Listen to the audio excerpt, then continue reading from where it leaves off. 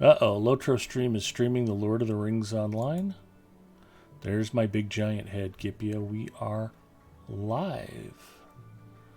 And I have to wait to go live before I can actually host myself on my channel.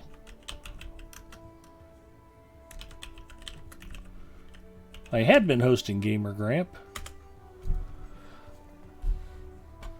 Another great Lotro player and fun streamer to hang out with. And another Greybeard. A kindred spirit.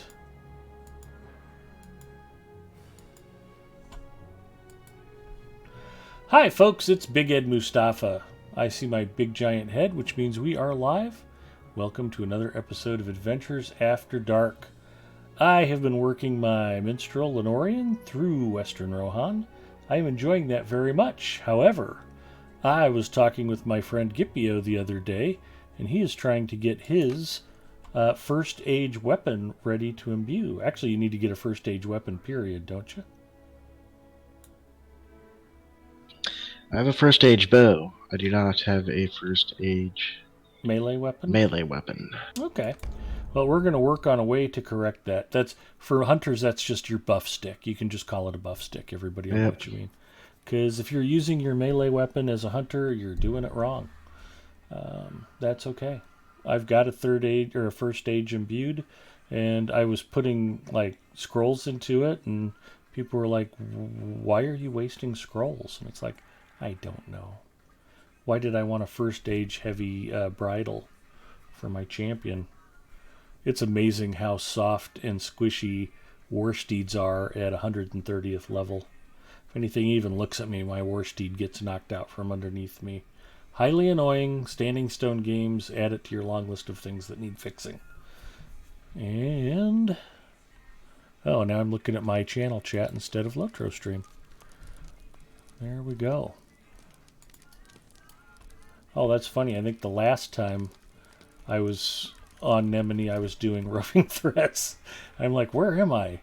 Oghair, right next to the roving threats quartermaster, which is as good a place as anything to start. Do you need a port to Oghair, or do you have one? Nope, I have one. Okay. This is a great place to start because there are 6 roving threats. You have to do the first 5 to unlock the 6th one. And there are lots of gift givers brands to be had. So we were talking before about how far have you gotten your bow leveled up, just out of curiosity? It's 213 of 392. Okay. And again, the reason this conversation came up is Gipio was having a little bit of trouble in Mordor, and I think you were looking to get gear, or virtues. You were talking about wanting to get your virtues leveled up, and virtues are important. But one of the things I remember from going to Mordor for the first time was it's real important that your weapons are leveled up. So the top level for a first age fully imbued weapon, 100th level, is 568. And it takes a lot of grinding to get this sucker up here. In fact, it's higher than that because I don't even have my, what is it, 7th?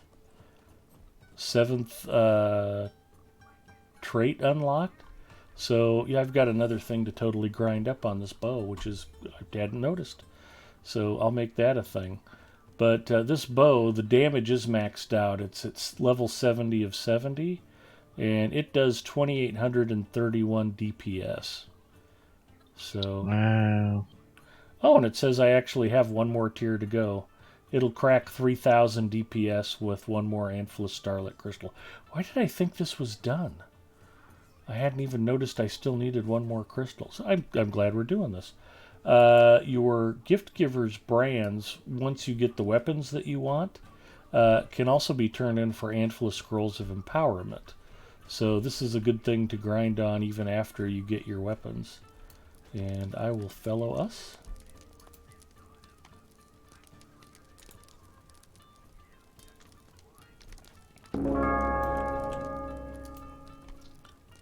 And there is Epilogue, Amerdam, the Ancient Evil.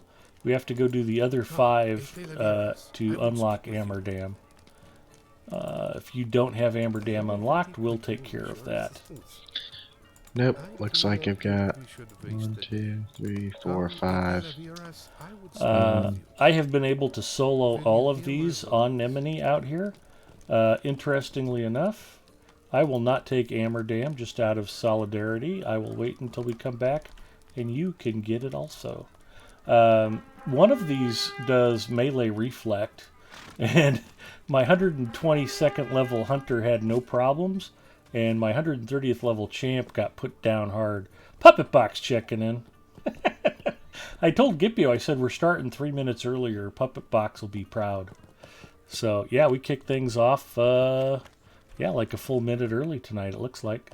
It says 20:59. So the toughest part about roving threats initially is just finding them, particularly in some of the larger regions. Angmar, they're very spread out usually. There's patterns to where they show up, and there's usually a few places that are a lock cinch you're going to find one there, which is one of the ones we're heading to right now. But learning the spawn points, there's a plugin you can get, and I know Zinger has the plugin and has used it. And I've simply learned kind of where to go and look in some of the regions out of just practice. I enjoy. It's a nice break from, the questing and the level grinding and stuff. Just come out and go on safari and hunt roving threats and find something big and scary and make it pay. It's a good time. But Mirkwood is another area where they're very spread out. You have to take a lot of time to find the roving threats of Mirkwood. And our first runner-up tonight is going to be Ashthrak.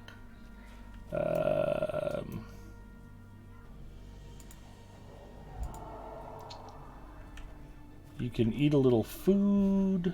One of the things I find is helpful as a hunter, a lot of these are ancient evils. So if you actually pop light or fire oil, it does help. You can use bow chance. You can eat some food. Whatever your pre-buffs are. If you've got Scholar Scrolls, I can pop scrolls for us too. Just best practice here. So you want to prep for these if you haven't gotten a feel for them. This is one of the bigger boys. I think he's a 3-brander. So I'm red line. What trait line are you in? I'm red line as well. Okay. Why don't we queue up our Heart Seekers together? Let me know when you're ready, and I'll click mine. I'm ready. Okay. Clicking.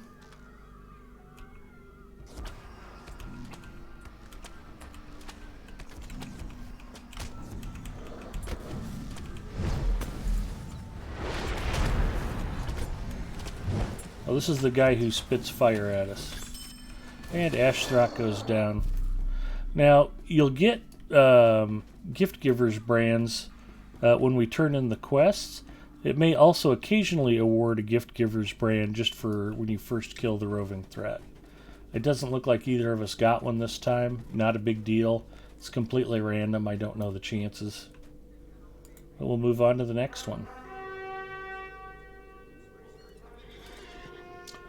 Another thing to be aware of, if you attack a roving threat, it will generally also aggro any of the landscape mobs nearby.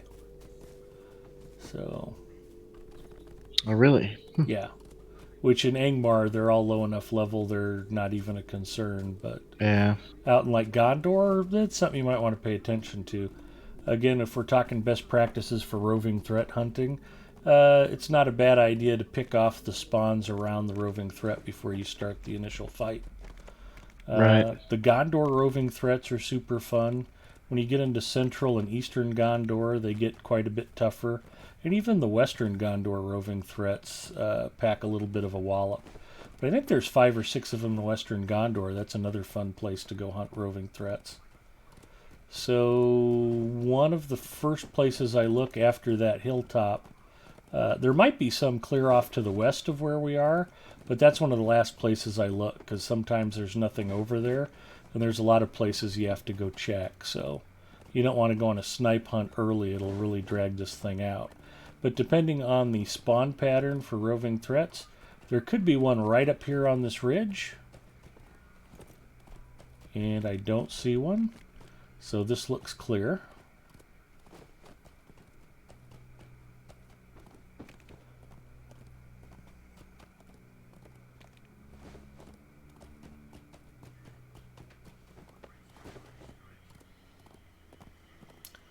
Oh, and you want to make sure that you didn't Valar this character and you're okay to pass the watching stones. Yep, I'll be okay. Okay.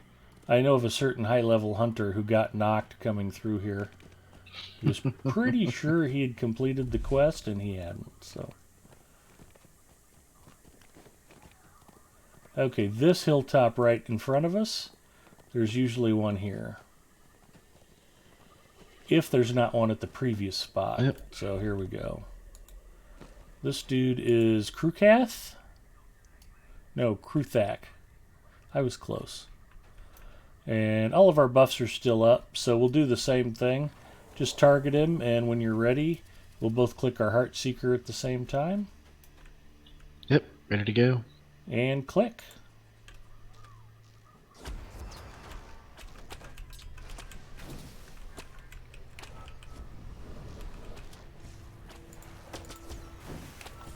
Now, obviously, at 120th, 130th level, these guys are a lot easier than they would be for 100th level characters. So, that's a whole thing. So we got 2 down, 3 to go. And the 6th one, the bonus one, is always in the same place. We'll ride by and I'll point it out. Alright.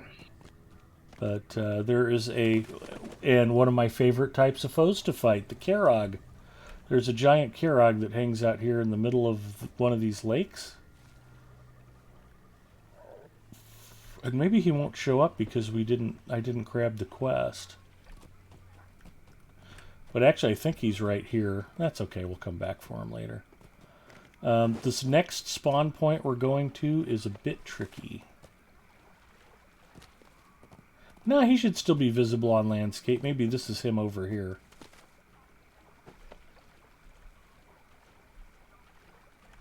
Yeah, I just don't know what I'm talking about. Okay, never mind. We'll come back after we've picked up the quest. I guess he's not visible until we do. Who knew? Who knew? That's why it's fun to test these things. Hard Hit checking in. Hi, Hard Hit.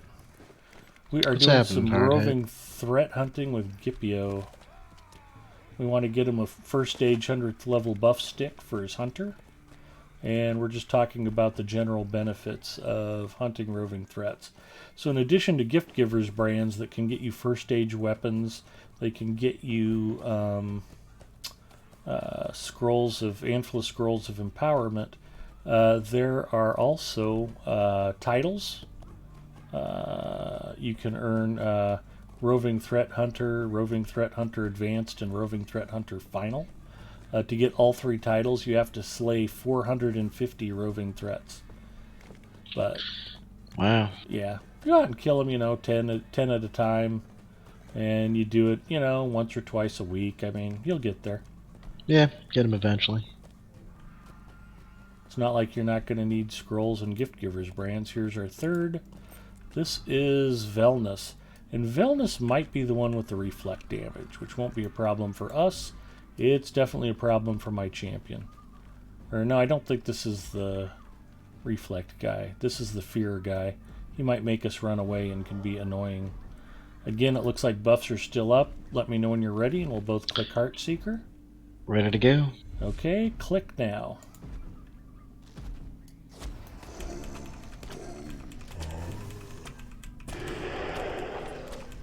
Oof. Yeah, there's that fear.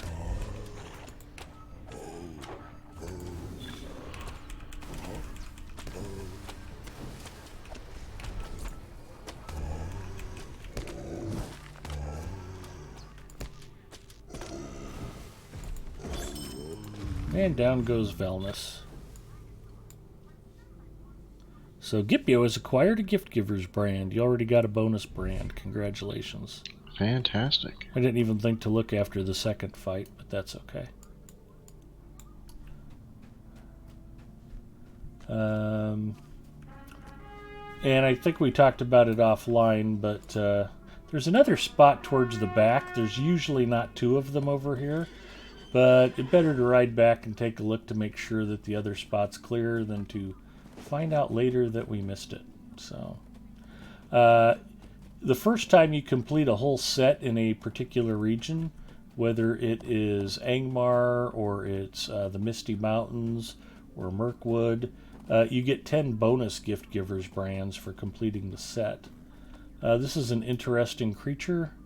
Skybreaker's a rare elite master. He is not a roving threat, but we're hunters. Let's put him down.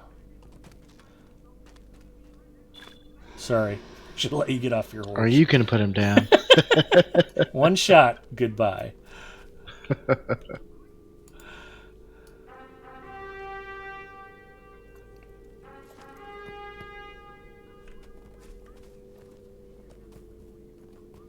Okay, that's the Circle of Despair up ahead.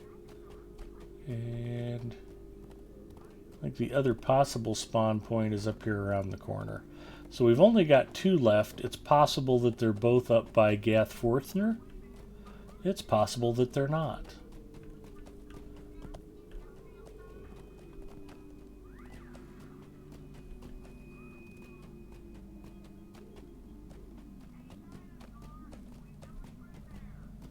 And I think this is the other spawn point, which looks clear. Yep. So the best way to shortcut this at this point is to just go ahead and port to Gath Forthner, which I will stop long enough. And if you have the port, you're welcome to port us. Otherwise, I have it. All right.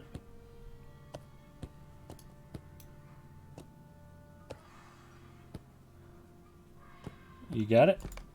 You want me Yep. to pop it? Okay. There's somebody that I play with on Tuesdays and Saturdays who very much likes to be the person who ports us, so I just figured I'd check. You probably don't have the same hang-up. Mango Fresh TV checking in, and SKDX Killer. Hello, Nick. What's happening, Nick? New Lord of the Rings online at some point? Yeah, apparently some investors have some big plans for our wonderful little game. The story is they want to... Well, I shouldn't talk out of turn. I don't even know if I read the story. I've heard it secondhand. But Daybreak?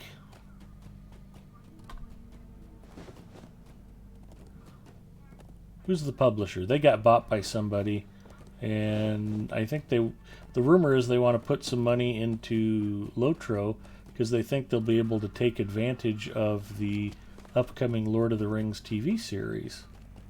So, yeah, we'll see what we get.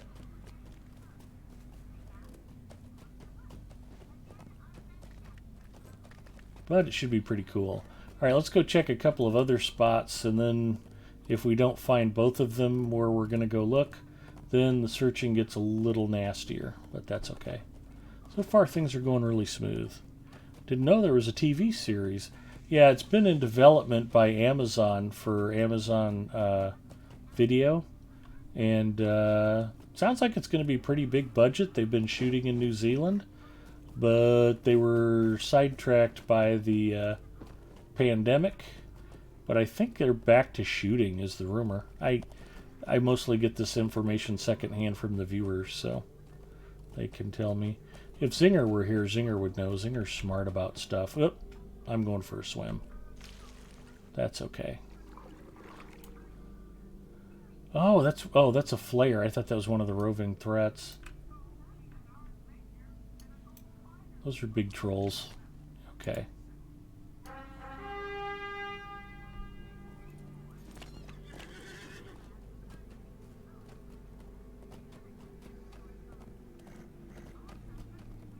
What's really fun to do is come back over here when you're all leveled up and just go kill Kargul over and over.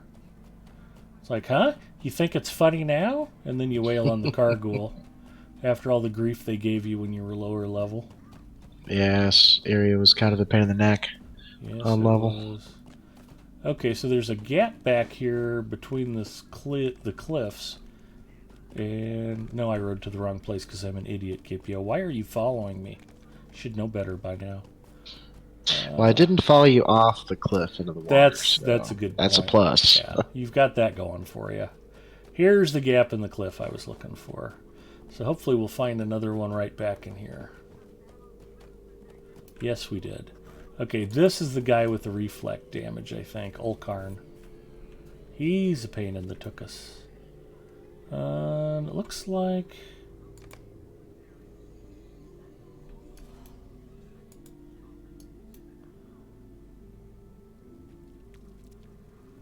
Nope, my light oil's still up.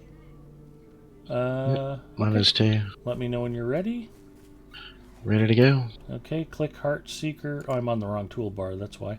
Click Heart Seeker now.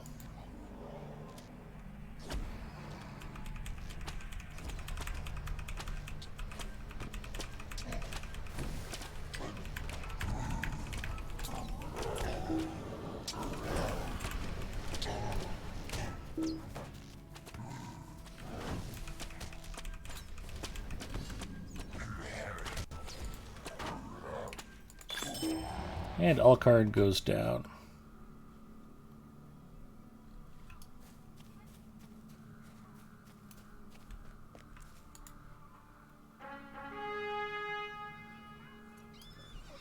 So we just need Shakatrog, huh? Mm-hmm.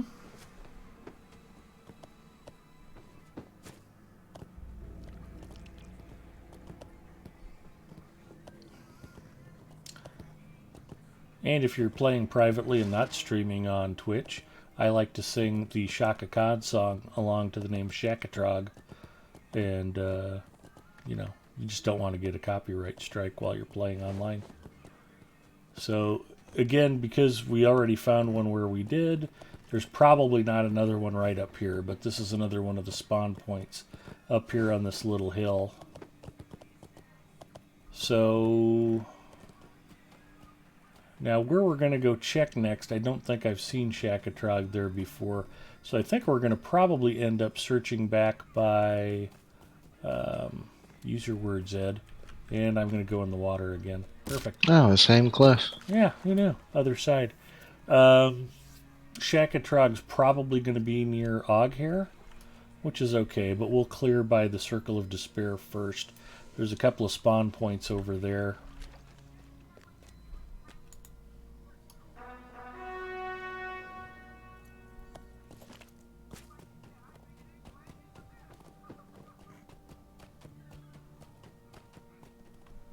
And we're just circling around, making sure he doesn't pop up.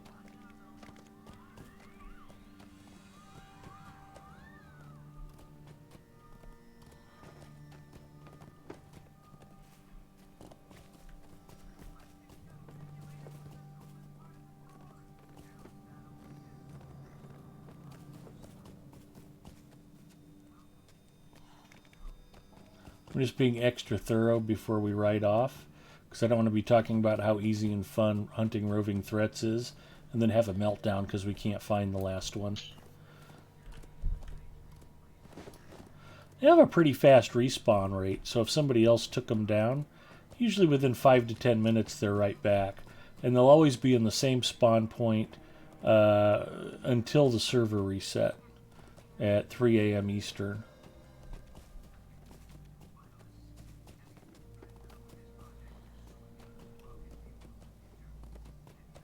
So if you're hunting with a party and somebody misses one of them, you can take them right back to the spot where you fought them the last time, and they'll be there waiting for you to fight them again. Gotcha. Easy peasy. Yep. Hello. I have been up playing at 3 a.m. Eastern, fighting roving threats, and had a roving threat disappear right in the middle of the fight because the server reset and they moved the spawn location. And it's like, I wasn't done with him yet. Can you bring him back? So, that's a thing.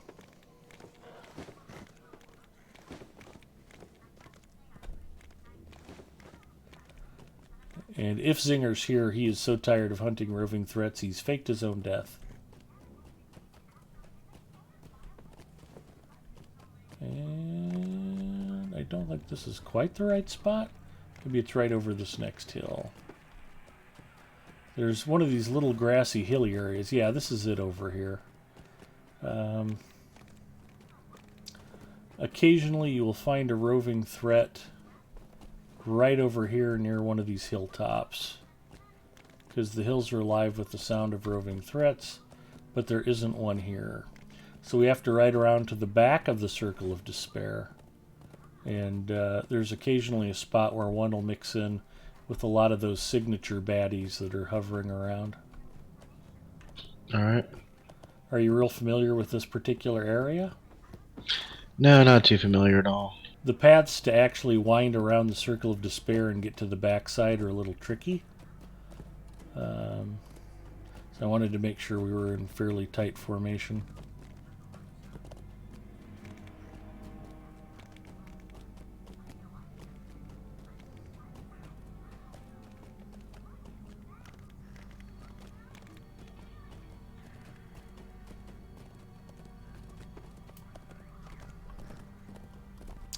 Zinger says, who could ever be tired of navigating Angmar? Exactly, Zinger. You're welcome to join us if you'd like. We're on Arkenstone. I'm on my hunter. Gipio's on his hunter. You should bring a hunter. If we have somebody smart along, it's less likely we'll get lost. And then maybe we can go try some of the tougher roving threats like in Gondor and the Wastes. In fact, I'm sure I've got some eastern and central roving threats that I've never managed to finish.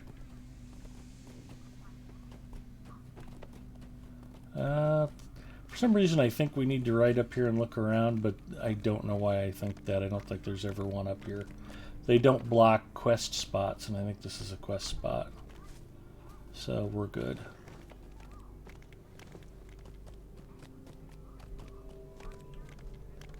But it's right down here. We may find Shakatrog just out here wandering around. There's lots of big scary baddies in the area.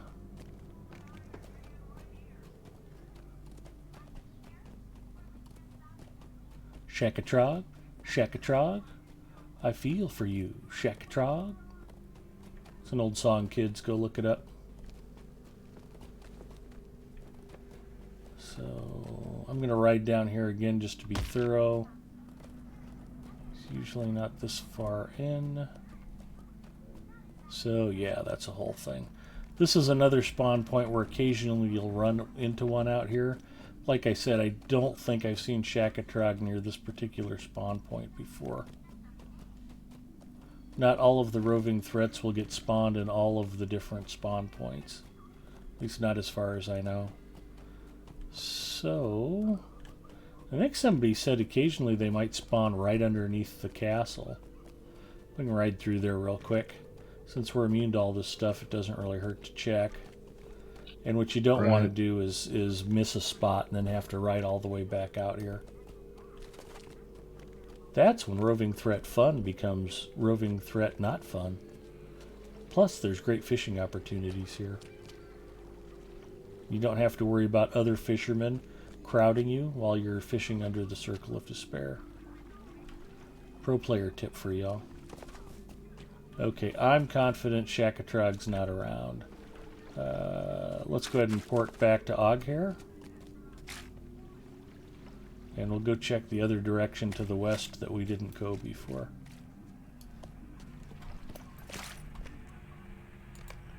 Want to do the honors? Yep. Let's see.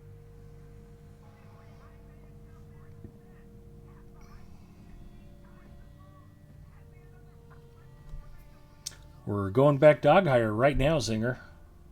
It's a golden opportunity for you to join us.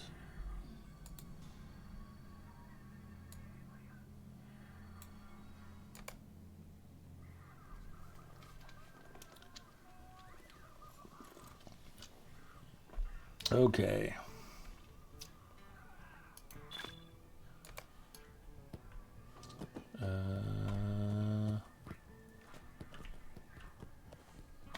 Okay, this is the way out of town. Here we go.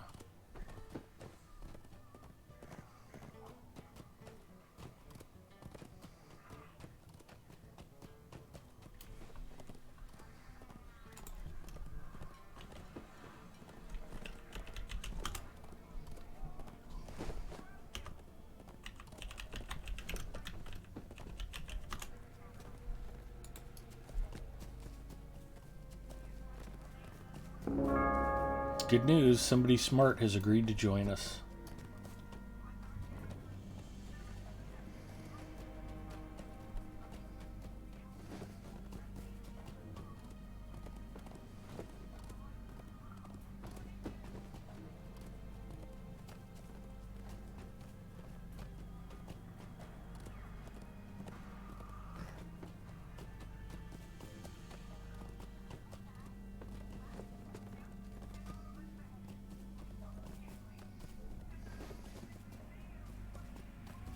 Suddenly, Gipio got that very uncomfortable feeling that Big Ed just wanted to lure him out into the woods alone.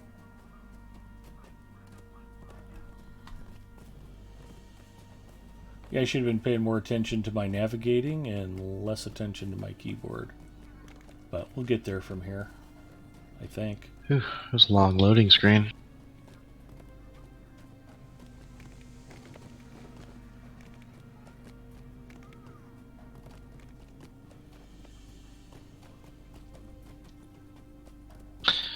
So I guess my next question is how many of these brands?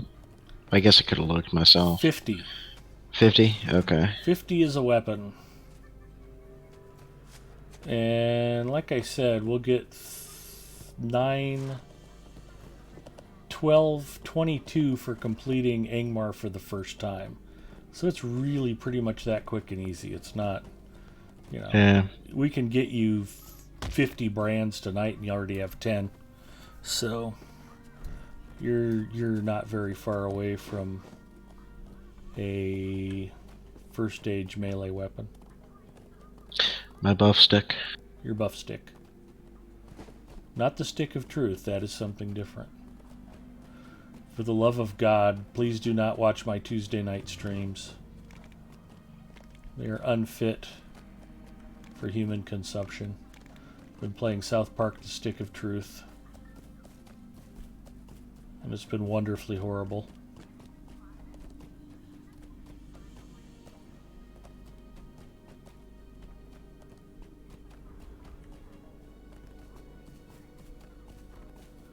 Okay, we're looking for a big giant troll dude.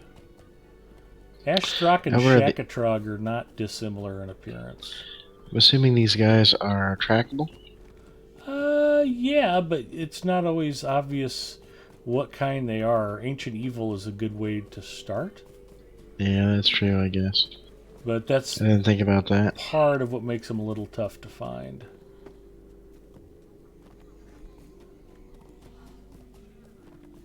Plus, you know me, I'm kind of an idiot, so why would I actually use tracking skills with my hunter? I'm not a smart man.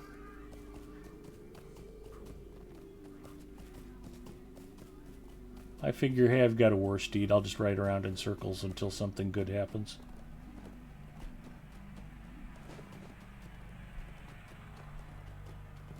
Shakatrog. Oh, Shakatrog.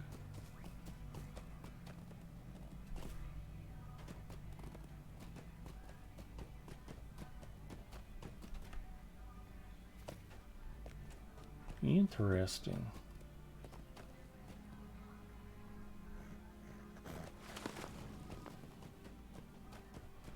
This is where we're going to need Zinger's superior intellect. And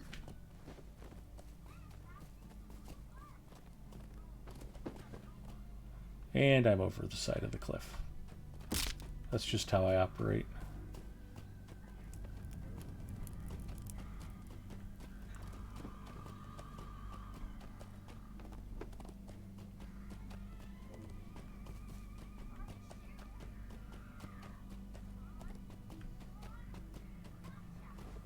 If I were Shakatrog, where would I be? That is the million-dollar question, huh? Yes.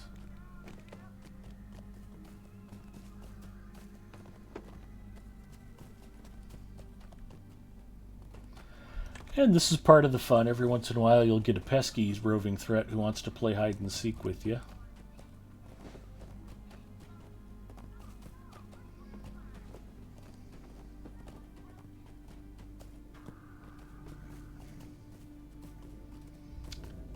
There's a spot up here on top of the hill where the one will occasionally spawn. It's pretty rare, though. I don't usually find them up here. But we didn't come through here, or when we came through here, I should say, I was kind of lost.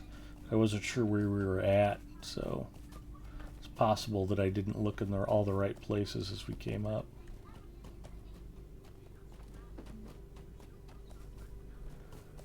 Mrs. Mustafa hits you in the head enough times, you're bound to have some faulty thought processes. It's just bound to occur.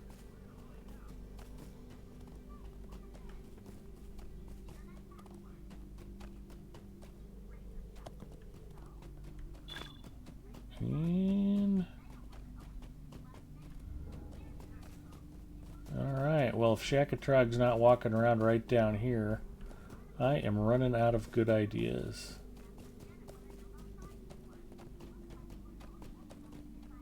Yeah, I didn't see all the spots you guys went to. I'm gonna go back to a spot where I usually see him. It's like in the Gorathlat area, whatever it's called.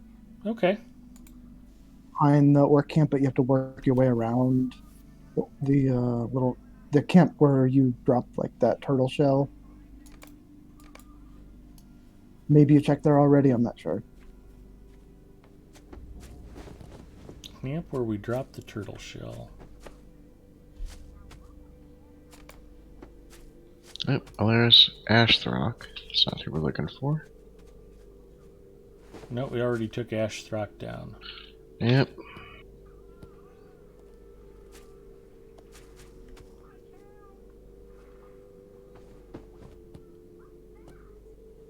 I was just running back to a couple of the old spots, and there was one person killing one off that was one we already did, but so it's possible they might have killed the what's this Shakatrog, and you guys came in before it respawned or something. Yep, quite possible.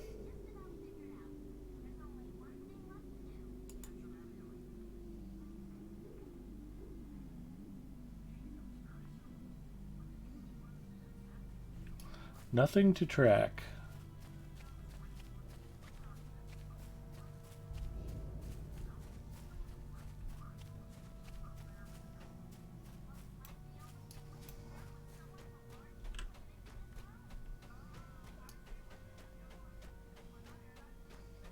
I just don't remember if Shakatrog shows up as an ancient evil or as a troll.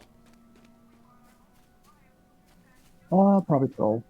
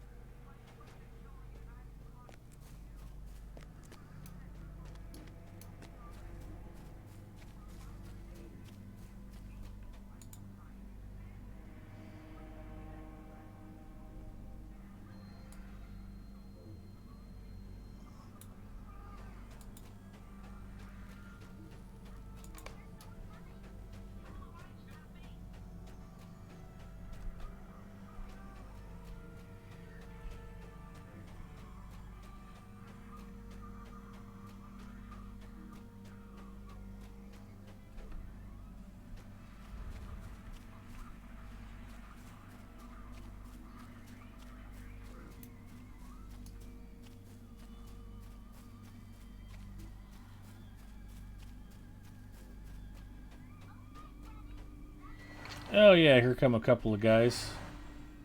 Well, here's that Carolog I think you were talking about. Amerdam? Yeah. Yeah, there's another 130 out here running around looking at one of the same spawn points I've been trying to scout. All right, I've got eyes on Shakatrog. He's in the back part, like in the Gorathlat, Maythat area, basically like in the bottom right of the map. Okay. Is he by one of the letters? Can you see my dot on the map? Yeah, I got you. You're on him? Yep. On my way.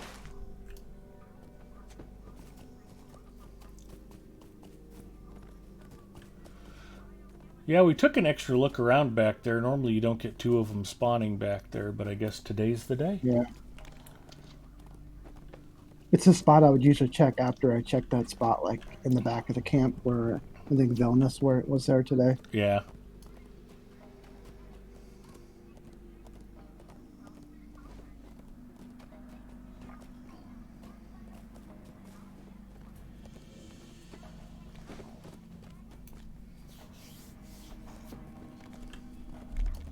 I know you're probably going to say no because you don't care, but we'd be happy to share these and go through the cycle with you. You want some I gift picked them givers, up. brands? I did a couple of them. Okay. I'm good. Cool. All That's right. it. Yeah, I did 3 of them on my way around the cycle. Okay.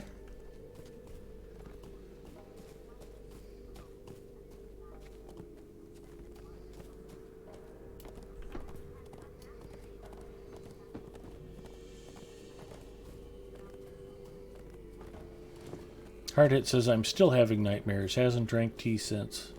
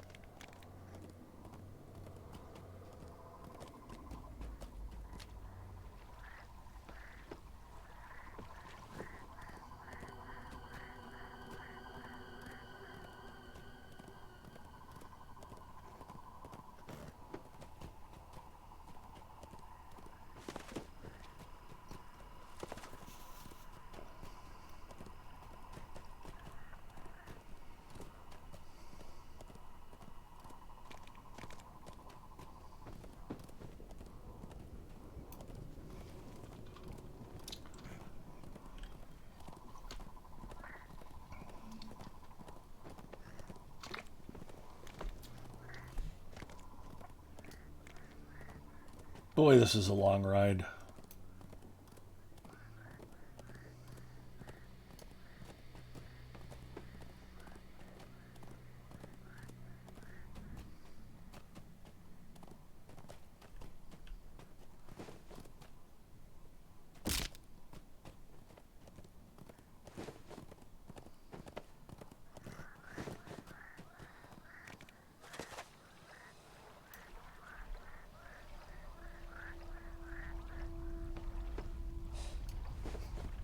If you guys want to kill it, we can kill it again when I get there.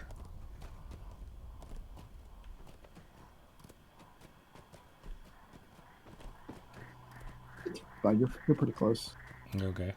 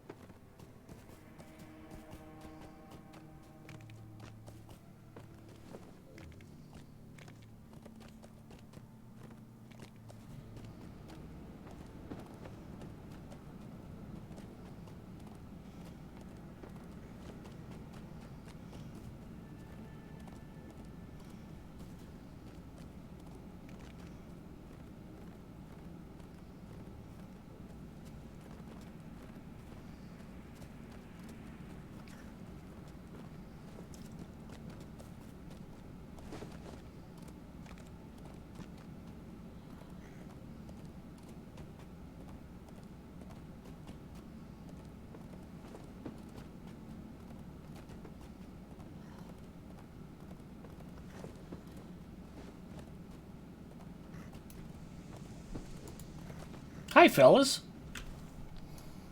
Yellow. Was there one in the Himbar area? I don't remember. Let me check the map. Yes. Okay. It was in the little gap in between the cliffs. All right, gotcha.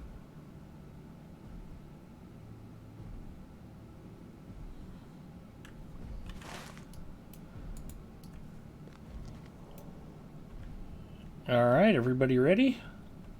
Yep. 3, 2, 1, shoot.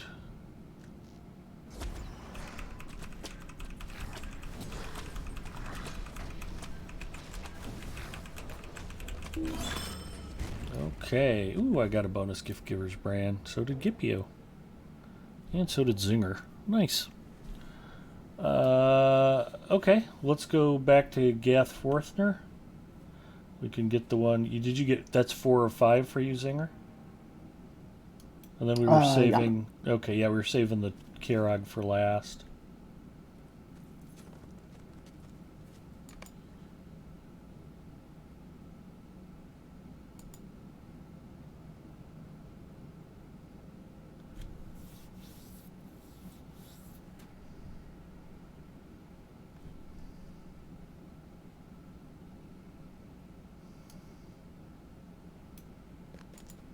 We ride for that one gap between those two cliffs. And for glory.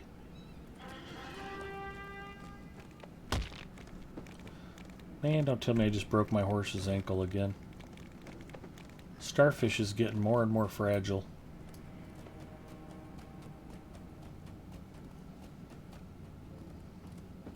It'll regenerate. True enough.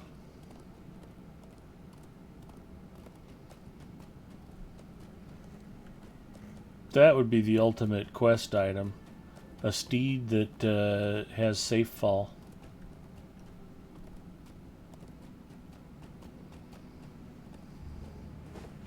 Burglar's war steed of leaping. I'd sure buy that'll be the that for next $1. I'm sure that'll be like the next VIP perk. Yeah, something I can't get. Perfect. Not that they don't deserve it for keeping the game running. Absolutely. Absolutely.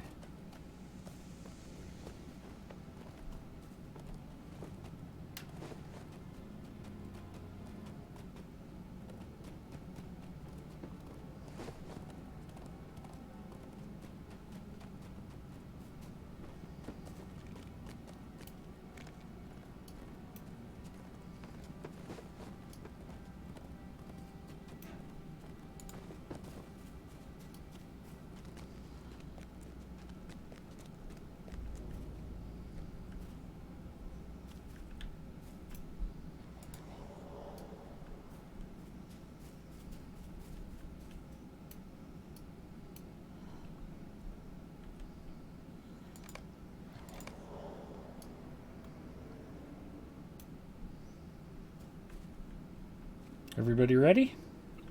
Yep. 3, 2, 1, fire. Who jumped the countdown?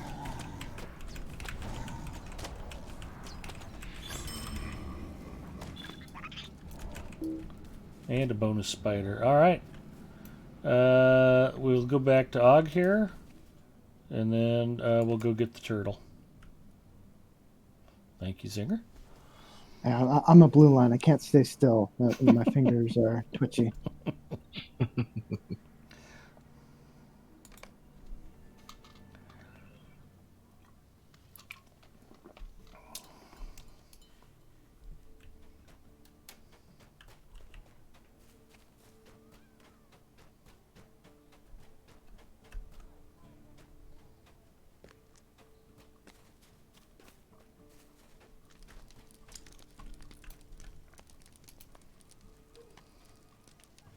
From whence came you in this cold winter? You are a stranger to the Lumi Trekkie. From whence came you in this cold winter? May I be of help to you? So I think we got 2 or 3 bonus gift givers brands May I be of too. help to you?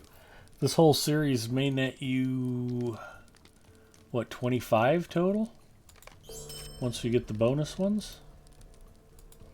The Lumiveki could use your assistance. That is a pretty good jump start, Kipio. Yep, not too shabby. Not too shakatrog. Shakatrog, Shakatrog.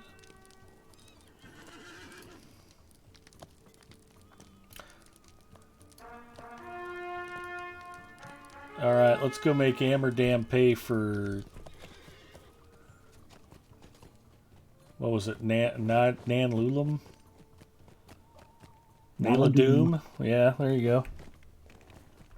Amsterdam will pay for Naladoom. Don't know why it's his fault, but that's okay. At least this is one Carrig I know I can actually kill.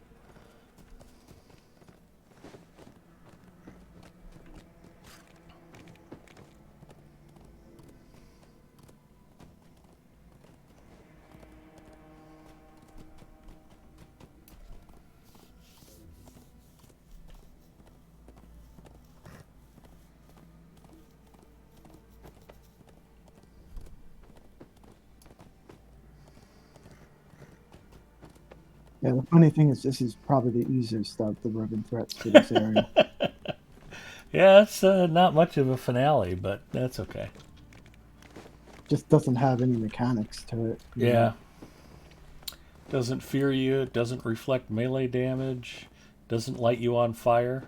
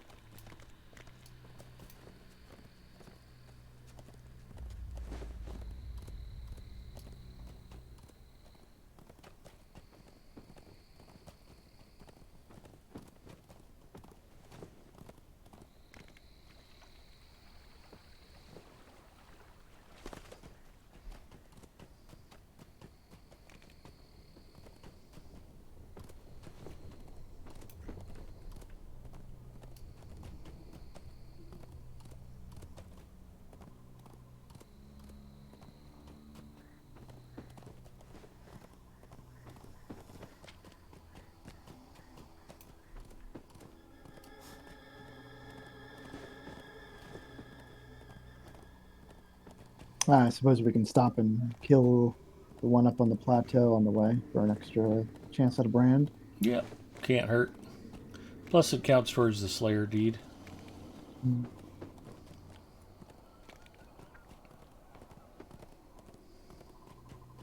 Kipio said he wants to keep playing tonight until he gets Roving Threat Slayer final done. Oof. You're not up I'll to need more than 450 one of them? Okay. Fair enough.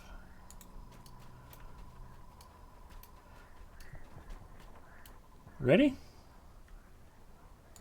Gipio's not here yet. No, there he is. Okay, we'll wait for Gipio. Yep, coming up.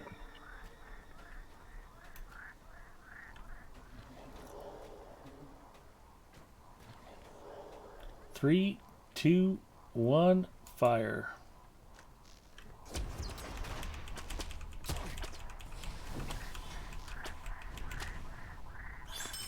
Down goes Fraser. And naturally nobody got a brand. And nothing. That's alright. You'll just feel better knowing he's destroyed.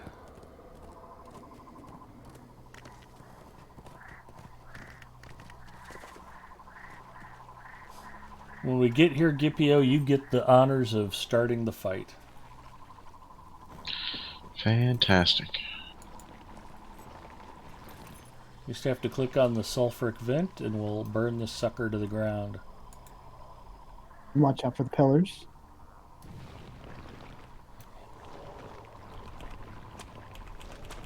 Make sure you're not on a runekeeper. Yep. Yeah, don't be under the pillars when they come crashing down on us. Down goes Amsterdam.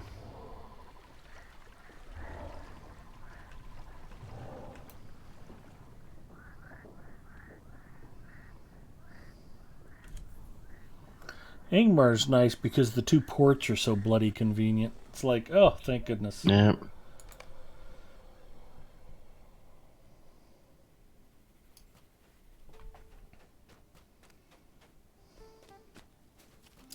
I always like to do Misty Mountains. I'd suggest we head there next, because there's only 4 of them, but it's super easy.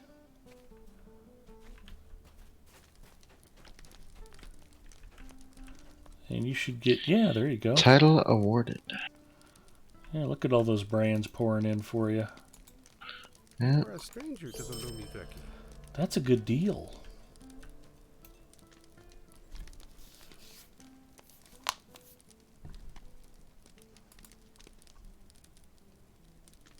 And the nice thing too is these brands are bound to account, so you can barter on any character. Just make sure you barter on that character because the legendaries are bound on acquire. Gotcha.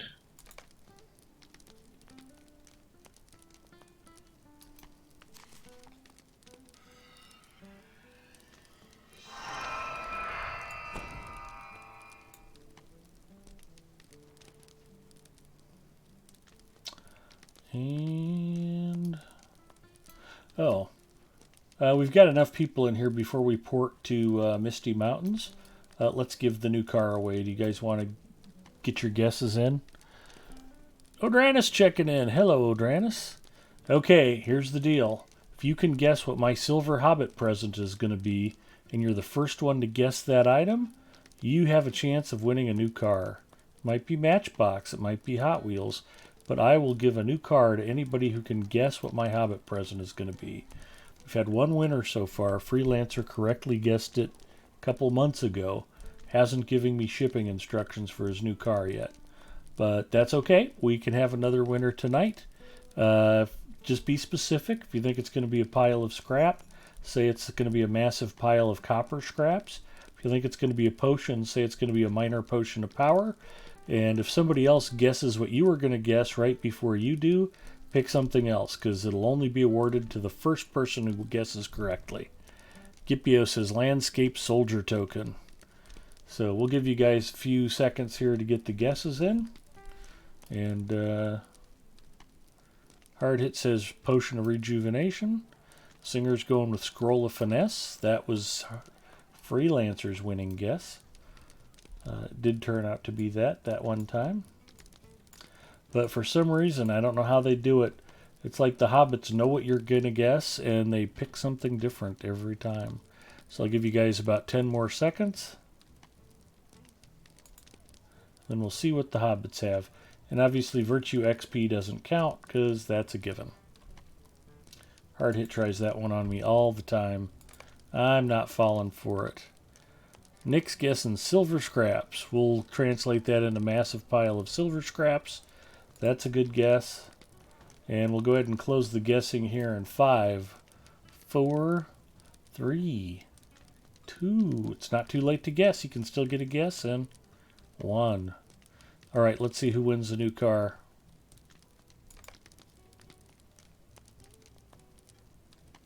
Battle Potion of Restoration.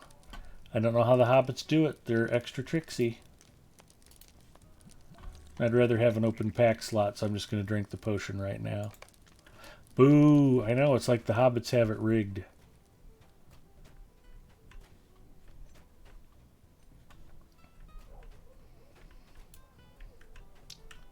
So I'll port us to the Misty Mountains if nobody else has the port.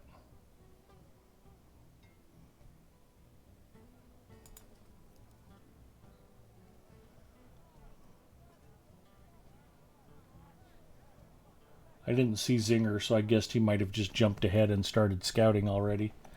Misty Mountains, it's usually very easy to find all 4 of the roving threats. And again, one of the reasons why I like this place is because if you're free to play, or if you're VIP, you should be able to go straight to Glowin's camp, which is where we need to go. I have to take a second hop.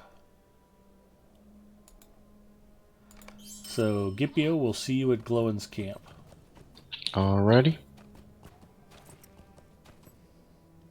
The life of free-to-play. It's strenuous.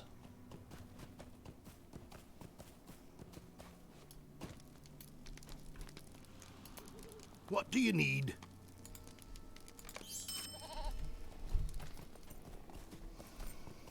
Oh, Nick, I was just telling Gipio, coming in hot, and I got all up playing some Apex again today. So slowly but surely we're luring him to the dark side.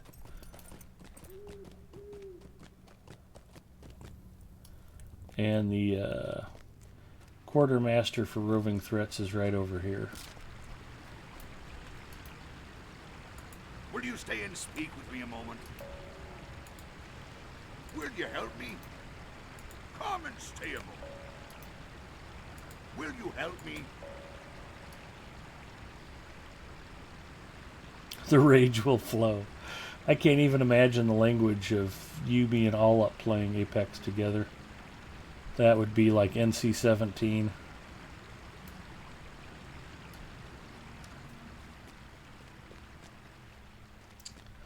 Alright, once you pick up the 4 of them, I like to just head over to High Crag first. There is a spot near there where there's almost guaranteed to be one of the 4 roving threats nearby. Good, can't wait for him to have to buy a new mouse and keyboard from smashing it. Yeah. He had a 2 kill, 600 plus damage round while we were playing. So it's not like he isn't good.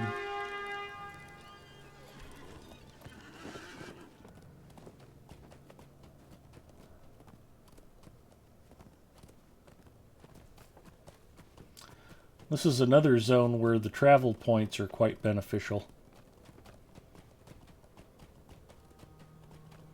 There's almost always one up here in this hill.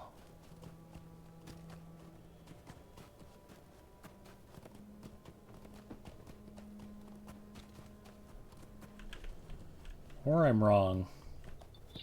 Did Naturally I go to the not wrong tonight. hill? Well, Yeah, no. there's one over here. Yeah, I just rode up slightly askew. He's here. Okay, this is not the ice giant that has the insta-kill, so he's okay.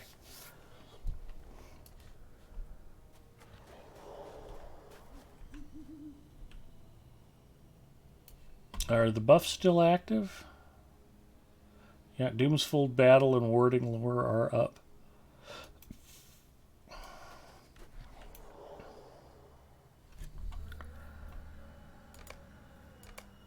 Switching to attack skill bar. I'm going to refresh my light oil. And let's fire in 3, 2, 1, go.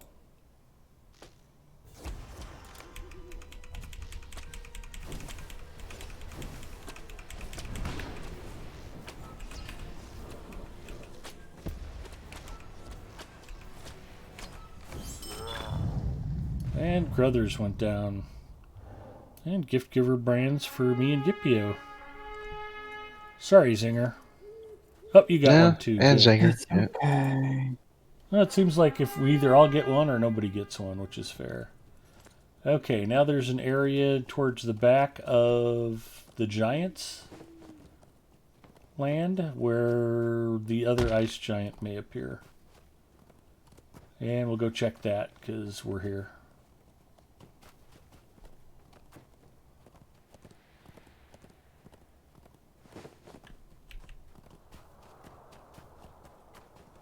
It's about a 1 in 3 chance.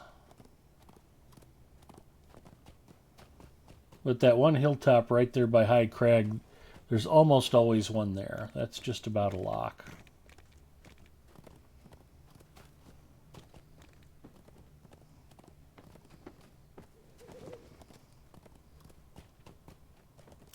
Drana says, BR to me, as someone without pro gamer moves, is much more about not committing too much unless you're confident you can wipe the other team quickly.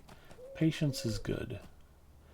Yeah, it's, you know, with that particular game, I always say about 50% of it is you got to see them before they see you. And then about 25% of it's just dumb luck.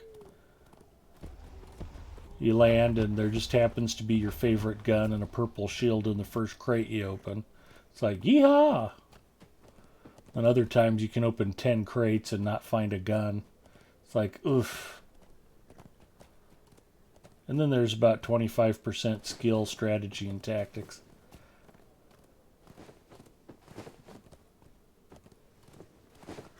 I've literally, well, I was going to say I've literally never played another Battle Royale, but I have played Fortnite. I'm dirty and ashamed because of it. Okay, I don't see an ice giant, so this spot is clear. He'd normally be walking around right here in Graybow End. So, circle up, and I'll port us back to Hrimbar.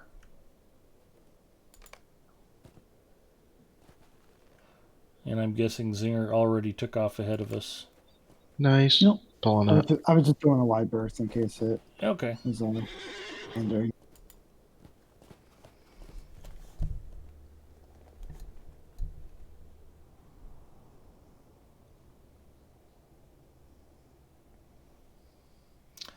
Odranus said, I thought it was 10% luck, 20% skill, 50% concentrated power of will. No. But 97% of all stats are made up on the spot anyway, so. Okay. So from here, occasionally, this is a rare spawn spot, but you can have one right up here around the corner in this little cove. Tonight, that is not the case. So the next place we like to check is along the hillside off to the right. And you can actually have two of them right over here.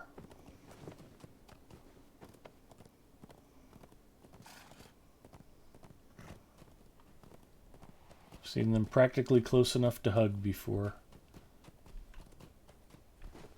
First spot's clear. Second spot's a little further ahead near the corner. I'm just checking Caldwell's Pond quickly. Okay.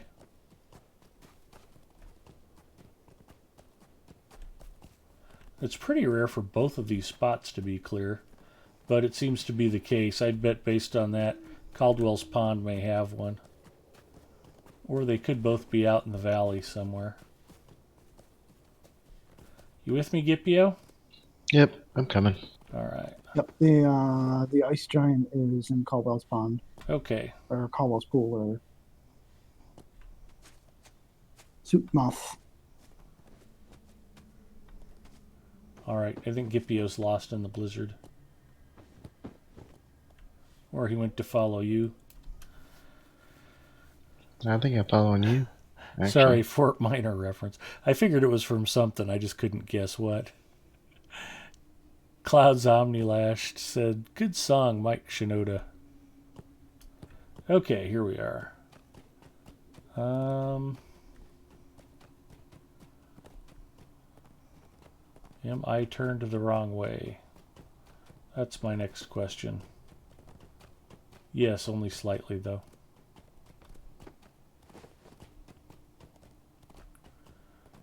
If you guys have eyes on one, I can come to you. Okay. We're going to go check that little gap. Top of the hill behind the Goblin outpost. Yep.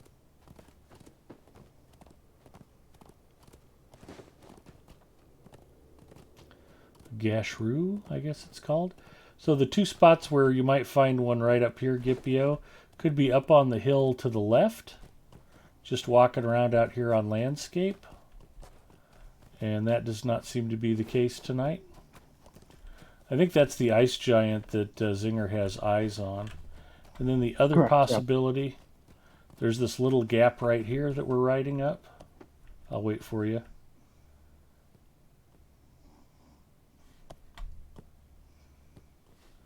And up around the corner to the left, a lot of time there's either a snow beast or a Garudine. Yep, right here. Okay. Yeah. Krabakum. Mm-hmm. All right, I'll make my way to you. Okay. This guy's pretty light work.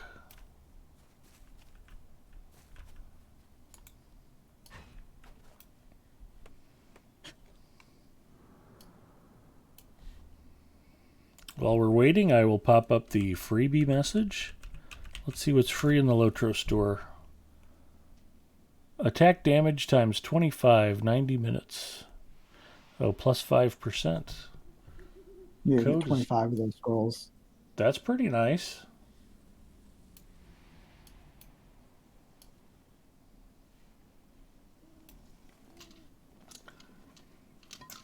Well, Zinger rides here. I'll grab a Coke Zero. BRB.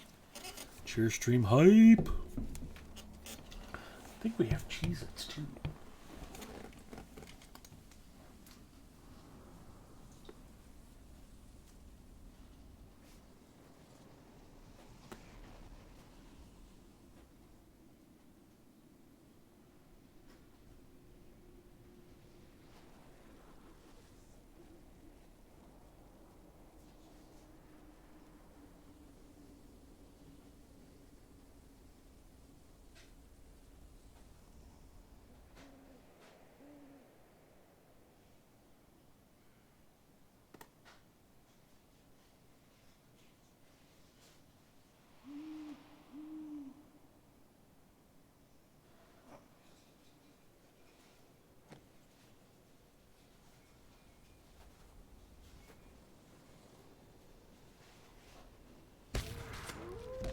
I'm just gonna tap in. This person's gone. We should all get credit.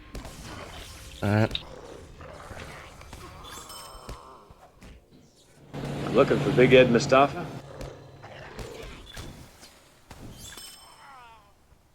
I saw there was a 130 standing over there. I figured they were probably scouting or something, waiting for other people. Yeah.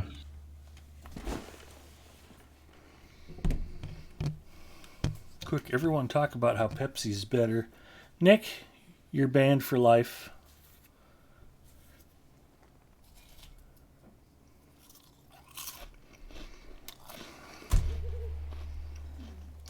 There are very few things in life that Pepsi is better than. We killed it already because there was a level 130 coming, so we just wanted to tap in. Okay, totally cool. So we should be all good. Oh, did I get credit for it? Yeah, it looks like I did. Yeah. You should, I as was long as one of standing us by. tapped in. Okay. Actually, we just want to port back to Rimbar. Oh, no, we're going to the Caldwell's Pond. Yeah, we can port back too. Do It's we want to easier. port? Yeah, it's easier to port back and then go to High Crag Okay. and then ride up. But I think it is. I don't know. Whatever. 6 of one, half dozen of another. At least we're less likely to get lost in the storm that way. Ouch, my heart. Cuba Cola for the win. I've actually had a cola called Afri-Cola that's really good. That's a thing. High Crag. Greetings.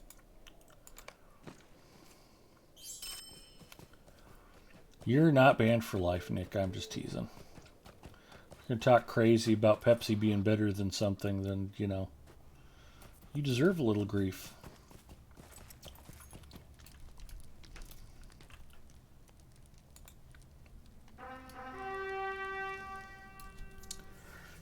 What's that fermented drink that, the health nuts like? Kombucha or There something. you go. I'd probably rather drink Pepsi than that.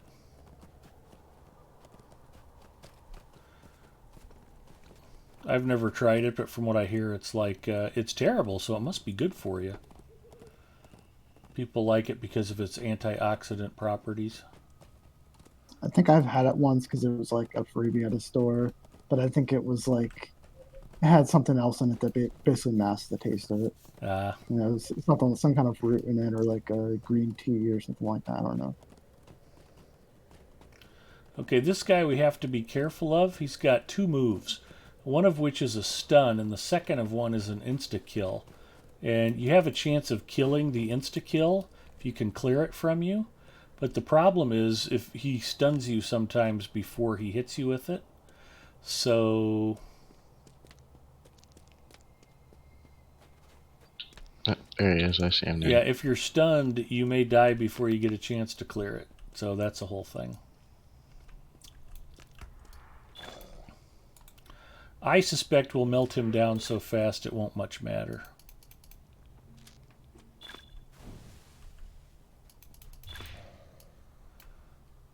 All right.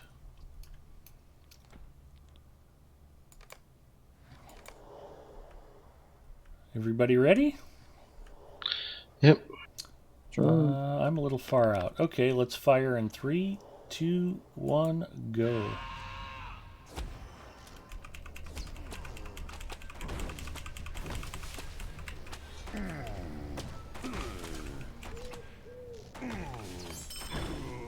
There we go. Sutmoth goes down, and extra gift givers brands for everybody. So now we just have to go find Hrimdir. Back to Hrimbar? back to Rimbar, yeah. Yeah. Should be one of those 2 spots down in the south. Yep. South High Pass. Yeah, over by where the dragon caves are, and the Gurudam.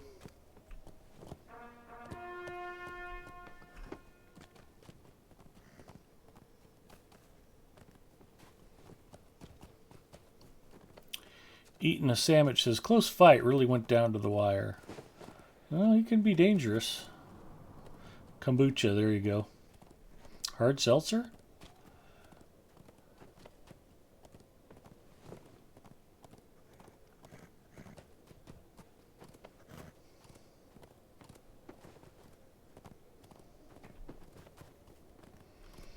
There's a couple of plateau areas on either side of the lake here, and you can get a roving thread on either or both sides. In fact, often they spawn together. What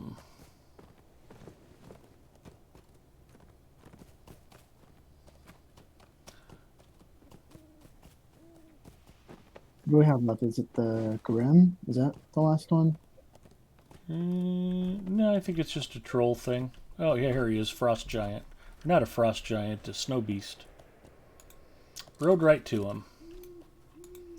And there's the only thing this guy does is he kicks up enough snow he kind of blinds you a little bit. Just let me know when you're ready. Ready? 3, 2, 1, fire.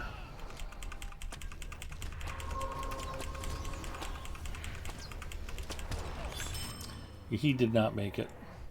Nope. And back to Glowin's camp. Do you actually have Glowin's camp, Singer? No. Okay. I have to 2-hop it. I'll see you guys there. Hardhead apparently enjoys brewing in the can.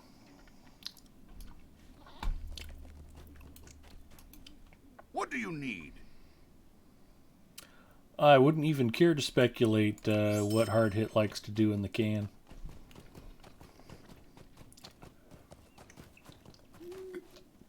Tonight's featured snack, bacon and cheddar flavored Cheez-Its, and they are terrific.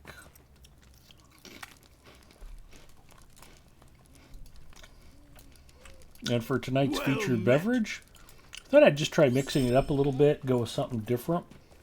This is a new kind of Diet Cola from Coca-Cola Company called Coke Zero because it has 0 sugar. It's quite tasty. I'm enjoying it. It's no cherry Coke. Nope, no cherry cola for this guy.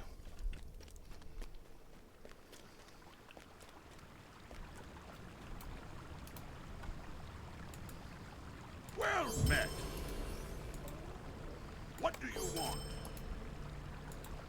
What do you need? So you should get 8 from just turning these in, plus your bonus ones that you got, plus 10 more for completing the set here. If you ever make it back over to the quartermaster.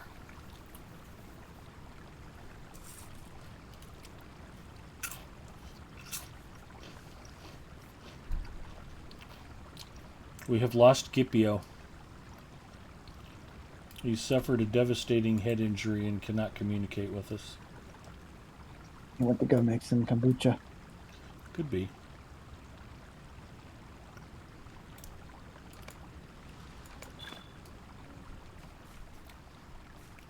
Which I don't mind fermented foods, but if I need antioxidants, I'll just put some sauerkraut on my hot dog.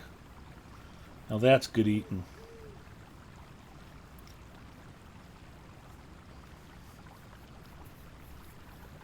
Plus, if you eat That enough... would be Yeah, 55 brands. there you go. If you want, you can pick yourself out a lovely sword, axe, club, mace, whatever you want to swing. Eating a sandwich says, kimchi is one of my favorite things ever, talking about fermented foods. I was just going to say, Mrs. Mustafa makes sure I get more than my daily dose of kimchi on a regular basis. For those of you who didn't know, my wife is Korean. If you ask her where she's from, she'll say Yankton, South Dakota. It's where she grew up. She was born and raised in Seoul up until she was about 5 or 6, and her parents moved to the States.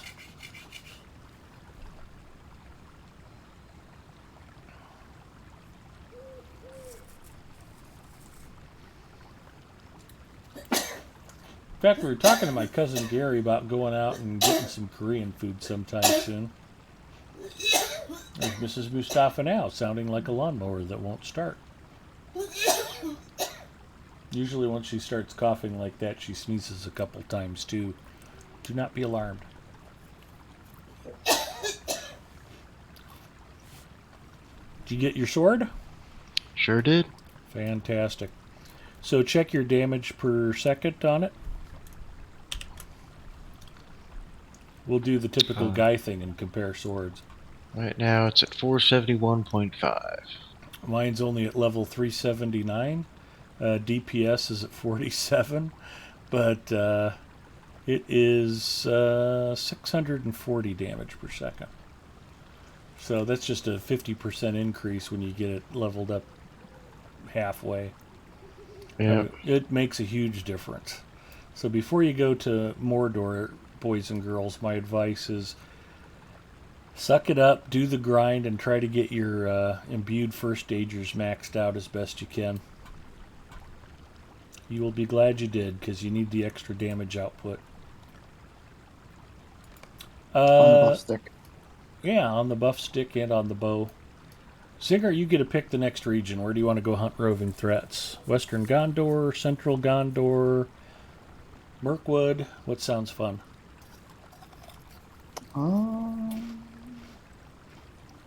You want to go kill Rotspittle and do North Downs? North Downs? Any of them work for me. Okay. To Estelden we'll be going. There's only 3 roving threats in the North Downs, and they're all pains in the tuchus. Yeah, we don't have to. I just... No, I think that's a good suggestion. We want them to get the sets. So... Rotspittle just came to my mind, so... Yeah, we can remember his name because Rotspittle will put you in the hospital. He's an annoyingly tough roving threat. Although I think we'll probably be okay. And then the other 2 in this area put fears on you. And it just makes them annoying to fight. They're not particularly dangerous. They're just particularly annoying.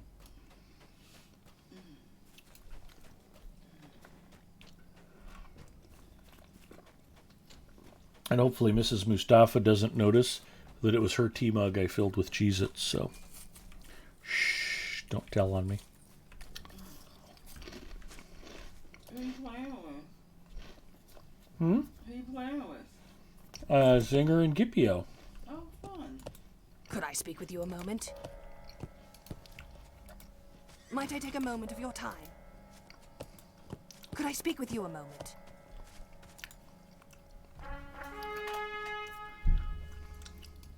I'll bring up my cheat plugin too, because I don't remember where these are. I do. You want to go scout the other side of the river, and I can scout over by the pass to Angmar? Or you want to stick together? I like to check the eastern half of this area first. And then, because there's usually 1 or 2 on this side. And then we can ride to the other side. Let's stick together for now. Okay.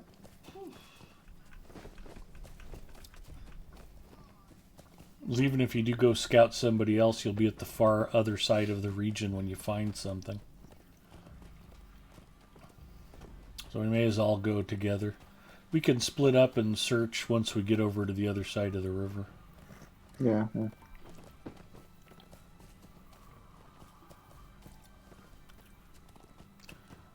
Cleavebeard checking in. Evening, Short Sword Ed in chat. Hello.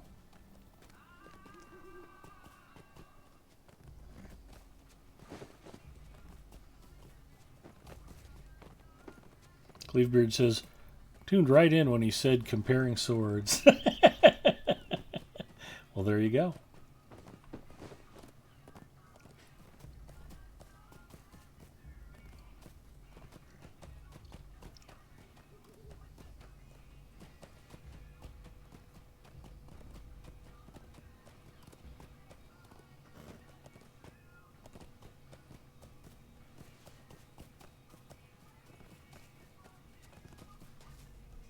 Okay.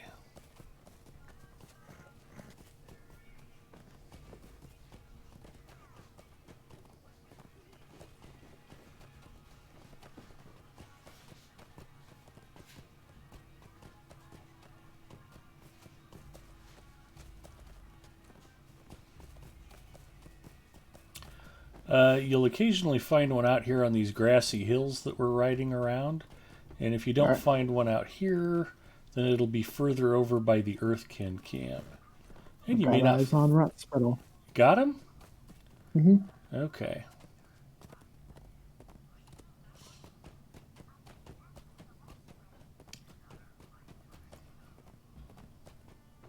You know, I'm trying to impart my wisdom, and you riding ahead and spotting them before I do hurts my credibility.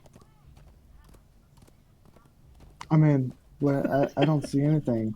Okay. Hey, I found Rotspittle, yeah. There we go. So this will be an interesting test. This guy has squad wiped us. We've been out here with 3 or 4 hunters and a couple of minstrels. And Ginger and Mary Rose and Dio Papa. And yeah, it's been quite the adventure fighting this thing.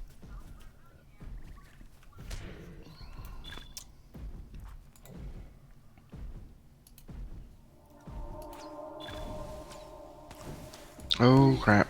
Right when I'm about to shoot. Alright, well, we'll meet you at the res circle. Fantastic. Yeah, Rotspittle's a big boy, and for him to be in the Lone Lands, he's definitely... Yep. Yeah, there you are. Well, I was hoping you'd survive, but yeah, he's definitely no joke. Welcome back. Thank you. It's still worth going and checking over by the Earthkin camp. It's going to be right up near against the wall as one of the other spawn points. We probably won't find another one over there, and then we can head to the other side of the river. Yep. But let's make sure this other spot's clear before we go. That is our friend Rotspittle. He's pretty buff for being out in the Lone Lands, or in the North Downs, rather. There are no roving threats in the Lone Lands. I'm waiting for them to add something more.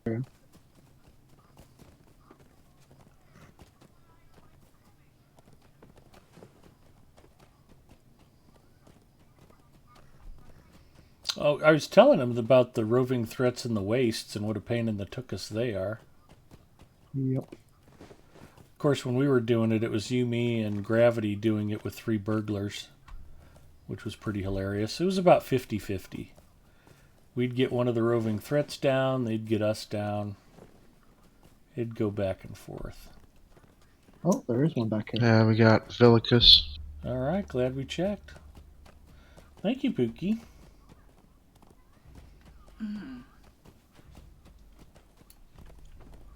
Okay, this guy's not particularly dangerous, but he is going to fear us, and we need to get his pet Aurochs down too.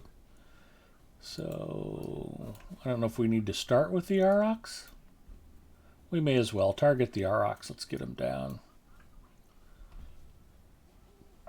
Everybody ready? Yep.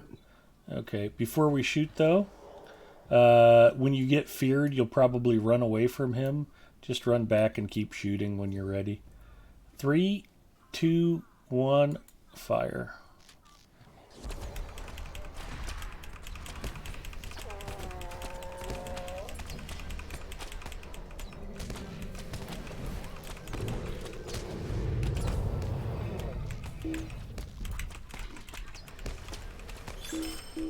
And down goes Valicus. He's not a big boy, huh? No. His ads make it a little tougher. I don't even think anybody even got feared, did they? I didn't. Okay. We can just port back to Estelden and ride from there.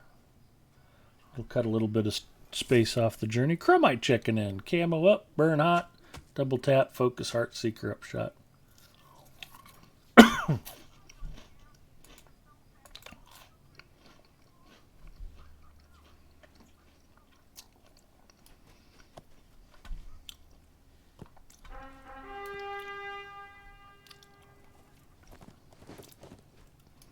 Trying to figure out why I was facing backwards and Gipio and I were literally standing in each other's footprints. Like, why am I not turning? It's like, oh, that's Gipio. I confuse easily.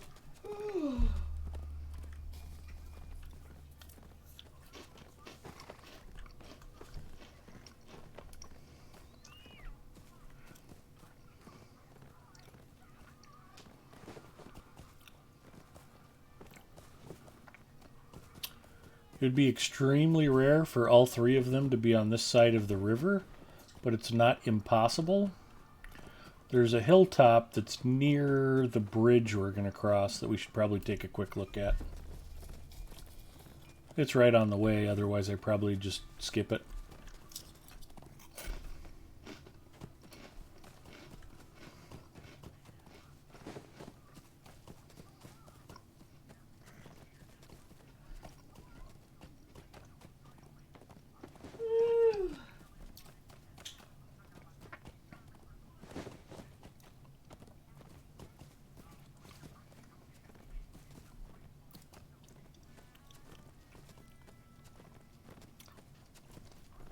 This is a potential spawn spot up here. But like I said, that would be pretty weird and rare. Nothing up here but some Auroch.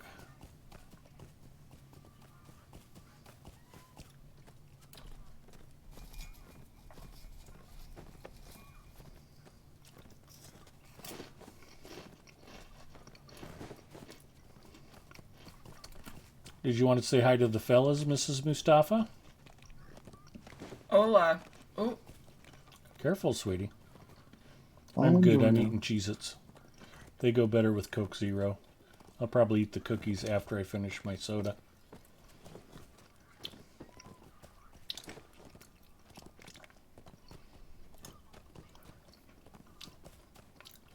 You gonna feed me Cheez-Its? No. Okay. Yeah, if you thought watching South Park was repulsive on stream.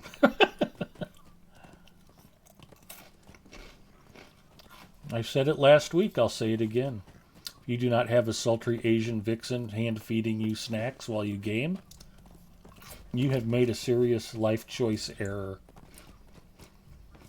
This is how it should be done. Even if you're a female gamer, go find a nice Korean girl to hang out with.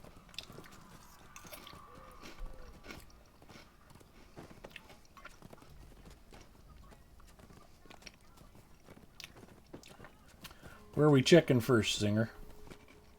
I'm looking like a little up north. On the way to Trestle Bridge, that hilltop?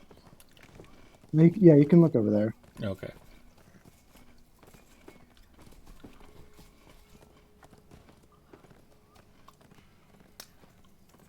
Don't miss. Thank you, sweetie.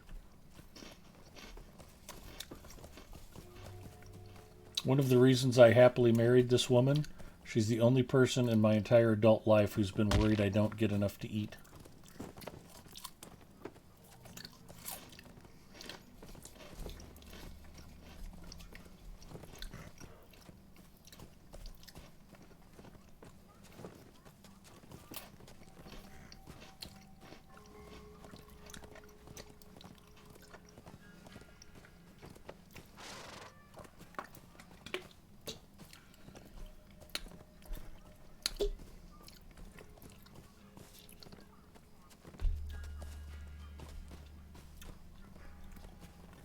I've got nothing over here on the hilltops. Alright.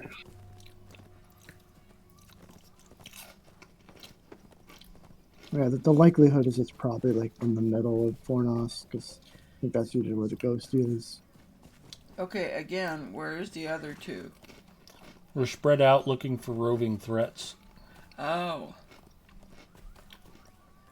It's like a little safari in game.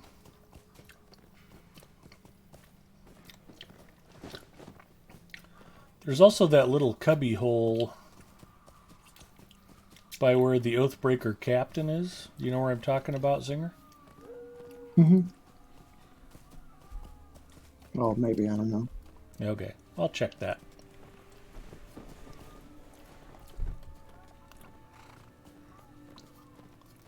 Thank you, Pookie. Hardhit says, "Hola, Mrs. M," and Cleavebeard says, "Hello, Mrs. Mustafa, the better half." You're not wrong, Cleavebeard. Hello, Cleavebeard and Hardhit. I am lucky to have her, and do you know how I know? Because she reminds me every day. Actually, I just look at you every day. I give you that look like, why are you so stupid? I always figured it was more of an obey me or I will end you kind of look. Which is weird, because you're way smarter than I am. Both you and the Andersons. It's okay. I was smart enough to marry you. That counts for something. Who's the dumbest one at the table when we go out to eat? Depends on who we eat with, honey. The Andersons. Yeah, well, Remember? Beth got a 34. Nobody knows the Andersons, and we don't need to talk about standardized test scores. I got a 27. You poor thing.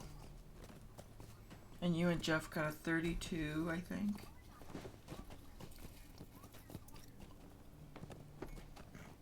I'm stupid. Nobody thinks you're stupid, honey, other than people who found out you married me. She did what? With who?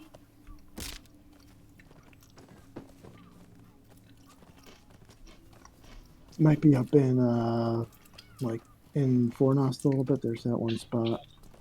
You're heading there. Heading into You've been Fornost, writing yeah. for a while. Yeah, it's a big area. We're kind of looking for a needle in a haystack at this point. Yeah, the last guy.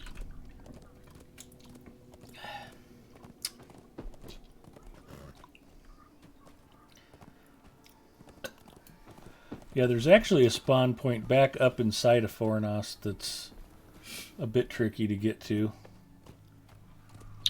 Yeah, I'm looking around in here. So this morning, I was listening to Johann Sebastian Bach's Cantata 78. Man, I wish he was still around. He'd probably be writing K-pop songs. There's more money in it. That's true. That would make you like him better, though. No, I already like him now. He's one of my favorite composers. All right, honey. I still love Vivaldi. Oh, I got Durlam. That's Yep, right the one. here. Okay. Fornost it is. We ride for Fornost. And for glory. It looks like you're just writing in the... See the green dots in the, or the little green arrows in the upper right-hand corner? Yeah? That's Scipio and Zinger. I'm riding towards them so we can go fight this last roving threat. It is in Fornost. You just bypassed him. No. See how the little red arrow is still pointed towards the two little green arrows? in the Oh, upper that right? arrow. Yeah, that's the mini-map.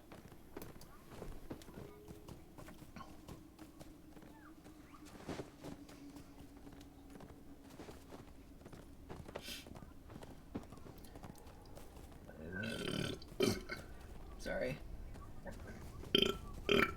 That's what happens when Mrs. M dips into the Coke Zero. Trying to keep it classy, honey. This is Lotro Stream. Excusez-moi. Mrs. M likes Lotro, this is the game that I don't swear when I play. Oh, they look like pencils.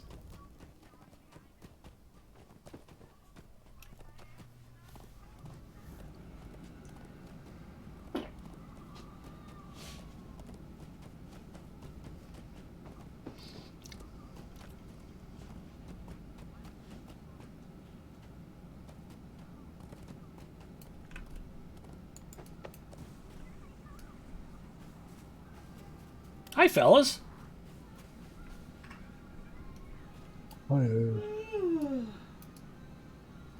Hello there. Where'd he go? There he is. You ready? Sure. 3, 2, 1, fire. Yep, feared right off the bat. Awesome. There you go.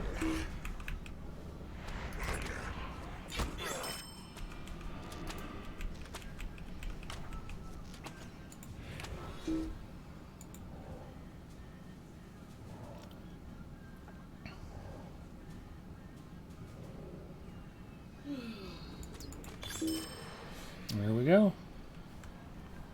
And back to Estelden we go.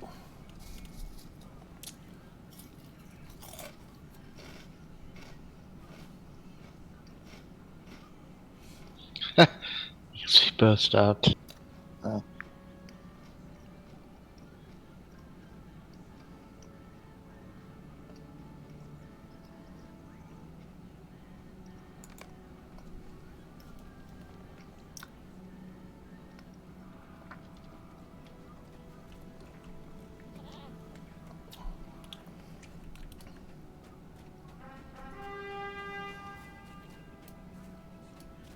I'm just going to run it out with my leafy feet. It's gonna pinball it out.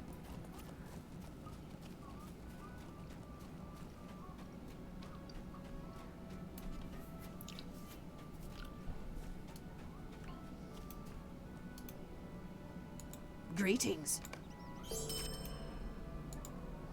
How can I be of service? What can I do for you? Yep, reforge time already. There you go.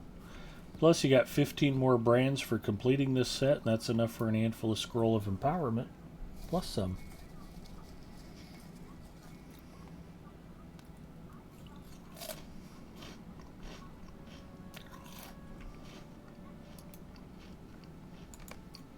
What can I do for you?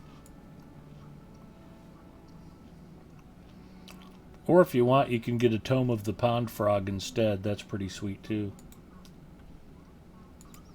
Yeah, a bunch of these tapestries. Mm-hmm. Heritage Ruins. There's a fair amount of stuff.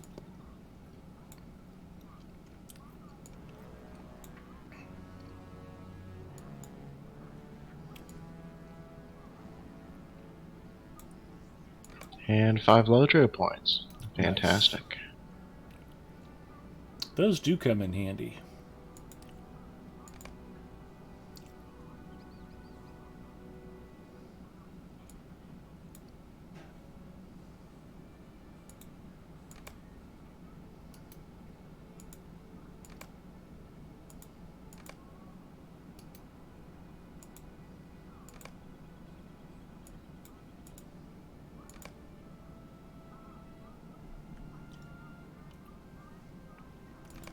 Okay, Zinger, where do you want to go next? We could do Everswim. There's only 3 there. We could try. They're pretty tough, but we can try them. Yep. I like our chances at this level, though. 130, a 122, and a 116. Or suggest an alternate.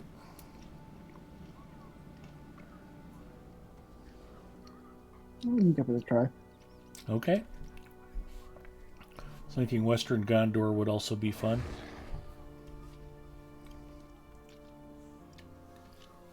I'm trying to remember which ones, because there's ones later on that are tied behind quest lines. Yeah, I think that's true of Central Gondor Central and Eastern Gondor. Gondor, yeah. I mix up all the Gondors, so I never know exactly which central, directionally challenged.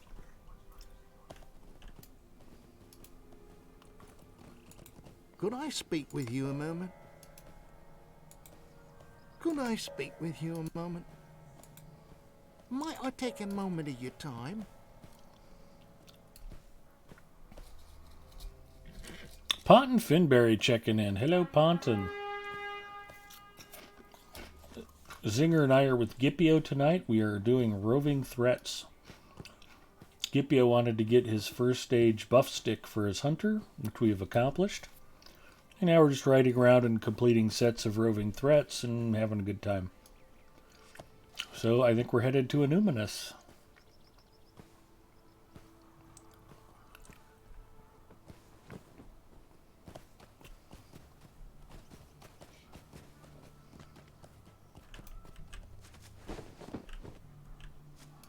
What can I do for you?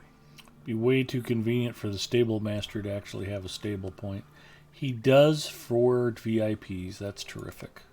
Yeah. If you want to take it and summon me there, that might save me some time. Okay.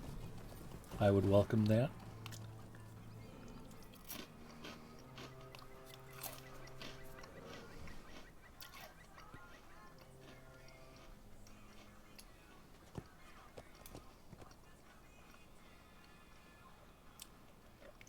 You might also be able to take a boat to Anuminous. I don't know for sure. Yeah, that's what I was looking at, actually.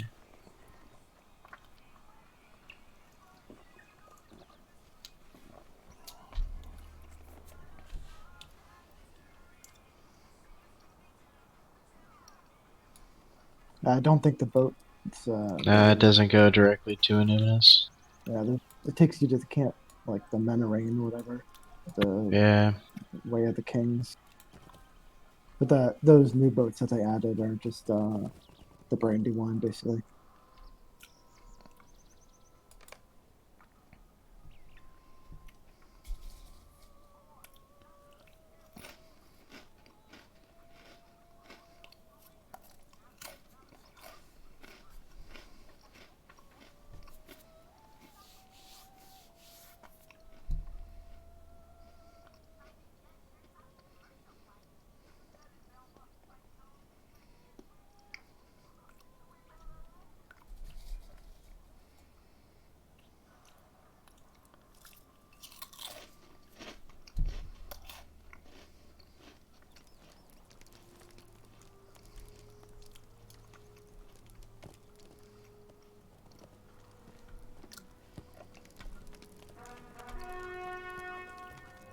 So there's two spots. There's one that's like right in the middle of a pathway somewhere.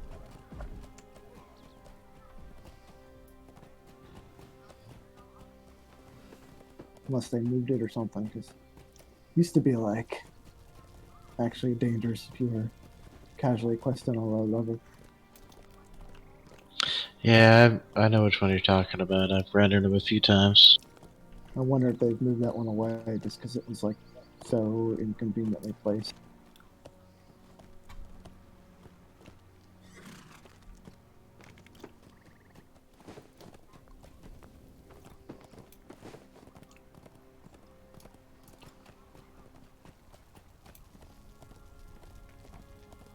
But if not, there's along the shore to the west of Anuminous.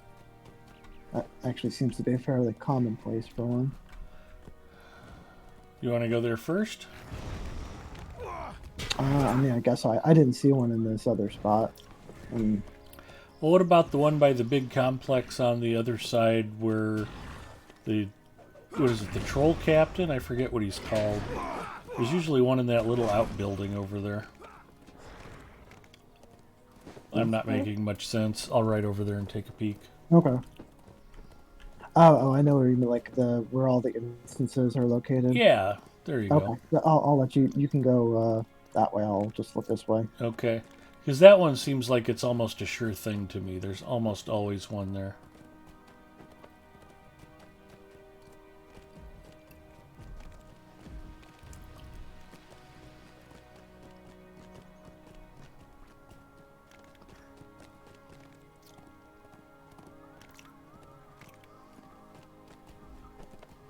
Or I'm wrong. It'll be fun to figure out which. Yep.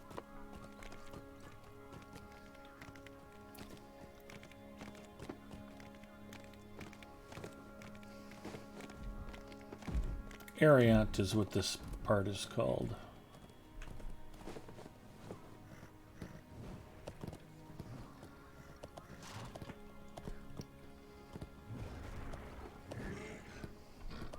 Yep. Is it a...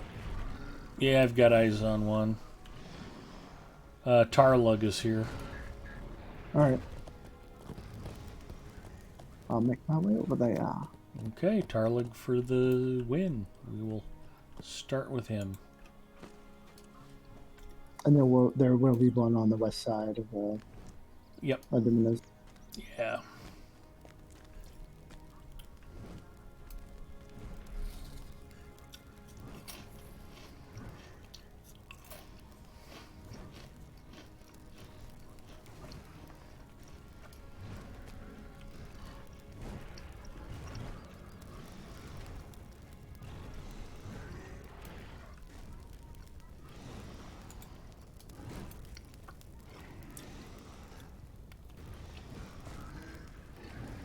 I'm already at 72 of 300 on Roving Threat Slayer Final. Nice. Which means I've spent way too much time killing roving threats. Nerd. Exactly.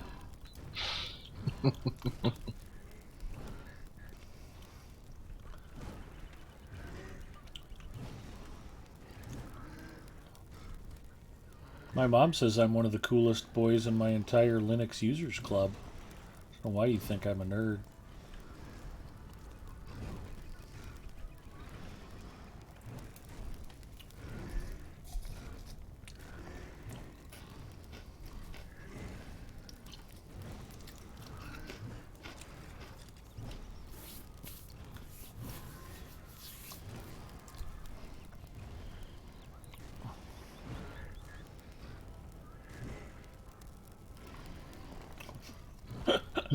It's got a couple ads, huh? No, it's just the landscape stuff. Oh. Some of it'll get pulled in when we fight this guy, but nothing we can't handle. I made that joke about being the coolest kid in my Linux users club, and I'm like, uh-oh, and I look down to make sure Tux Ramus wasn't in chat. Tux Ramus is super cool.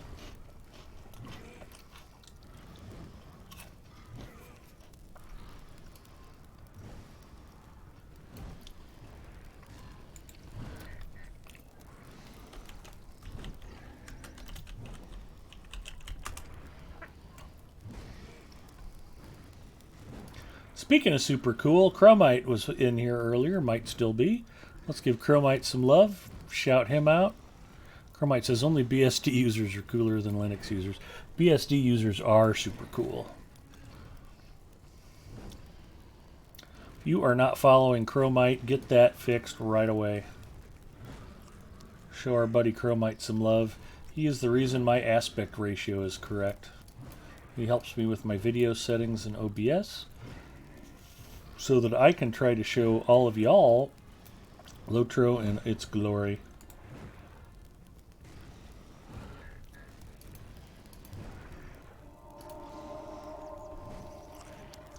Alright, Gipio, you ready to go kiss the red circle again?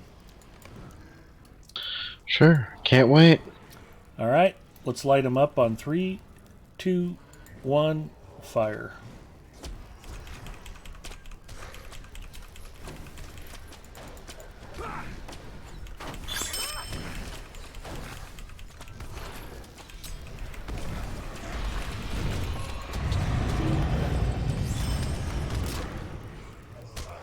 Nice, I got 2 bonus. Nice. Nice. Jealous? Thought so. Alright, let's go to the west side of Illuminous, and we'll go check out that dude on the hill.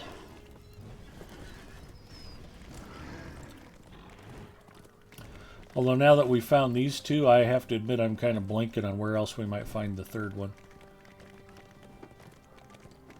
It's alright. The next place we'll check is on the hill near King's Crossing, I guess. Okay. I think there's 2 spawn points. Oh, I don't know. I realized that. What, like the Randolph area? Mm-hmm. Ah, yep, yeah.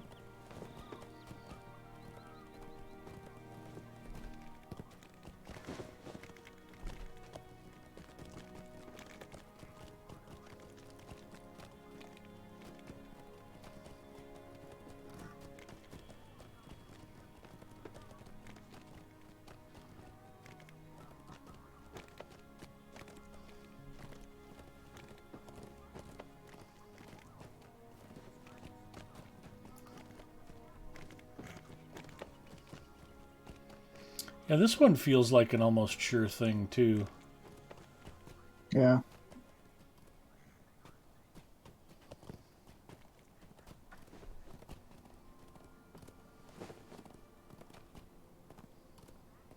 Oh, look, there's a Bjorning out here questing. It's another Bjorning. Hi, Mr. Bjorning. Should we invite him to the party? You made me think for a second. Sorry, did it hurt?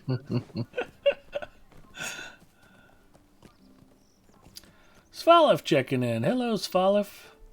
Does this game have random dungeons like in WoW or Final Fantasy 14? No, it does not have random dungeons. Everything in Lotro is very orderly and consistent.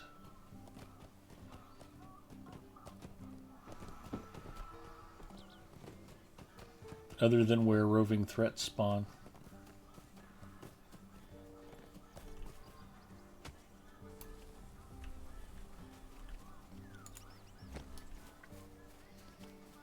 And how far you get rubber banded when you're doing mounted combat, that's also a variable. Everybody geared up and ready? Yep. 3, 2, 1, fire.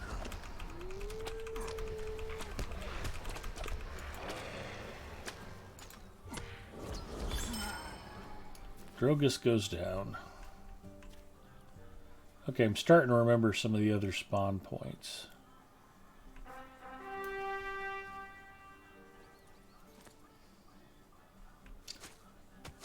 We going to Tinadur? Either can. Yeah, I guess we'll go with Tinder. Okay. I know there's some. Hi, Ginger. We are on Arkenstone tonight. We are introducing Gipio to the wide world of roving threats.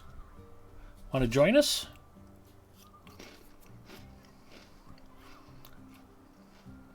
You're telling Gipio about you coming out and trying to help us not get killed by Rotspittle.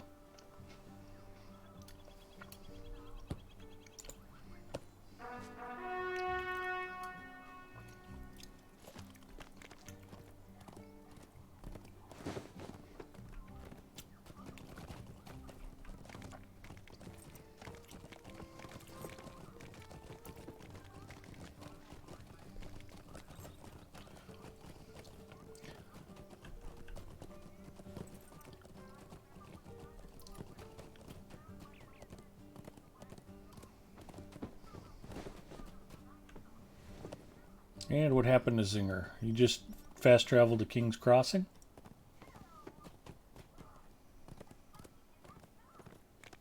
Yep. Okay. When you get here, if you haven't already, make sure you grab that boat travel down off the edge. Just rubbing it right in my face, aren't you? Hey, get that really cool thing that Ed can't do. And then we'll laugh at him. You mock me. I don't know. I don't even know it might be available for you. Like with some of those areas, they've made it available for free to play. It's Like not. with oh, it's not okay. Yeah, I think I've checked it. Apulu Felgar says can't do. Pick up boat travel points. Doesn't work for me. Hello, Dockmaster. Oh, maybe I haven't talked to this one.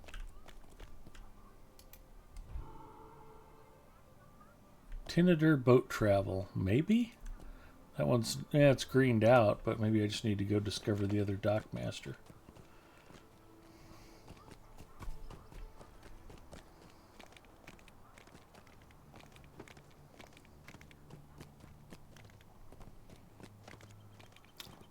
I've had a VIP thing. It has been in the past, but it's possible I might be able to take a boat from King's Crossing to Tinnidur. It's not a particularly long ride, so it's not a big deal. But The other one is up on the hill. oh, we did find him. Okay. Yeah, over by where the catapult is, right? Yep. Yeah, I'd totally forgotten about that spawn point. Good call. Basically, two spawn points in like the Barendorf area are basically, pretty close to one another. Yeah, you could either be here or a little bit further up the hill. Yep.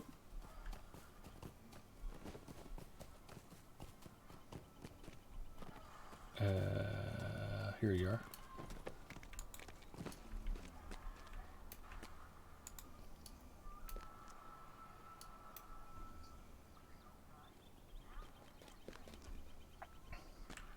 Okay, we ready? Yep. 3, 2. Oop, he just moved out of my range. 3, 2, 1. Fire. Speaking of fire, I'm on fire.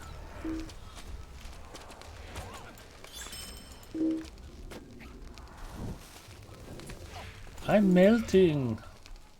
And I'm feared.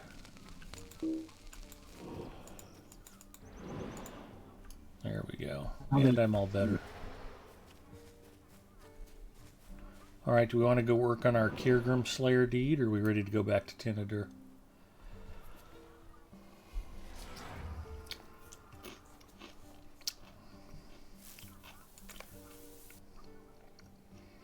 I'll be amazed if I can actually pick up the boat. In the entire 14 years I've been playing Lotro, I was going to say I've never traveled by boat, but I forgot about the old crone out in Enidwaith. What can I do for you? What can I do for you? Greetings.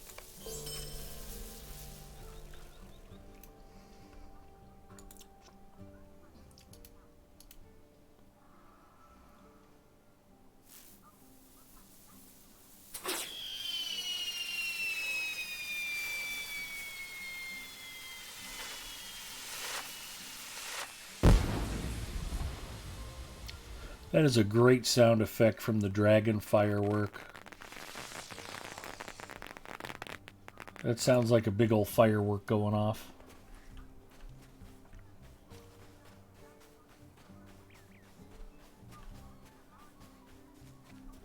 Do we know where this other boat is docked? It's this guy right here. It's the Dockmaster. Same Dockmaster? Because he's got that King Crossing Greetings. travel. So maybe it's not available for you. No. Which is weird because it didn't indicate it was locked on the other side. That's why I thought there might be a second Dockmaster somewhere. Oh well. Yeah, I don't think so. I think this is that one because this guy also has the one to the Trader's Wharf. What do you need? Ginger says, I am on Discord, but I'm locked out of the live chat. I will fix that for you, Ginger. My apologies.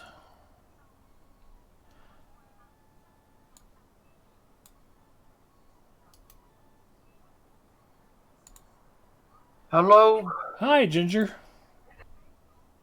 Hello, Ginger. I do for you? You could kind of hear why I'm not in game tonight. Oh, wow, yeah.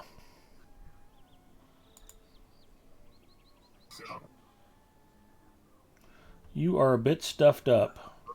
Oh, it's more than just a bit. I was trying to be kind. Yeah, I sound so wonderful, don't I? You do. Did you ever see that episode of Friends where Phoebe gets a cold and it makes her voice sound like super hot and sexy and everybody likes her singing way better? So then she goes around like just trying to pick up germs off of everybody? I never watched Friends. It didn't make any sense to me. It was mildly amusing in the day. That was one I of would those rather shows. watch. I was just going to say, there are some shows that I never watched in first run that I watched in reruns once they got syndicated. I think Friends was on. It was at the perfect like 5:30 in the afternoon, where I just walked in the door from work and I wanted to turn my brain off, so I just sit in front of the boob tube until dinner. I would rather watch British comedy than things like Friends. Fair enough. If I want to numb my brain, Faulty Towers is a good one. Good stuff. Man, I'm an idiot. I've got an Anvilus Crystal of Remembrance in inventory, and I haven't unlocked that last legacy on my bow. Harbinger of Tears. Open legacy slot. So what do I... Chromite's here. I'm going to lean on Chromite. Keeping up appearances? That's a good one. Tammy Ruiz says hello. Hi, Tammy. Yeah, keeping appearances is also good. And Are You Being Served? That was always fun.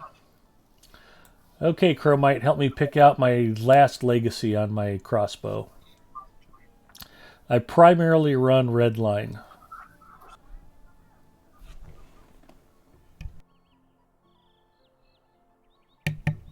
Heartseeker damage would be good. Unless you want to talk me out of it, Chromite.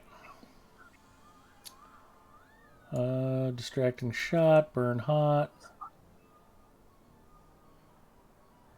Hunter damage over time.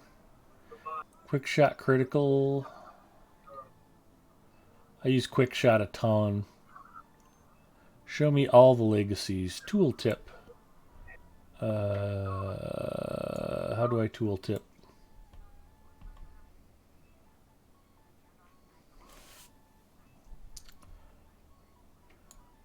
What I have is induction, quick shot damage, swift bow damage, induction,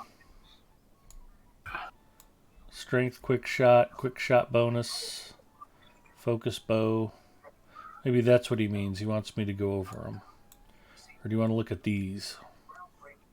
Hover over item, wait till tooltip shows up, hit H. Okay.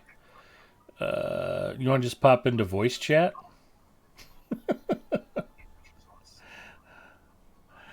I think you've been in my Discord before. I'll have to drag you into the Lotro stream chat channel.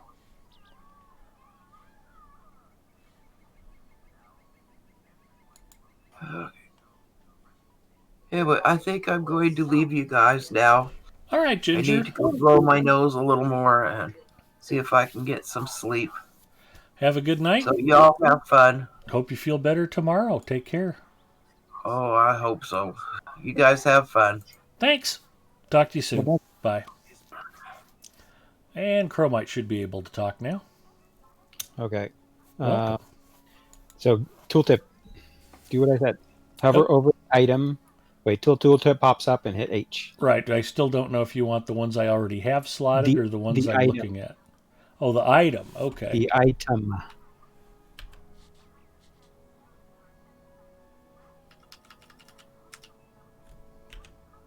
There you go.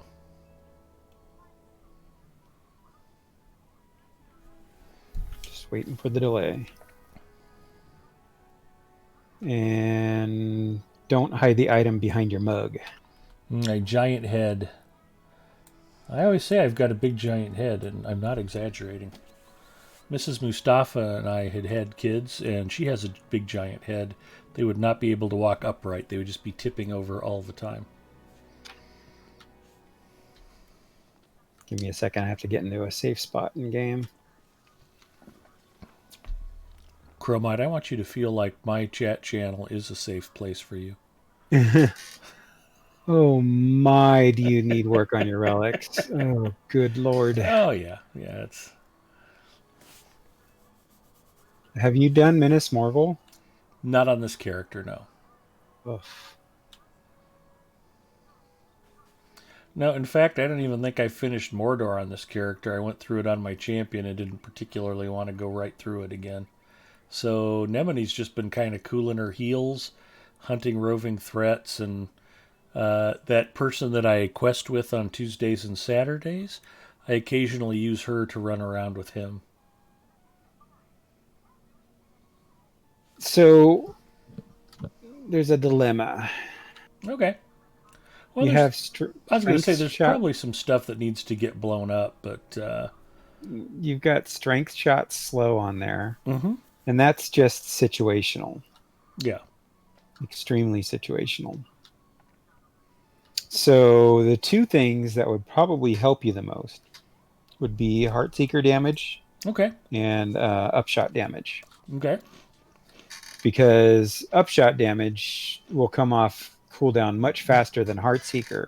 Every time that you crit and devastate, Heartseeker and upshot, their cooldown gets shorter and shorter.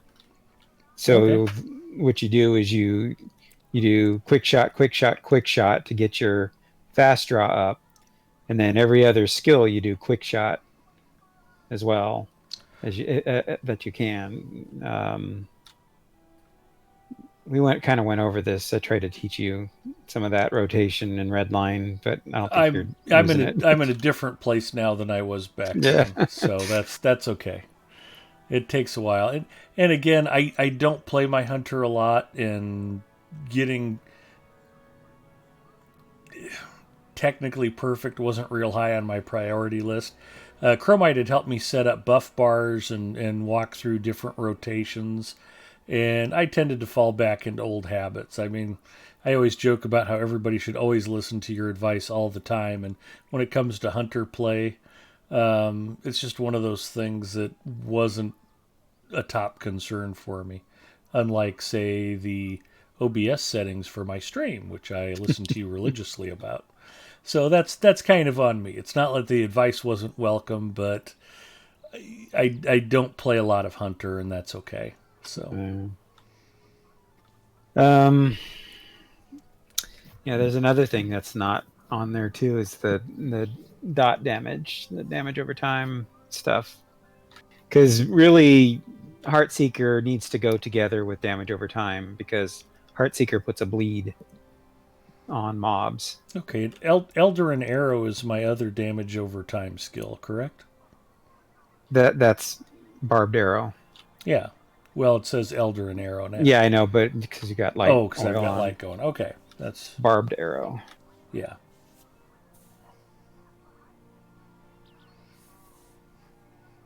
So the damage over time buff would or legacy would buff that, and combined with Heartseeker, I could bleed stuff out with those. Yeah, but then you also don't have the upshot damage legacy too, which is really important. The problem is there's so many good legacies for Hunter that you miss out. You have to either use a swap bow every other skill, or you have to just deal with what you got. So I would actually replace Swift Bow with upshot damage. Okay. Add in dot damage and add in Heartseeker. All right. Well, I actually use Quick Shot a lot and use the slow skill.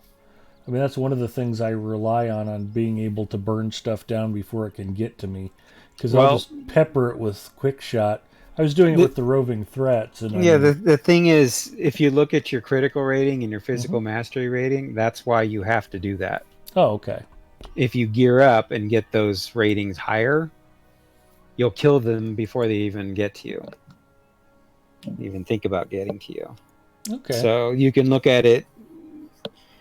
So basically, it would benefit you if you actually geared up and have like gear appropriate for your level. It would benefit you if you had the proper legacies. They would benefit you more, basically. So I don't know. If you want to keep that play style, that's fine.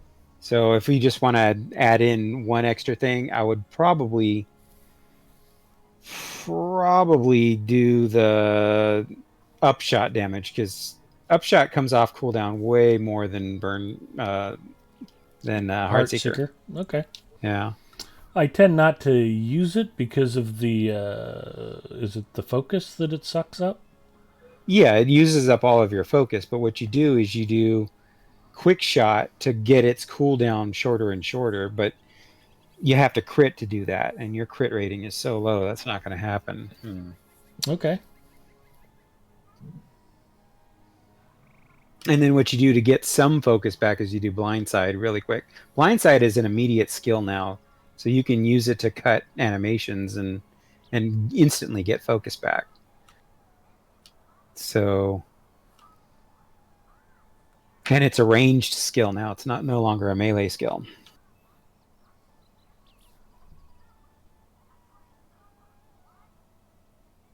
Do you know what I'm talking about? Blindside? I'm not sure. Yeah. Okay. Yeah. I know blindside. It's really nice on a fresh hunter starting out because it does so much damage. Yeah, I used it a lot at low levels. Again, I found a style where stuff normally doesn't get to me, but you can use that ranged now. A swift ranged attack that can interrupt the enemy's actions. Okay, yeah, I was still under the mindset that was melee only. No. So they changed that several months ago. Yeah, I was going to mention to viewers that the last time Chromite went through my hunter with me, who I had completely wrecked, I was about level 90, and I think maybe it was Western Rohan.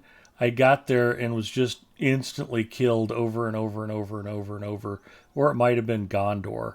But I had decided that I was tired of legendary items because I hated the grind, and I had done it on my champion. And so my brilliant synopsis was, here's what I'm going to do. I'm going to only use player-crafted weapons on my hunter, and I think I'll get rid of my armor, and I'll get one of these essence armor sets. Even though I don't have essences yet, I can just add them as I go. Both of these were horrible, horrible, horrible ideas. And Chromite took pity on me. and we went through a lot of this stuff, and we talked about buff bars, and we talked about rotations and things like that. And I definitely listened to you and fixed a lot of the things that I needed to fix. But some of the more fine points of the play style we were talking about, specific legacies, it was quite a while later by the time I got the first Agers, and by then a lot of that had kind of just, I'd forgotten some of it. The plugins with the buff bars and stuff was just a little too. I'm just not that focused. I love playing Lotro, but I'm not doing any tier 3 raids or anything. I just, especially on this character, I don't use Nemini for a lot of group play. A lot of it's just casual landscape stuff. So that's kind of on me. Yeah, it's more the gear that you're wearing that's really crippling you. Yeah. Because your stats are really, really, really low. If you just quested somewhere and get the quest gear, it would be better. Yeah. I admit it completely. I backed out of Mordor and have just been putzing around doing nothing. Like I said, I've been working on roving threats. You're level 122, so you would need to be in Mordor Besieged to actually get gear that would help you. Okay. So also good advice. For your legacy, I still would put upshot on there because upshot is a more common damage thing than Heartseeker. Okay. Heartseeker has a long cooldown unless you have the tier 2 raid set gear set bonus, so it's not really important for landscape stuff. Okay. To be perfectly frank with you, and you'll be disgusted when I tell you this, also one of the reasons why I'm glad you're here is I'm actually trying to give advice to Gipio, and if I'm this big of a mess, you can imagine how much advice Gipio needs. I heard something about a buff. You wanted to do things for a buff stick? Yeah. I mean, I'm curious about that. Well, a first stage melee weapon. He didn't have one yet, so... Okay, so not a buff stick. A first stage melee weapon, then. Okay. There's two different things. Buff things are things you swap in to use temporarily. Okay, fair enough. Anyway, the hell was I prattling on about? Oh, my current rotation for skills. Most of the time when I'm fighting, it's quick shot, quick shot, quick shot, quick shot, quick shot. I'll throw in a penetrating shot, maybe rotate between these two a few times, and then hit them with the improved swift arrow, or improved swift bow, rather. That's about it. I might throw in you need to do some more. The luminous blood arrow, but with the stuff I've been fighting, I really haven't had to. I've gotten pretty lazy. So, Big Ed, where is your camo? Camo. Oh, there it is. Okay, it's above split shot. Improved. Above split shot. Here we go. Camouflage. Okay, so when you want to kill something big like those roving threats, camo up first, because hover over the camo icon. Yeah, okay, I'm there. See how it gives 50% range critical chance? Oh, okay, yeah, all right. So always start from camouflage. Okay. Okay. Then you pop burn hot. Burn hot is... It's on control 1, looks like. No, that's camouflage. Control 1. Okay. So you pop burn hot, and then where is your focus skill? It's right next to camouflage. And you double tap focus. Okay. So hover over focus. I'm there. And look at the buff that it gives you. Critical chance and bow critical multiplier. It's a 5-second buff. Now, if you hit focus right now, it gives this long induction, right? Yep.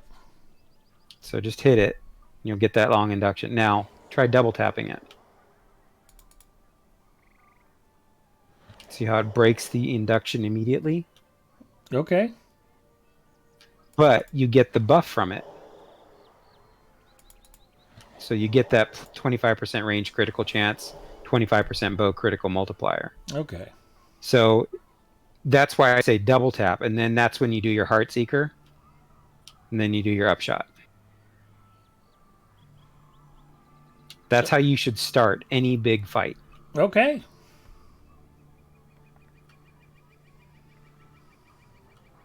And then you have to work your focus back up by doing quick shot. Also, hover over penetrating shot. Penetrating shot is... C2. C2? No, it's just 2. It's right 2. next to quick shot. Okay, penetrating shot.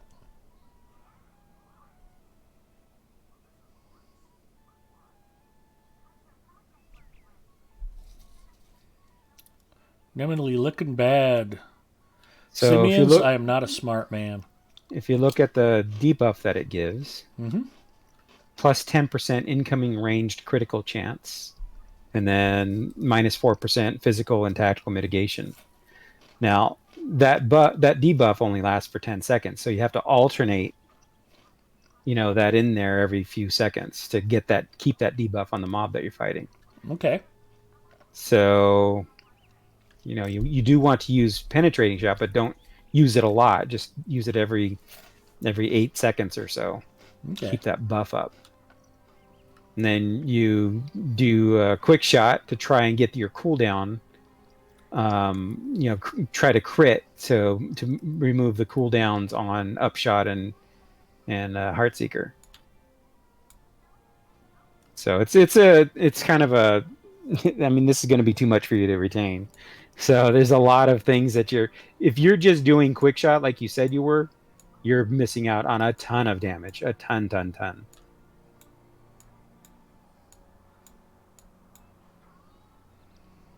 Okay, well that needs to move up.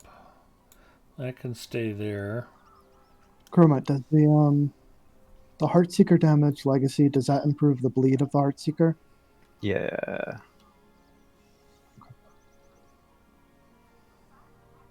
Basically, that's why I said you want the Hunter damage over time legacy as well as the Heartseeker legacy on the same weapon.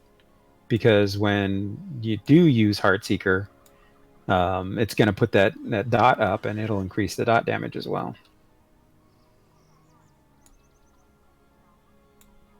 Yeah, I was just wondering for myself because I honestly don't use Heartseeker all that much. Yeah, generally what most hunters nowadays are doing is they're making 2 bows. It's expensive, and it gets you have to teach yourself how to swap between skills and stuff, but it really increases the damage a lot.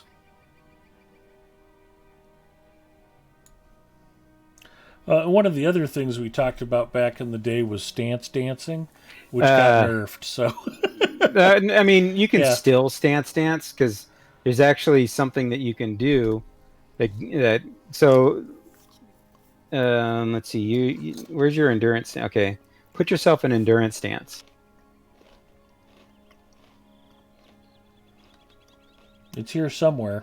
Shift 4.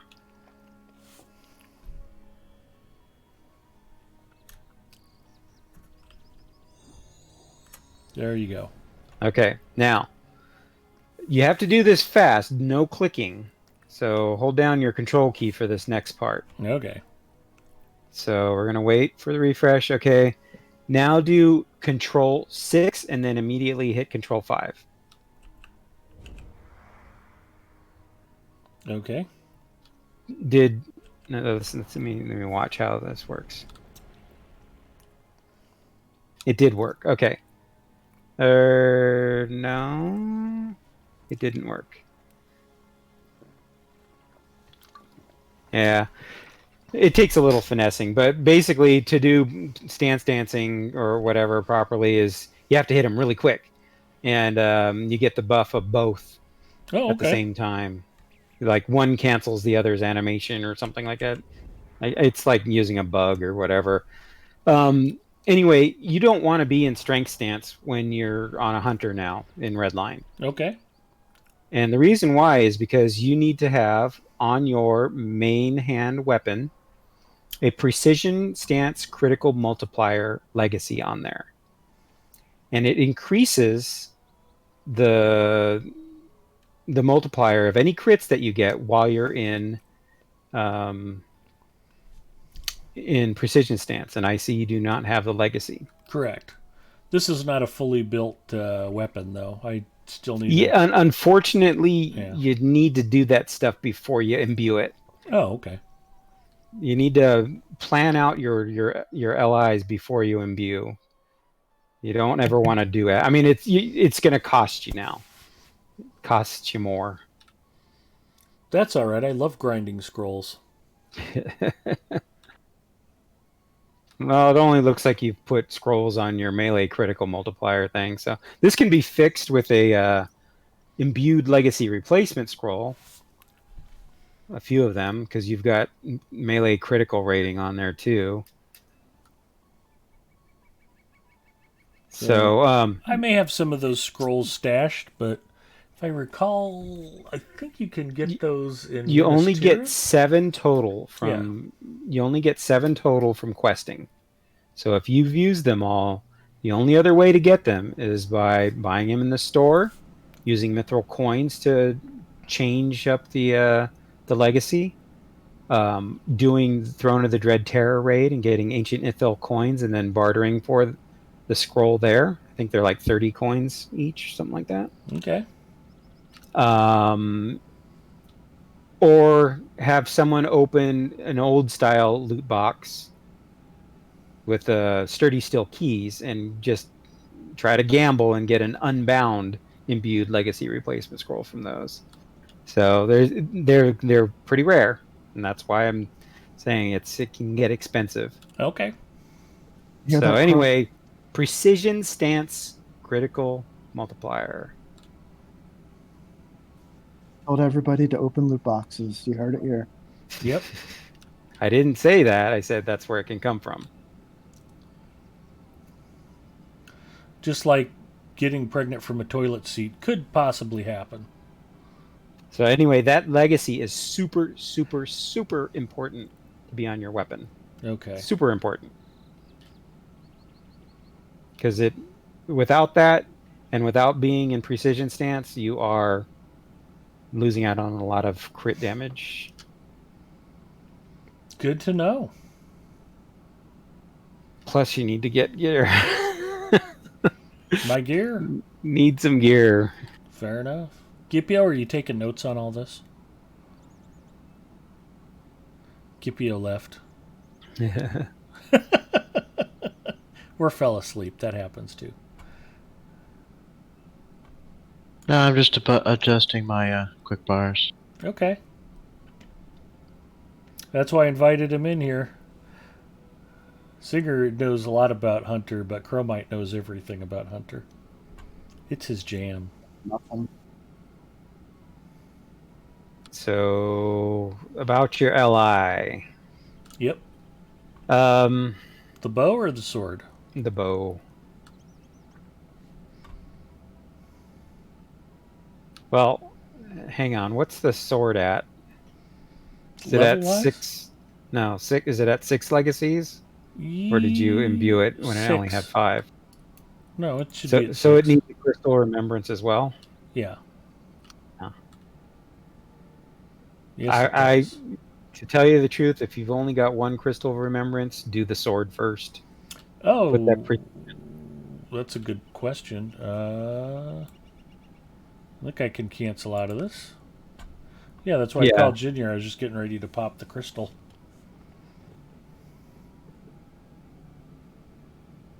Oh, I have 2 imbued legacy replacement scrolls on me right now. Oh, okay. So then hold off on using the crystal of remembrance on your melee weapon. I believe that you can actually buy these in Minas Tirith. No, you cannot. No? You can only barter for them using ancient Ithil coins from the Throne of the Dread Terror raid. Okay. It's weird that I have 2 on me then. You get them from questing. Okay. I told you get 7 from questing, and that's from Eastern Gondor and Old Anorian. Okay. Basically, at the end of each quest line, you get one. So, and then at the beginning of Old Anorian, you get one. Are we going to use these 2 to fix that sword right now? Well, hang on. Okay. Can you bring up the Shift-I interface and then go to the sword? Yes. Yes, I can.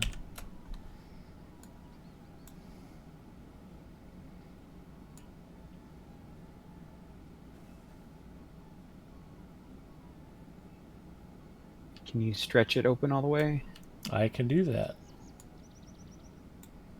Raising.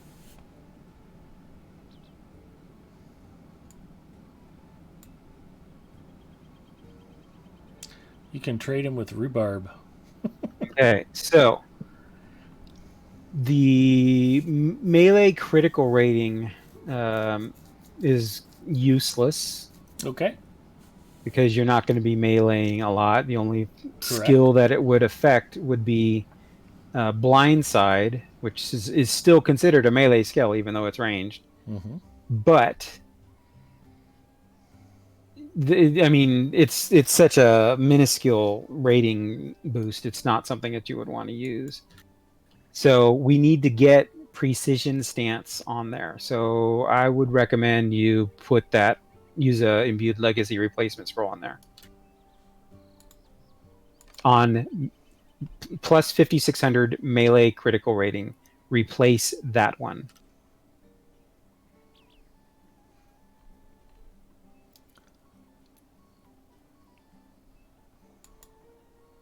So you select it.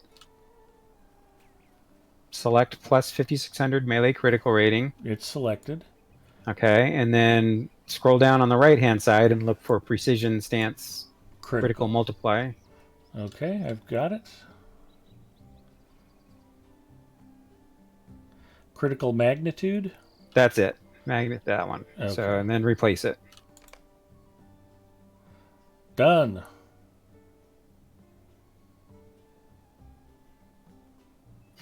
Now, any empowerment scrolls that you get, put it into that. I can see that you put empowerment scrolls into the melee critical multiplier skill at the top. Mm-hmm.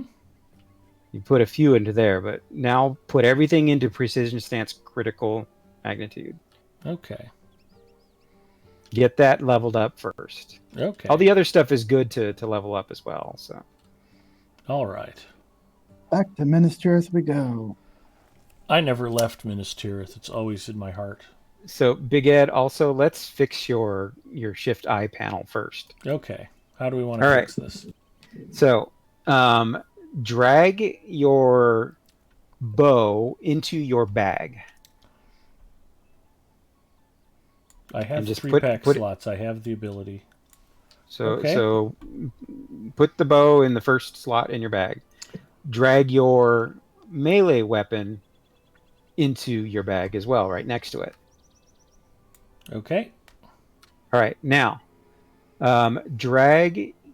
click on tab 1 in the Shift I panel. Yep. Drag your bow and drop it on top of the bridle icon in there. Yeah, I had no idea until like a week or two ago you could even rearrange these. I thought they were just fixed in place. I had no idea. No, this is something that's been there the whole time. And then put in the melee weapon in slot 2. Slot 2 on the melee weapon, yep. I see where you're going re-equip your stuff. Sorry, it was bugging me. It was really bugging me. I understand. No, that's okay. Yeah, you can't drag it on the tab. You have to drag it on the icon slot. Fair enough. There you go. There we go. Now equip them and you're good. Okay. All right, so now... To my credit, I'm riding a light war steed. I'm just going to point that out. So well, at this level that you're at, you should be riding a medium war steed.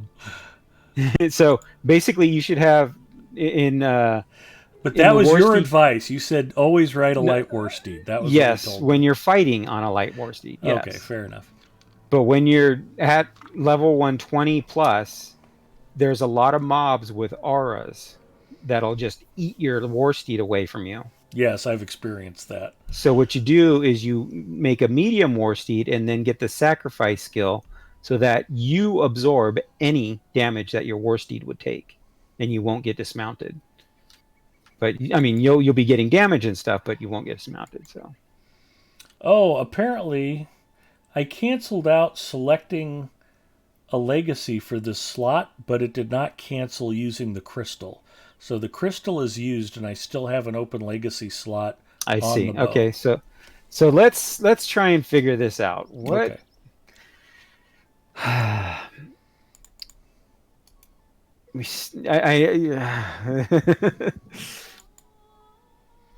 Don't worry, I went back and started working on those Kurgrim.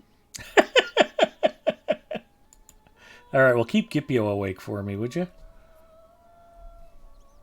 I still would want to rearrange everything, but we're just going to go with your playstyle. It's what you're used to. I would recommend then... I am willing to learn. I would recommend that you learn to use Upshot more. I moved Upshot. It's number 3 on the skill bar. Yeah. So what I would do then is put Upshot damage on this bow. Okay.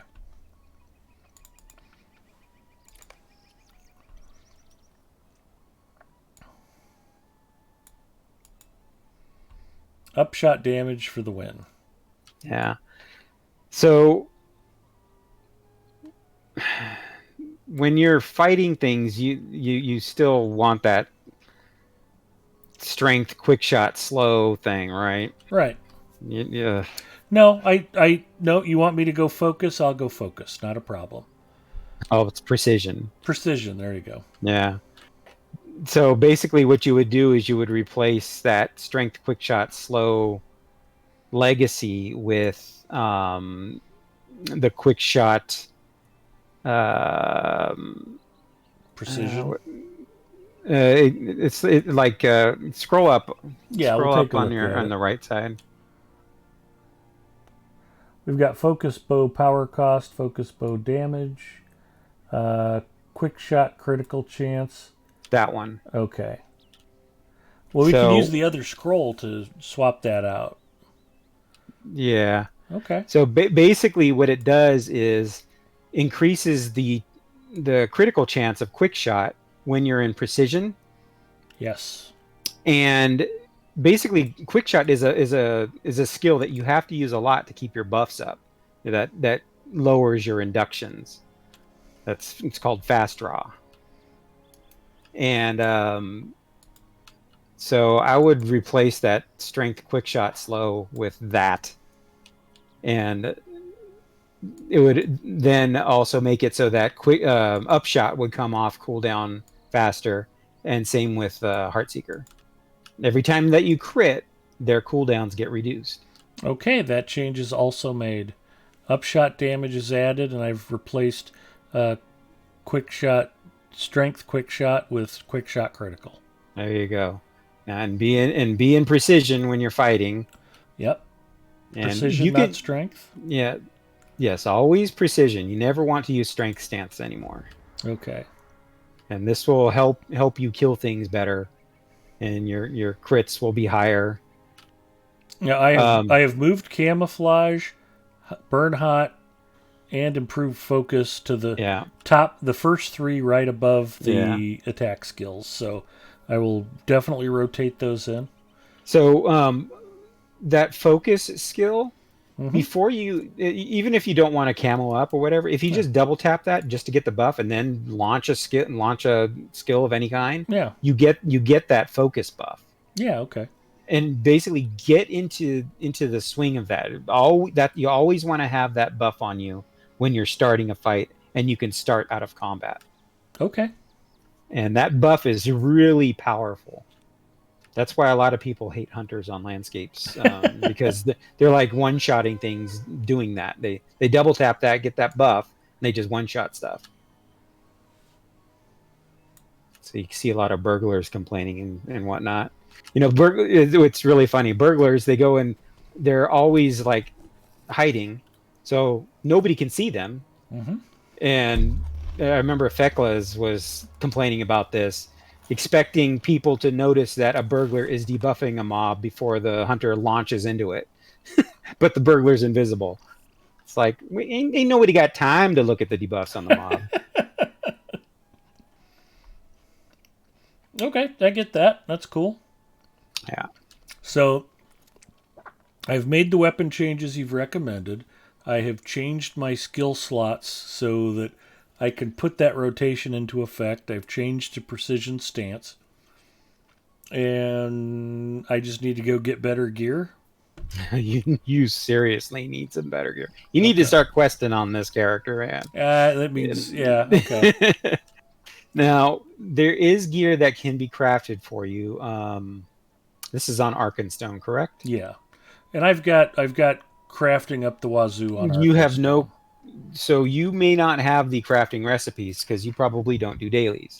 That's correct. The only character I have that's done any high-level dailies is my champion, who's a jeweler tinkerer. And that character did what dailies?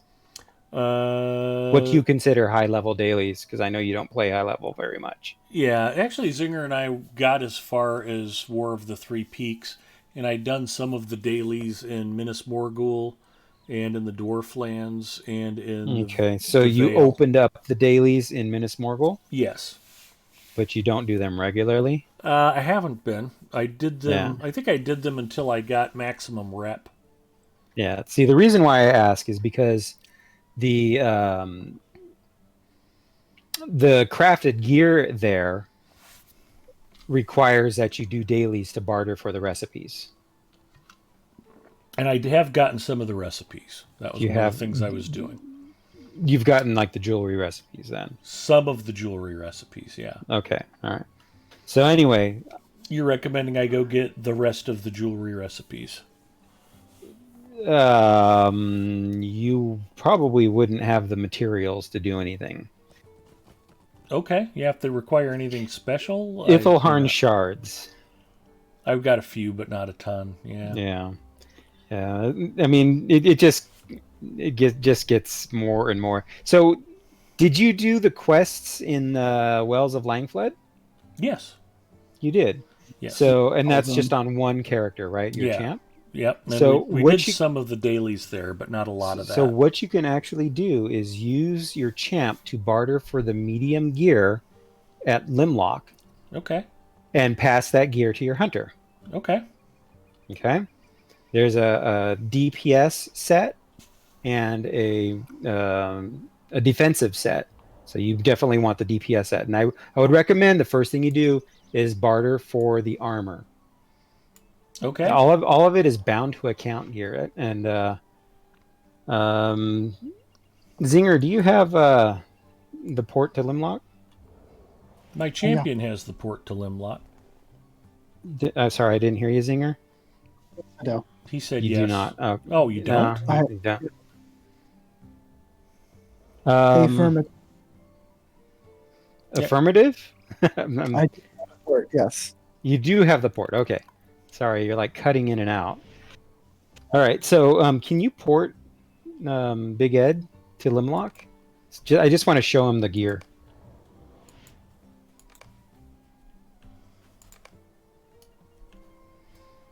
Kipio, you coming?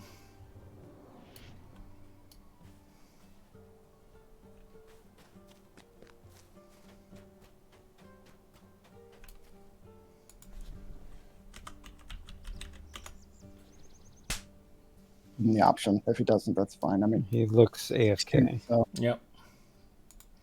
Yeah, he might be playing Apex right now. We may have bored him to tears.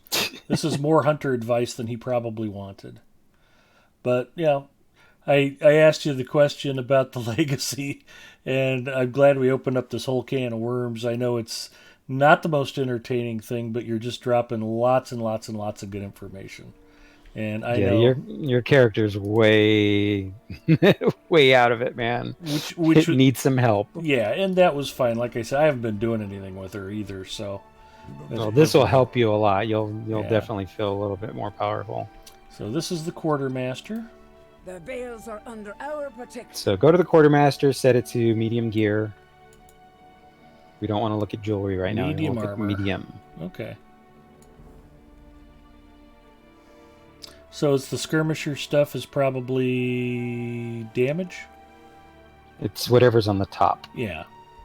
Then the other stuff is... Oh, it also says skirmisher. Yeah, but the skirmisher's agile stuff is the damage. Oh, evasive is defensive and agile is offensive. Yeah. Okay. So can you move the barter window away from your head? Yeah, my big giant head, I can do that. It's a branding thing. We also have to call it the big giant head. Big head Mustafa? Yes. So the first thing I would barter for is the shoulder one, the agile Camel. Okay. That's 30. And you can do this on your champ and just pass the gear over. Okay. And bind to account. Yeah. So you can get that, but also the two most important pieces are the chest and the leggings. Okay. Reason why is because their armor rating will be so much higher than what you have. All right. This is minimum level 130. Oh, that's right. You're not 130. I forgot. You need to quest. I was wondering while you were talking about the armor, the craft. Yeah. Okay, you just need to quest. Sorry. Okay. Yeah. We could craft you some anvil armor, probably. That's the 120. Mm-hmm. Actually, you can actually barter. You can go to Holtvis. Port him to Holtvis.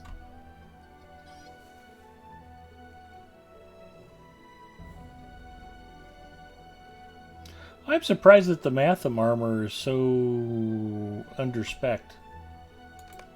Why are you surprised? Because I thought the Matham armor was pretty good.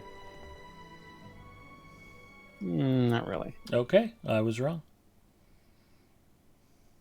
It's only good at level caps, and even then it's just marginal.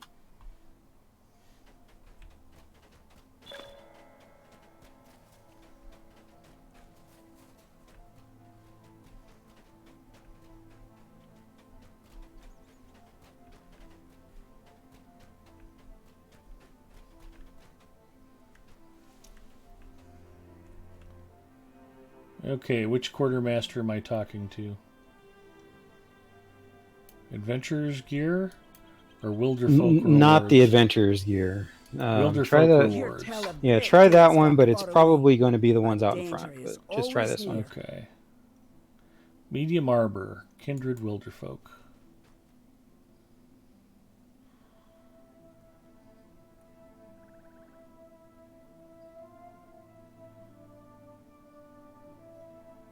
So it costs 45 tokens there. And well, yeah, the specs on the Matham armor actually looks better than this stuff. The vitality is higher. Yes. But check another piece. Check a different piece. Okay. Like check the chest piece.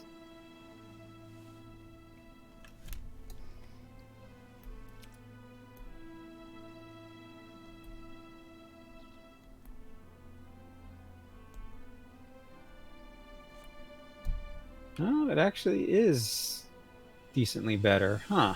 Yeah, I think it's because the Fathom stuff is 121, so it might be like the next echelon. Yeah. Of like it bumps up. You're just in a really bad spot. It's basically you need the quest armor from Mordor Besieged, basically. Okay. That's where you'll get any benefit to upgrades. So you're after the ramp down on stats. As soon as you go from like say 115 to 116, your stats start dropping and dropping, and then when you get to 120 and then you go to 121, your stats drop more and more.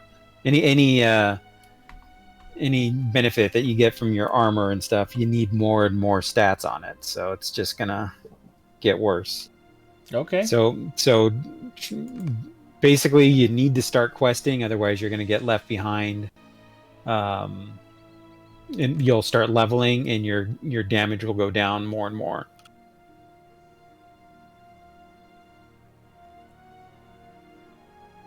Where did you leave off questing on this character?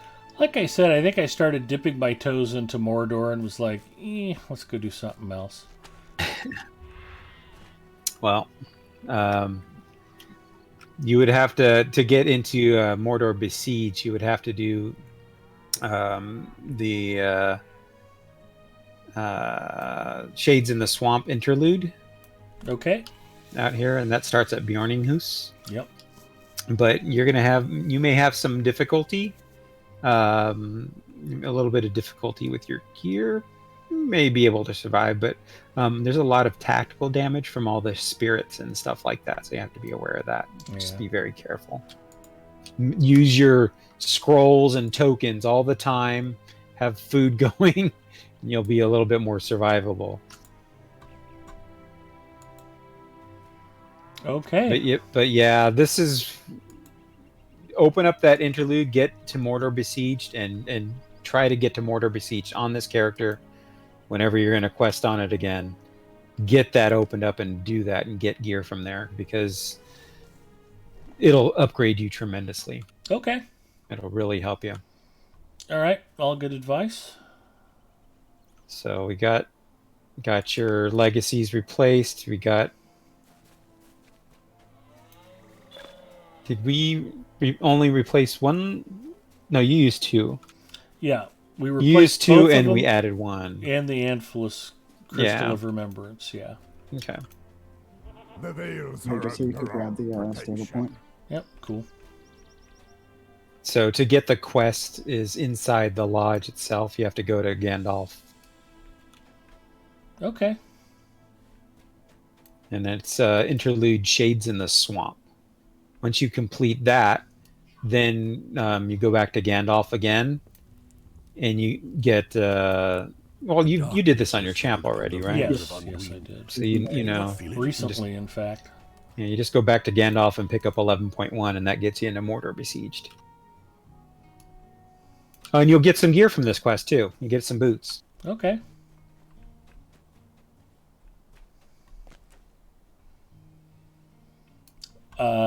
All right. Well, should we get Gipio back and go do some more roving threats? Yeah, I'll drop out. Well, it'll give me a chance to at least work on the new rotation a little bit. Yeah. I didn't want to completely side rail what we were working on, which we've managed to do for a bit. But no, it's all been very great. And usually what happens whenever you do one of these kinds of streams with us is there's all tons and tons of comments about, wow, this was super helpful. Thanks. This was awesome. And people go back and rewatch the video over and over. So time well spent and very much appreciated, Chromite. Thank you. Yeah, good luck on your learning your rotation and stuff. And hopefully the change from strength to precision won't throw you off too much, because I know you're relying on that strength stance slow, but really you don't need that. Yeah, I don't think it'll be that big of a problem. Hunters do a lot of damage, and if you use your tools with like that, the focus, the critical multiplier from focus, and also camoing up on the big baddies, you'll get them. You'll do it. I am optimistic. So yeah, so I'll drop out and you guys get back at it. Cool. Thanks for the help, man. Yep, take it easy. And hello, TD Growl. Simians123 said, Nemini looking bad. Hi, I'm Big Ed Mustafa. Apparently we've not met before. Looking bad is what I do. Setting the bar as low as possible. Okay, so we're still looking for Gipio to come back. Looking for Gipio. Hello, Gipio. I'm here, but I'm actually going to head out for the night because I am pooped. All right. Well, we got a bunch of roving threats done. We got you your first stage 100th level. And you're already working that up, I'm sure. And you got to hear, at least secondhand, a whole bunch of really good advice from a guy who knows hunters. I did. So, cool. And I even rearranged my toolbar. Fantastic. So, don't be like me, Gipio. Set yourself up correctly the first time. Exactly. And, yeah, so that's the whole thing. All right, man. Glad we were able to do this tonight. Hopefully you had a good time and learned a lot. And we've got you set up for future success. Thank you for all the help. Now go do Nala Doom. At this level, I think I could actually handle it. I don't think it would be a problem. All right, thanks for the help. Y'all have a good night. Yep, take care, man. Yeah.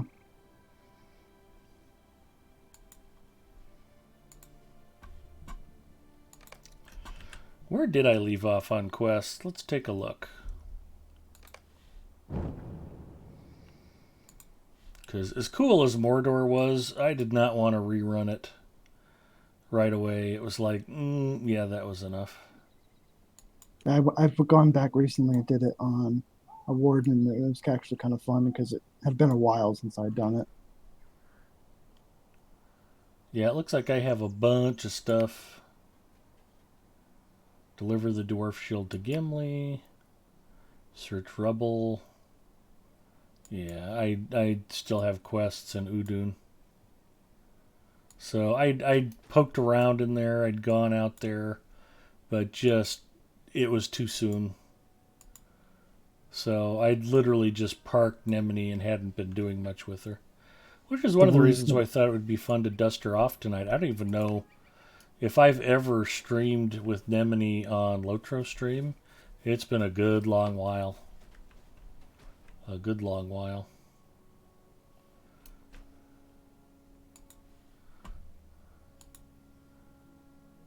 Alright. Gipio told me he didn't have to work first thing in the morning. So part of me wonders if he's going to bed, or part of me is wondering if he went to go play Apex. What's next on our fun agenda, Zinger? What do you want to go do? I don't know. We can go do something to test out your new hunter pew-pews. Yeah, the roving threats, we're already kind of burning them down. I don't know if we'll notice that big of an improvement. What would be a fun target? Maybe we should take me someplace I haven't been. So after Mordor is what? The Vale?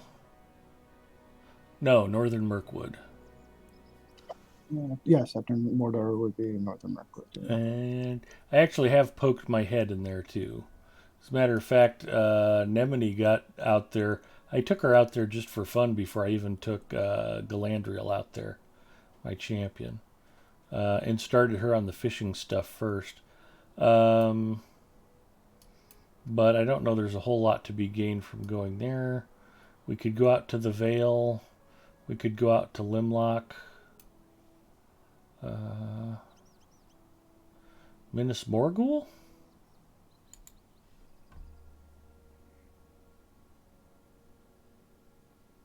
It just depends on... Like, you can go right into Minas Morgul, but it depends on if you want to do the Second Age stuff first. Yeah, which is what he's recommending. Yeah. Says that's where the gear's going to be. All right, well, let's go back to... Yeah, we'll go do the swamp thing. We can start her on that. Like he said, I'm probably going to have some issues. OSU Cowboys 85, howdy and good morning, Big Ed. OSU Cowboys, you have just missed a clinic from Chromite on everything Big Ed does wrong with hunters. It was a lengthy conversation.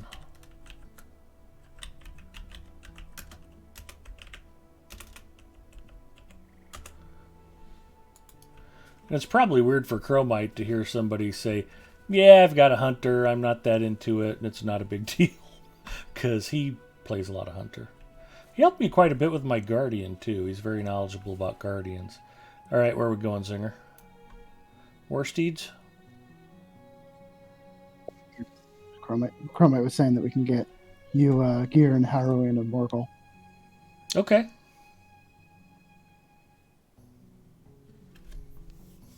Which I think we just need to... I guess we could get him gear. If you wanted to do it, we would need you to take Switch you to discover it. Oh, okay. Well, can't we just walk into Minas Morgul from...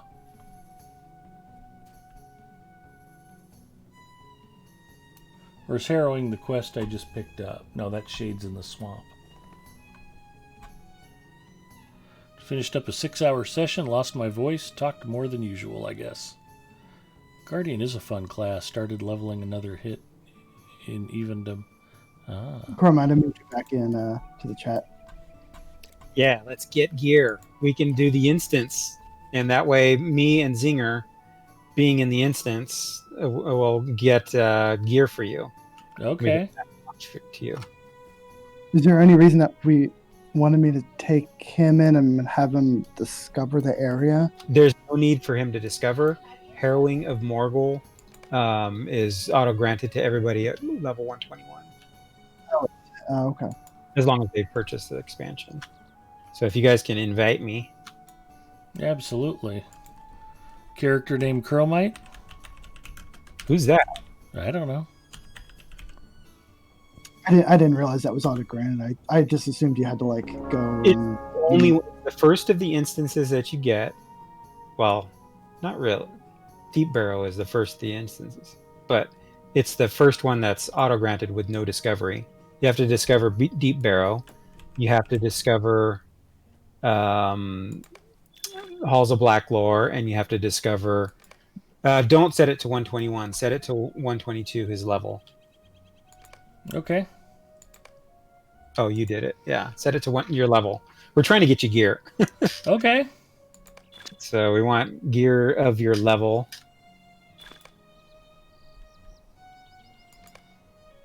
Oh, I might need to start something different before I can restart that. No. You have to get out of Bjorninghuis. Oh, because the Bjorninghuis is an instance. Okay. Well, just run out. Right, mount up and ride straight out of there. I was wondering why I completely forgot about that. It was a safe spot. Yeah, it's just you have to get away from. You have to get distant from Bjorninghuis.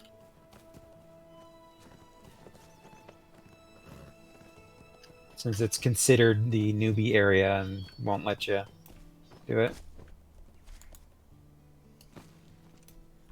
So just try to join now. You should be far enough. Okay.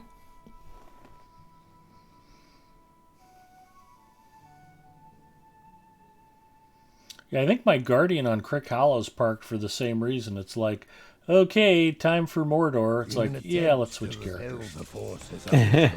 But Zinger's probably right. It's probably been long enough that Mordor would be fun again. I'll be right back. I need to go pick up some quests for the dailies. Okay. Might as well do that while we're... Can you share them when you get back? No, you in order for you to get the dailies, you have to complete all of the... You have to complete the deed quests of Imlad Morgul and Mordor Besieged. Okay. Which means it's a wrapper deed. I understand. I might up too.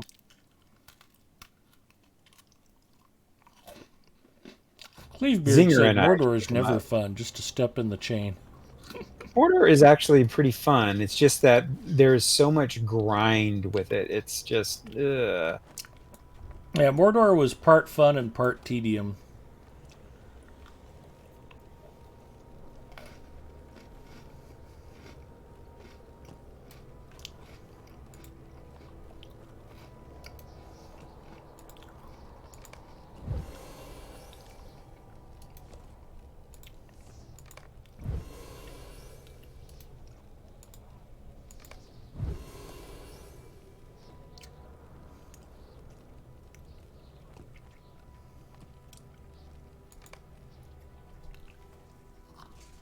Okay. So I'm just going to drag everything to the end, and we'll just AoE it at the end.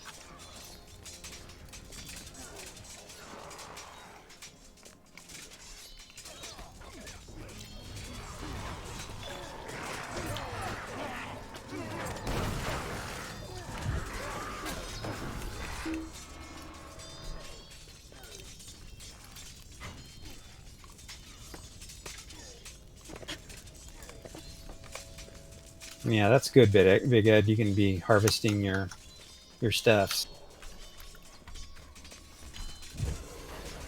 Since you can't pick up the quest stuff that we can.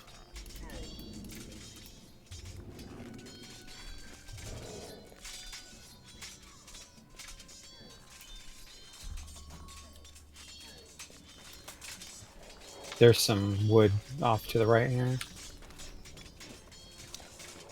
And I'm just going to drag all this stuff again. Zinger, you don't need to get the quest items off to the left here until I stop. This method that I'm doing is kind of a streamlined method. So where I stop, then you can pick up the Orcish Weapons and whatnot.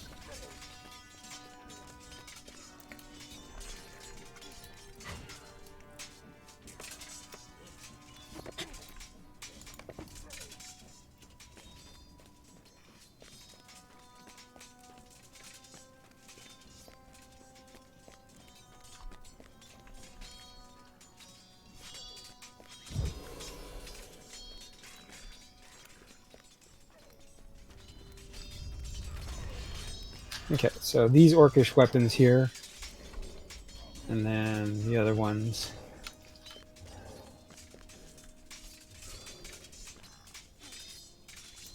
So Big Ed, this instance gives you yellow gear when you run it in duo or 3-man.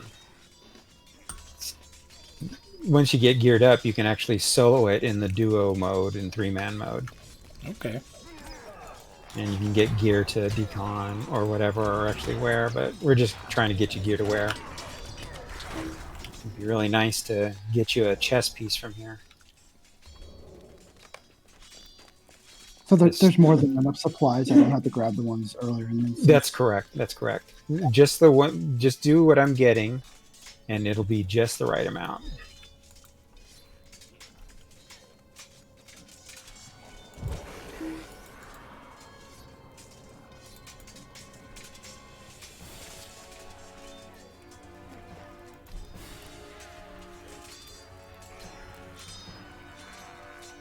Did you get those weapons back there? Yeah. Or spears or whatever there.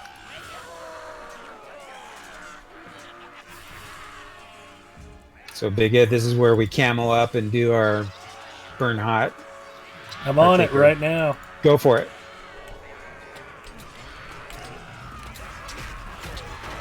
Nice work.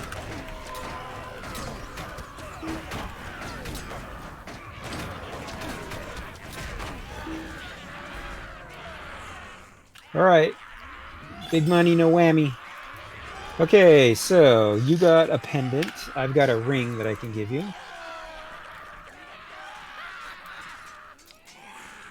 So go ahead and equip that pendant. And give you this ring. Okay. Thank you. And Zinger has boots that he can give you. Even though they don't have DPS stats, you need that vitality.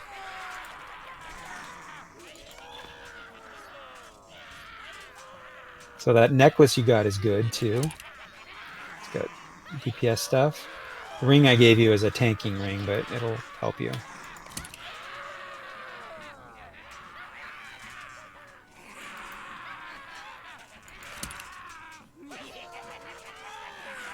So off here is the supplies.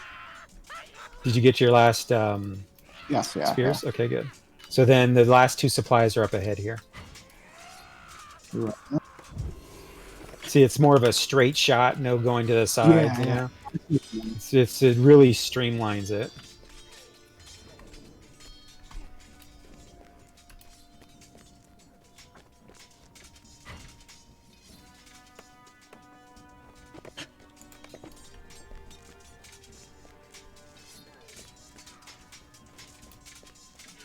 Feel like Dio Papa. You guys go ahead and fight. I'll just keep getting crafting materials. Yeah. At least you have something to collect. Yes. When you're done, we're up here at the final boss. All right.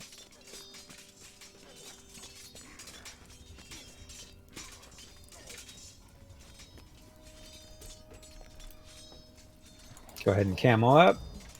Do your rotation stuff. You know, do your burn hot and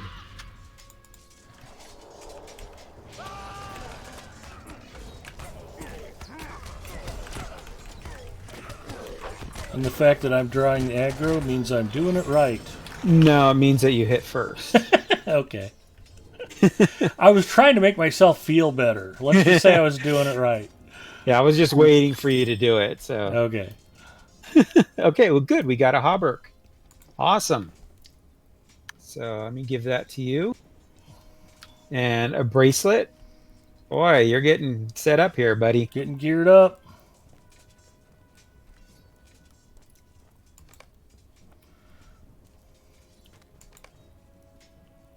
There you go. Awesome.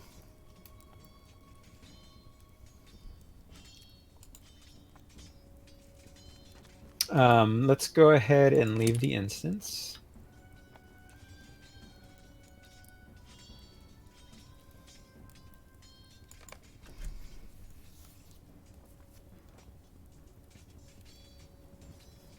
Let's do tier 2. Tier 2 is a little harder. It'll be at 130. Oh, wait, no, you won't be able to wear the gear. Never mind. We won't do that. Okay. We need to be able to set the limit. Have you discovered the Shadow King instance? I don't think so, no. Okay. Not on this character. Let me see if I have Summoning Horn. Zinger, do you know if you discovered it? I might have. I don't remember. Yeah, It's not letting me I'm drop anything so I can trade with Zinger. Why is that? Oh, good lord, your inventory, Big Ed. Why are you carrying all that stuff? Because it's important stuff, as far as I know. Mail your mask with the pipe festival mask. Mail it to another character. I'm not VIP. Oh, well, get out of the instance. Okay. Yeah, the ring that I had wasn't more tanky stuff. I don't know. I mean, he still needs it. He still needs the tanky stuff. It's all good. Oh, Big Ed. Do you have you ever purchased any shared storage? Yes. You do? Okay. Yeah. So why are you still carrying housing items in your inventory? Because it's all I've got. I don't throw anything away. Yeah, that's fine. Neither do I. Yeah. But you have plenty of characters and character slots that you can... They're all full. Yeah, okay. Your characters are all full? Yeah. Really? Yeah. How much shared storage spots do you have? I have bought quite a few. Housing and shared storage vault. Specifically. Shared vault, yeah. Shared storage. 80? Okay, and that's all full? Yes. So what you need to do is you need to have a character hold all of your cosmetics and housing stuff. Just Create that. a mule character. What strange climbs these are. So find a mailbox, and what I would recommend is just mail your mask to somebody.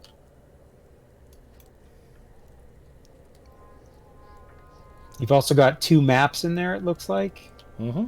I would mail those maps off. You don't need maps as a hunter.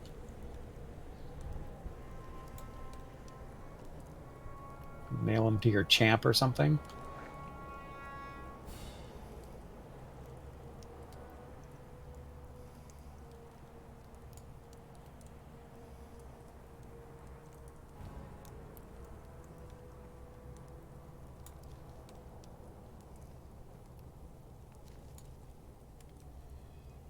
And I don't see that you have a Flame of Encalamir either. Yeah, that's a little weird. I would have thought I did on this character. If you'd asked me, I'd have said sure. Like I said, I've been to Udun. I don't know why that is. You probably threw it away to make room for a task item. Probably. For a task item.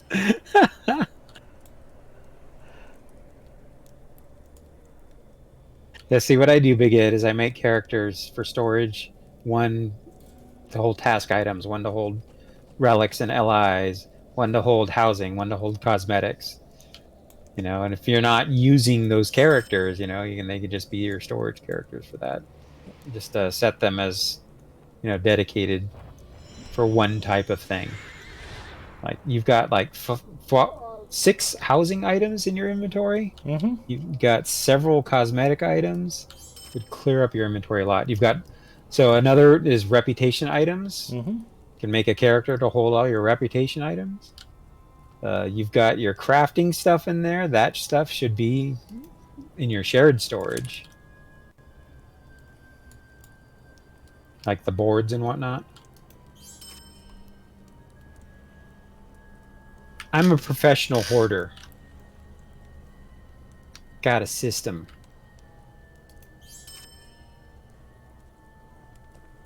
Okay, this bracelet I want to equip. Or I don't want to equip it. Yeah, I do. This is a Reclaimer's Hardened Gold Bracelet. It's low on agility, but it's much higher on vitality than either of my other bracelets. Yeah, at this point, you can hold off on equipping it, but just save it for when you need a little bit more survivability. Okay. You've got some okay bracelets from big battles or wherever they came from. Mm-hmm. Surprised that you were able to get them scaled. It's kind of interesting. There's a bug with the big battle stuff scaling. Yes. Yeah, he could have got them Ponton from inside Finberry boxes. says, off for now. Have fun storming the castle. Good night, Ponton. Mordor at the start in Udun was very bad. Once you get into the second area, Dora Marth, it is a little better. Yeah, I would agree. Edith Aldora says, Mordor was fun on my 130 burglar.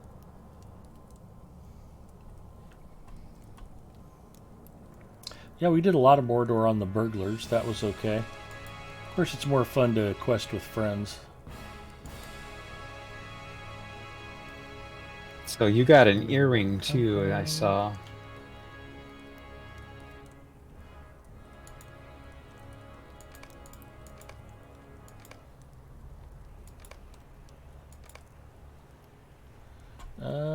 Yeah, that's in here somewhere.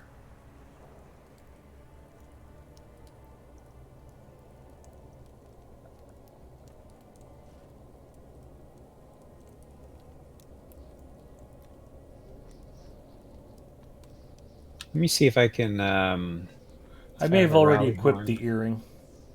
Okay.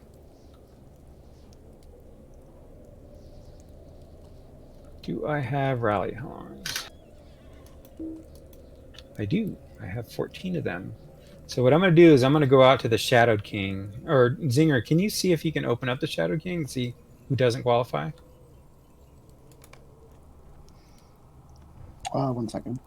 He's trading me that reclaimers. Oh, you're not the leader. I can pass leadership. Yeah, can you? Yeah, pass me lead. Let me see. I think it just says just Ed. I might have discovered it. Yeah, it's just him. You have it, Zinger. Okay. So I'm gonna port out there, and I'm going to summon him there for discovery. That way we can get him some more gear. I wasn't sure in the deeds log where that falls under. If it falls under Minas Morgul or Moria or somewhere else. Like the deed for discovering the... Oh, I think it's Rovanian or Wells of Langflood. Yeah, Rovanian and Wells of Langflood. I think it's considered For those of you who are tuning in late, Chromite was completely disgusted at the pathetic state of my hunter, and we are retooling her.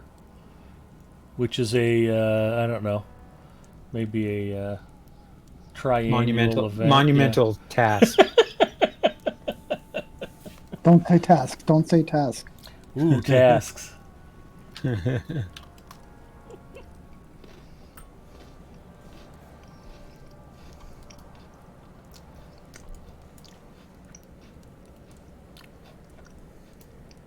there also just that landscape summoning horn up there? Yes, you're right. You're correct. So you don't have to yes. burn. Good point. At the camp. So, got your inventory already, Big Ed? I have 2 slots open. Let me dump some more stuff. You need to get more slots because you're going to be getting more gear. Let's mail some stuff off as previously suggested. I think I've only done this like once, just solo, by myself. Yeah. I've never done this as a group, so. We're just going to try and get it at his level so he can have gear to equip, so he can have an easier time questing.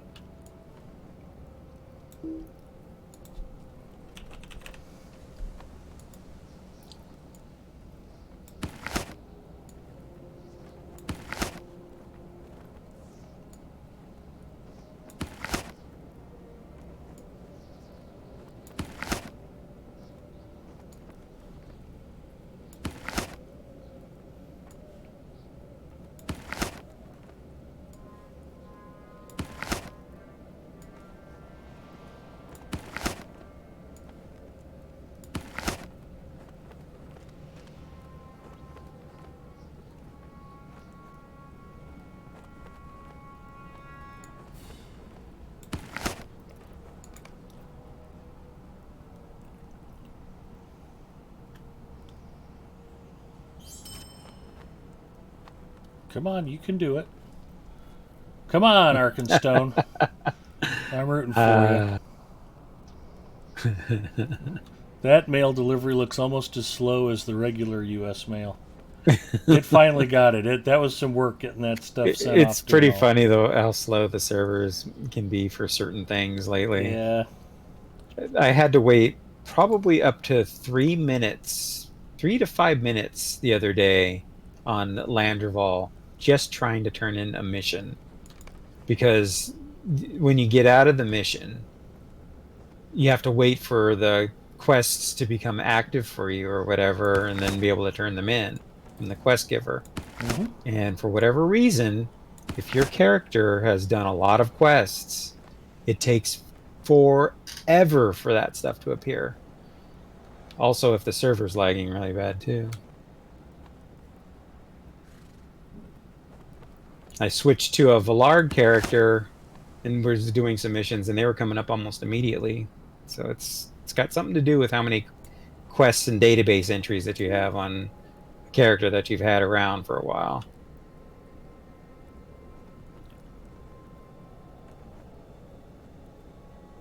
Oh, and Ed, I don't know what your woodworking is up to, or your guild is up to, but there's those quests you can do right here to max out the last tier if you need to. Okay.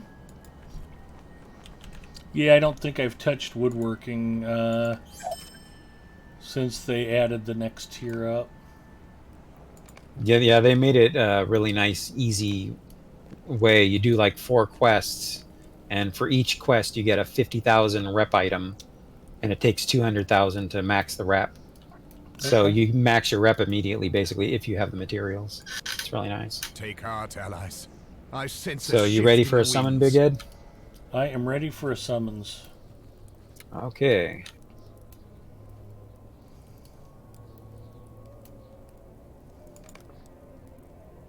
And I can just port you right back out. We don't need to have you sticking around in here. Actually, you're a hunter. You can port. I can.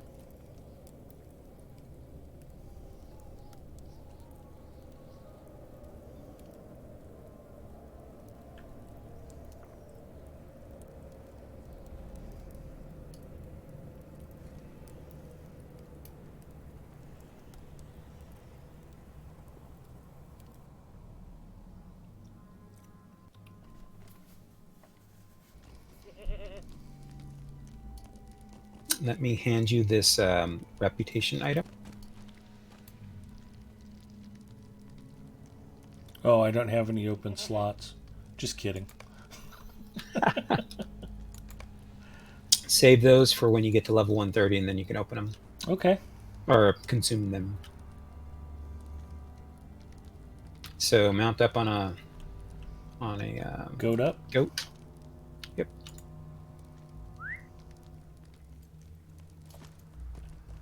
Then follow me. Excuse the phallic eggs.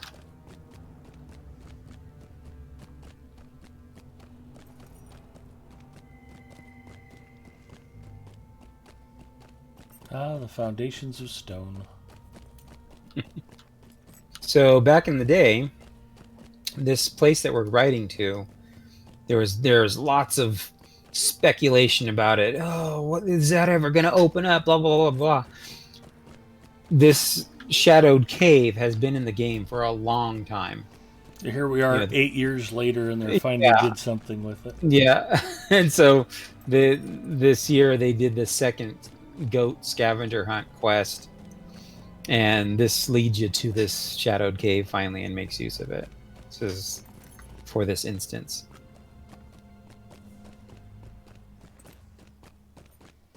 We've entered the shadowed cave. So you'll get your discovery here.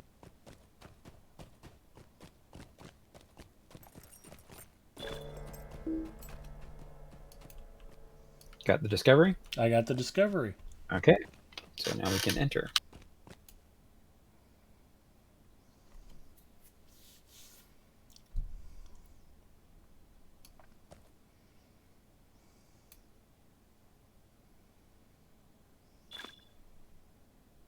Hang on, don't enter that. Okay. Set the level. Do it at 140. Yeah. Oh, this is stupid server lag.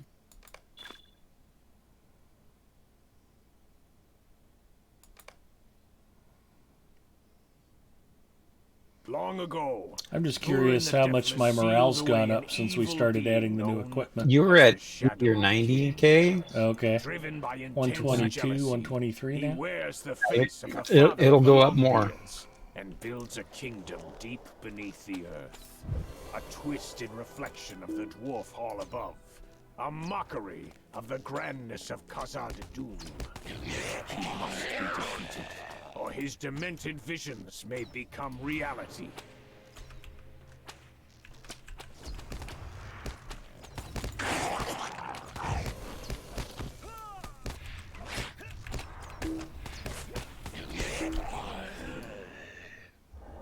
So this instance, when run at tier 4 and tier 5, gets you the best earrings you can get in the game.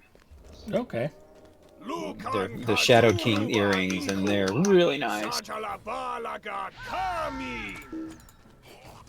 They have like 6,000 vitality on each one, and 2 slots.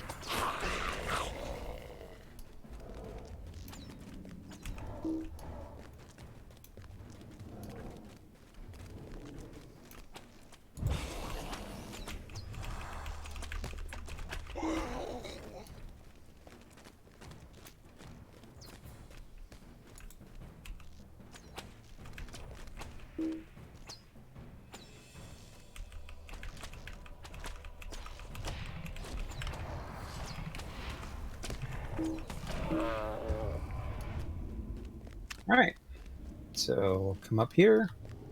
Can you not hear the whispers? And where I stop, I want you to camo up, and this is where you're going to do your ready thing when he activates, okay? Okay, burn hot's on a 35-second cooldown.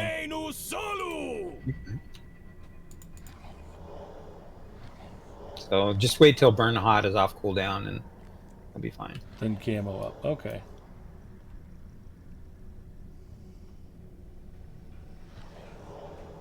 You know when your burn hot is ready. 12, 11, 10. So I'll go and activate him, and then you do your thing. Okay.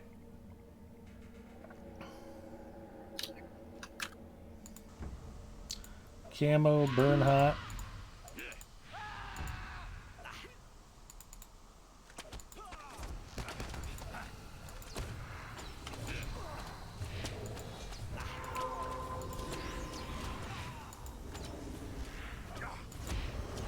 You dare reveal my true face? You will die. At 50%, it changes to a different mode. He starts getting corruption, so you have to use Blood Arrow to remove corruptions.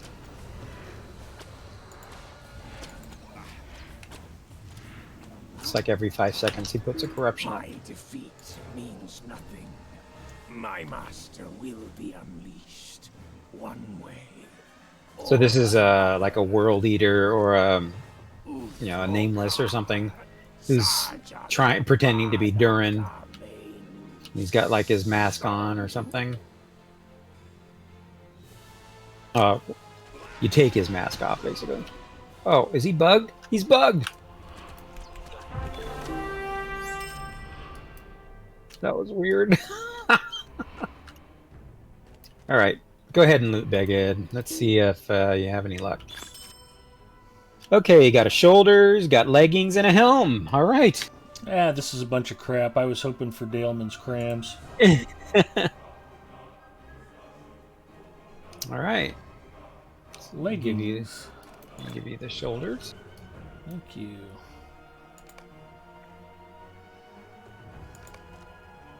And Zinger got the helm. Oh, that'll be a nice upgrade for you on both of those. Wow. Nice upgrades for you, sir.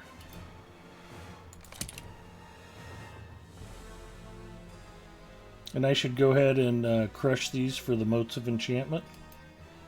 What is it? I'm just making a joke. Oh, points that we're giving you? Oh. Thought you were talking about something else. No.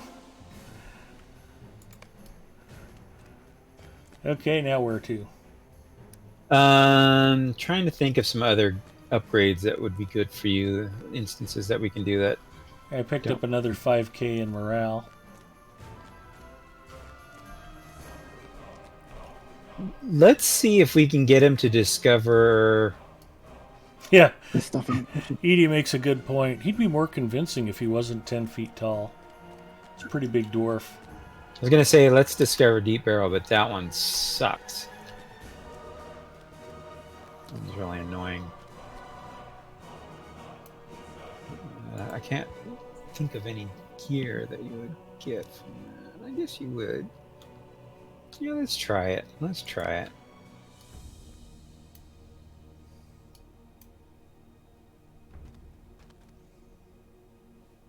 Gonna take the port to Esteladlan. How are you on Warsteed maneuverability? Good. I've got a lot of Warsteed experience. It's not a big problem. I mean, you're not like Cordovan? No. Did you hear or see what he was doing today? No. Basically, people in his kin on Landreval, for I guess he's in his Runekeeper's kin or whatever. You know, they're complaining about Warsteeds and their performance and their rubber banding and all that stuff. So today, during the time when there's no lag, Cordovan gets on his Warsteed, on his champ, and he's riding around. Look, I'm not getting any rubber banding or lag or anything like that. It's like, no, you have to try this during prime time. You know, there's actually other people playing on a North American server. Yeah. I mean, he's doing this on Landreval in the morning when, you know, most people are at work or asleep or whatever. It's like, look, it's just fine. But what he needs to do is he needs to go and ride from the Minas Tirith Gate to across the Pelennor Fields, like to the South Gate daily. In time of darkness, and you will get slingshotted diagonally every time. The war wears on all. All right, so we're gonna just ride here, and we're gonna try and get you a discovery. Okay. And we'll see if we can open that instance.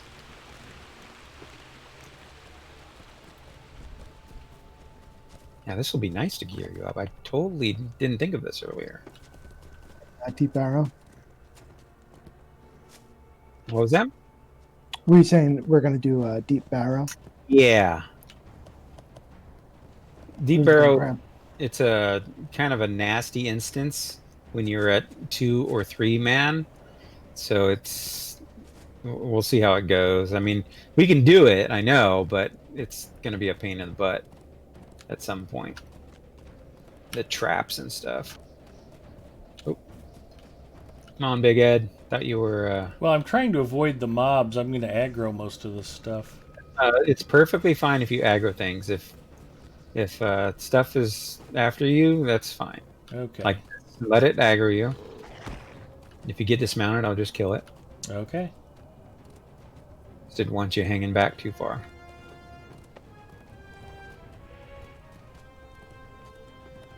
So we're going to go up to the left here. Go around. Up and around.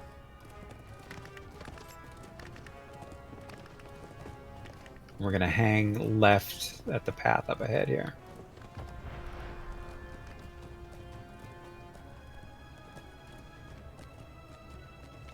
And we'll get your discovery at Eked Uyal as well. That way you have a stable link. So we're going to the right here, sorry. Okay. The other left. The other left. Right. The other left is right.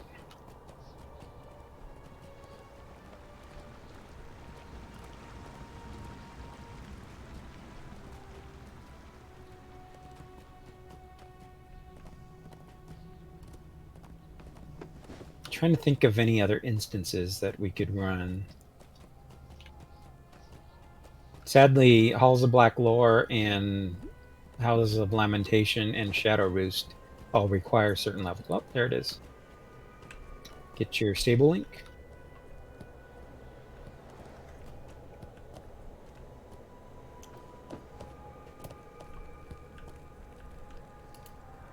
Now then. Tagged. All right, let's head on up. We'll get another stable link up here for you.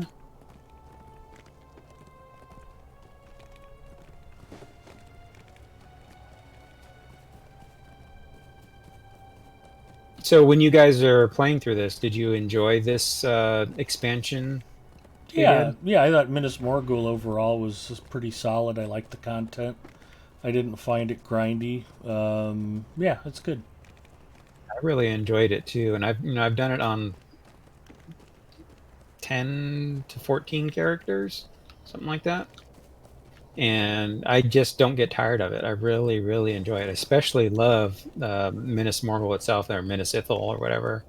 A lot of people don't like it because of the mob density, but that's what I love. Yeah, and I mean, when I went through it, it was on my champion, so mob density's a happy thing there. Yeah. Too. It's like, what? I have to use my AoE attacks. Okay. Talk me into it. Okay, so everything's going to aggro on you. That's fine. Just run ahead and give us a big pack of things to kill.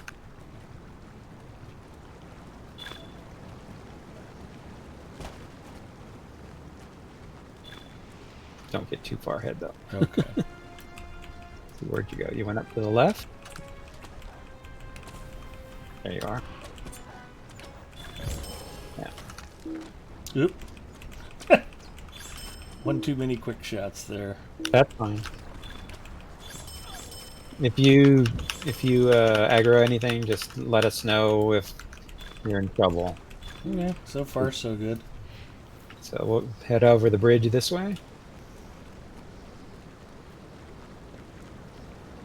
This is actually the first instance that you discover in the quest line. But for some reason, Harrowing of Morgul is the first instance that's auto-granted to you.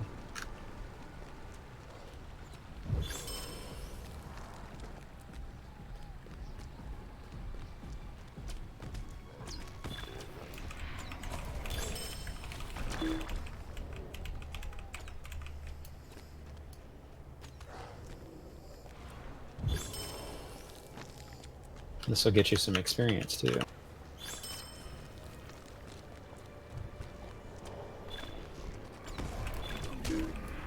Open all chests that you see and save those Ithilharn shards. Those are very important. Oh no, let me change that.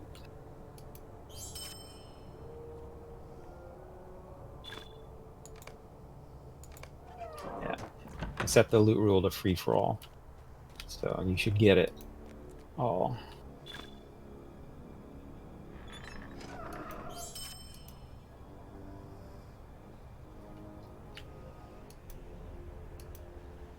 Of course, that's all going to fill up your inventory, isn't it? That's okay. Come up the stairs here.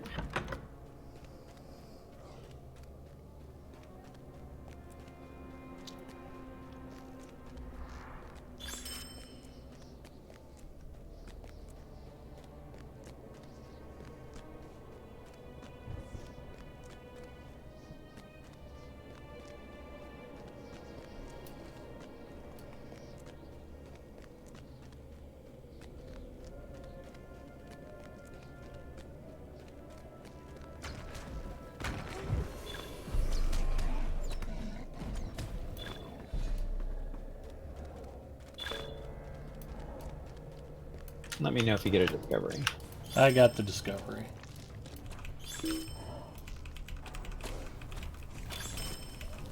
There's a chest over here. I'm gonna loot that.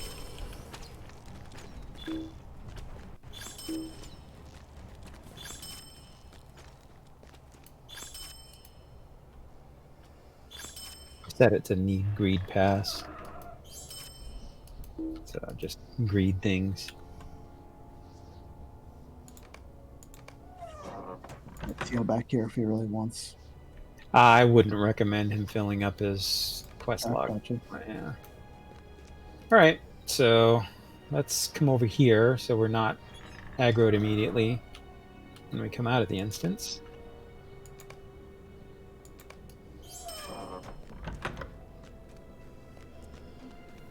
And let's do this instance for you. Okay. Way we can do it.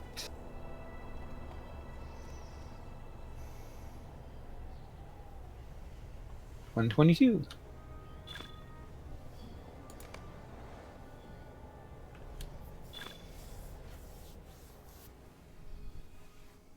Shargoth, the leader of the Kurgrim Bone Worshippers, hides far away. Oh, here comes the lag. The deep barrow. He and his followers seek to complete some dark ritual. Does this look familiar to you? You remember this instance? Oh yeah, yeah, we've run this recently. Or might want the 2 side quests, the things. Oh, that's right. Can you share those? I didn't should be pick able them to.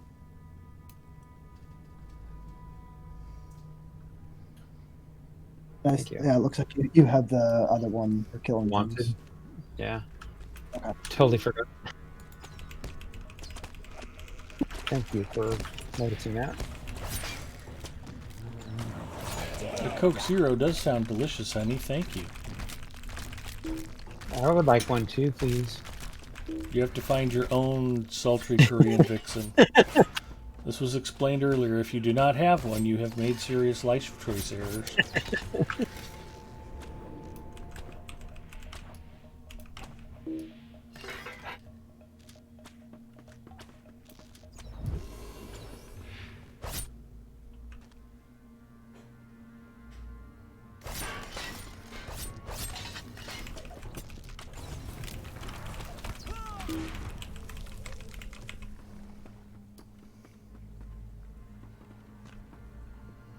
See all these traps. This is what's annoying about running this instance in 3-man. You get so many traps.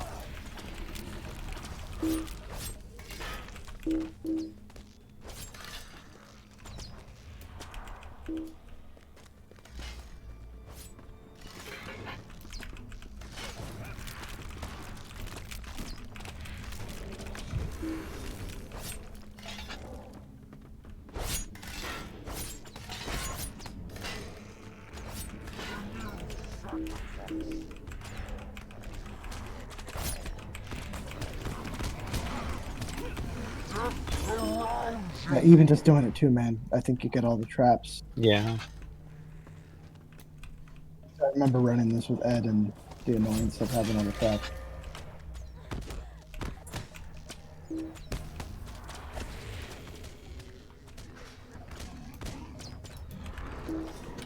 So this is going to get annoying because you're going to get several mobs, and one of the mobs will give you like a power drain, a disease, and all that stuff. Oh.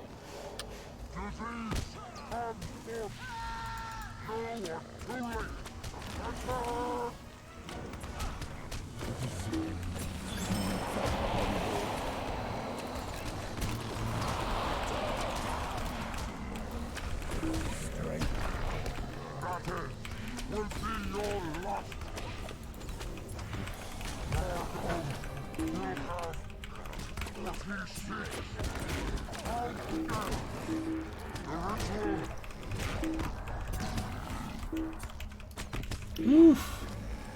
Yeah, I still got melted down. Yeah, you got all the things on you, so you need to use your disease and poison removal skill. You got all the dots. Lucky So me. try to make it back to us. All right, on my way. Just stick left, basically. Okay, we got some more leggings, and you got a bracelet, and it's a DPS bracelet. Good.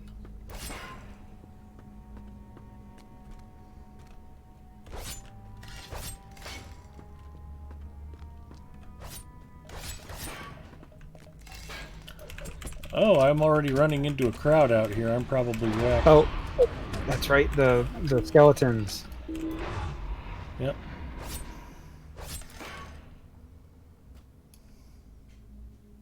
You could have said something before you ran into them. Oh, I didn't notice them until they were on me already. I was trying to avoid traps unsuccessfully, so that was the whole thing. Let's see where. There you are. Yeah. Open. Thank you, Poochie. Where's mine?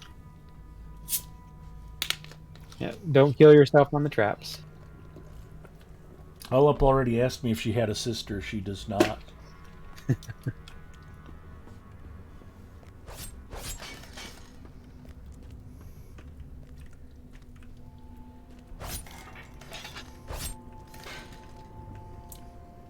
Annoying traps. That's why people don't run this instance very much, because it's really hard to avoid the traps, and if, you know, it's a pain in the butt. And if you play on DX9, you don't even see the traps until you're on top of them. Oh, they've got the Z fighting bug. Ugh. Yeah.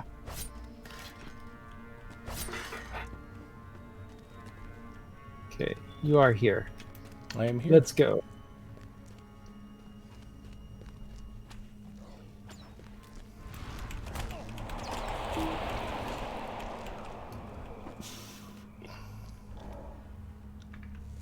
So let me give you...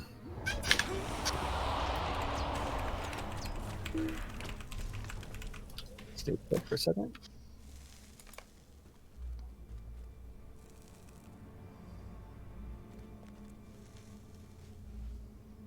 Just in case those are better than what you already have. Okay. And then Zinger got the same thing, so...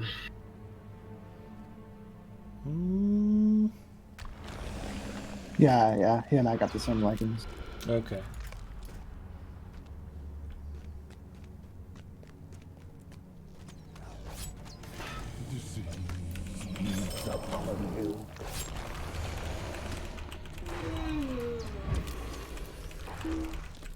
Apparently disease feeds upon me. So when these things die, they leave a puddle. You have to get out of that puddle, otherwise you keep getting that disease. When the whites die? Yes. So you have to be aware of the puddles. So like this one right here is going to leave a puddle. So you have to get out of the puddle so you don't get the disease.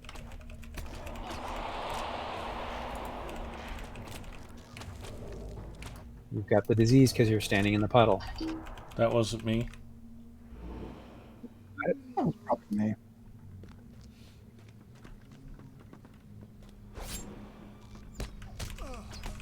I just cured the disease off of you, Big Ed, so... Okay.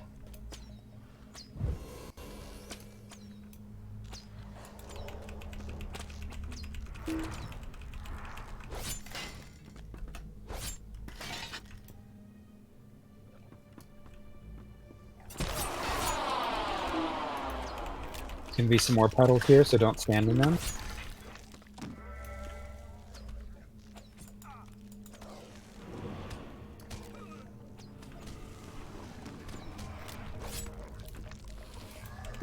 Oh, this lag!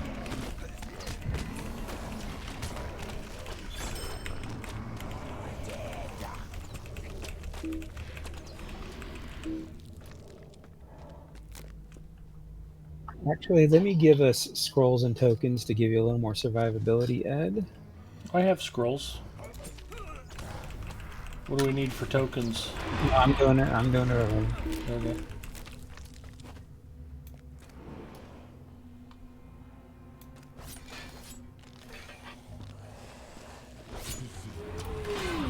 And leave the puddle, probably. Yep, get out of the puddle.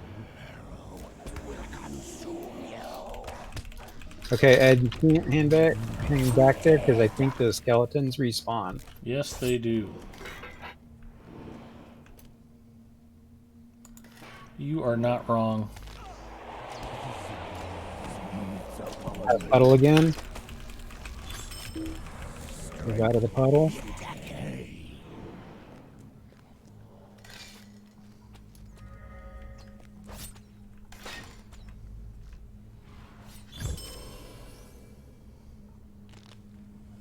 Wait, these puddles are really persistent. Gotta move out of them. I was waiting for one to clear and it just stayed and stayed and stayed. What do you mean clear? The red line on the floor disappear? Oh no, you just run through it. You just don't want to stand in it. If you stand in it for too long, it'll give you disease. Okay. They move through the puddle.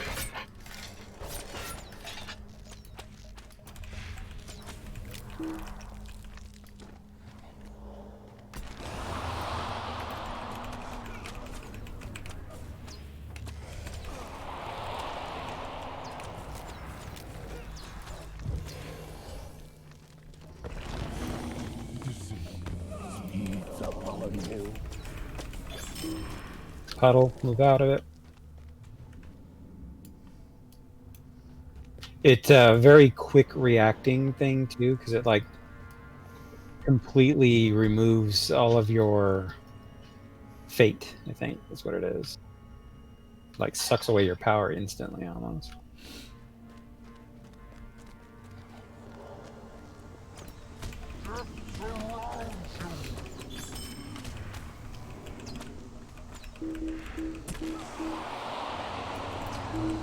I was gonna leave a puddle, I think? No.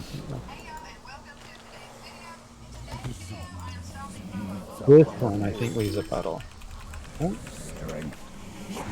oh it does, yeah. Get out of the puddle.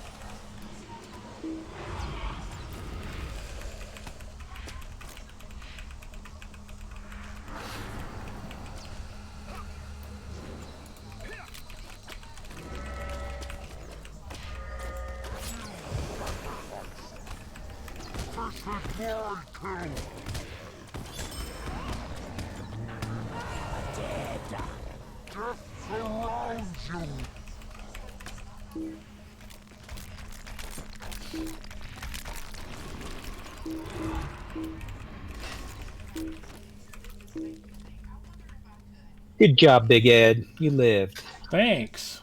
Okay, we gotta move out of that room because those skeletons are gonna keep respawning. All right, Zinger, make sure you move out of that room. Okay, this is a gauntlet. Things will spawn on the sides. All the way down. And traps.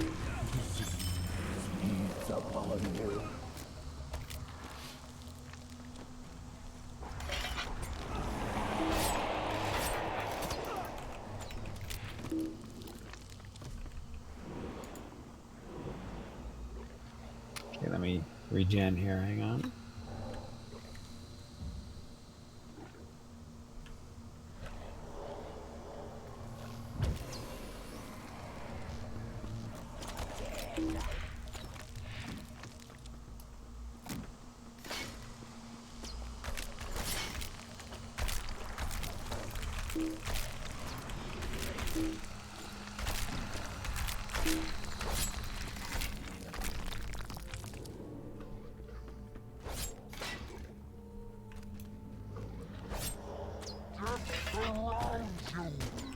If I remember correctly, there's going to be a bunch of Kurgrim just up ahead here at the top of these platforms. Yep, to the left and to the right.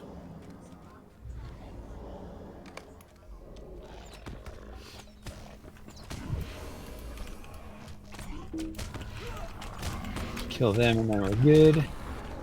Alright, so now we're going to kill everything in this room before we hop down. So don't hop down. Okay. We kill stuff. There's stuff down below us. Let's kill this bone pile.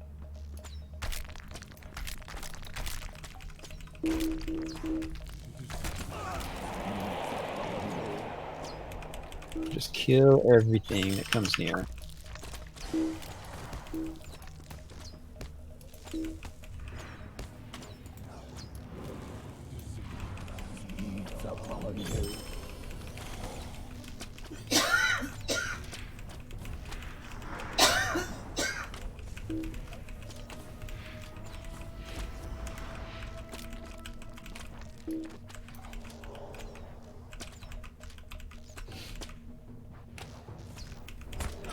Okay, that's everything. Hop down.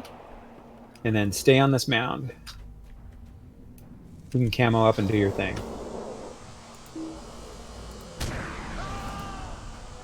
Or not.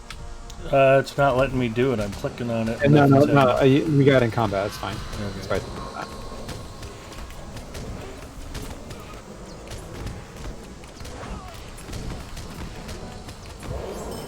Good. Cool.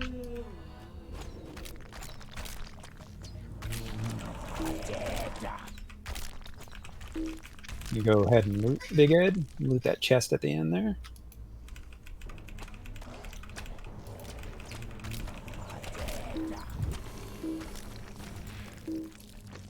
Big money, no whammy, as Olip says. He got that from me. Oh, did he? Yeah, if he says that, I do that whenever I'm crafting. It improves your chances of critical success, is my theory. Big money, no whammies. Big money, no whammies. Big money, no whammies. Okay, so you got a ring, Zinger got an earring, and I got a necklace.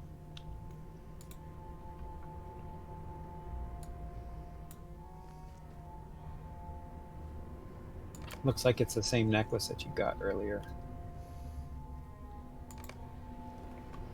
Thank you, Zinger. All right, cool. Well, we got you some gear. I got gear. Your upgrades.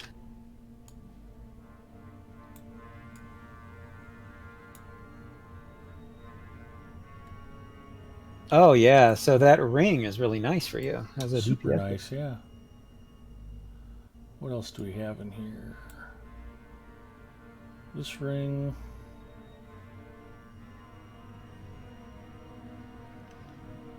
That's super weird. Why did I not equip that? It's not equipping. Oh. Oh, that's because it's a necklace and not a ring, and I'm an idiot. Oh. Earring, not a ring. Okay. I'm not smart.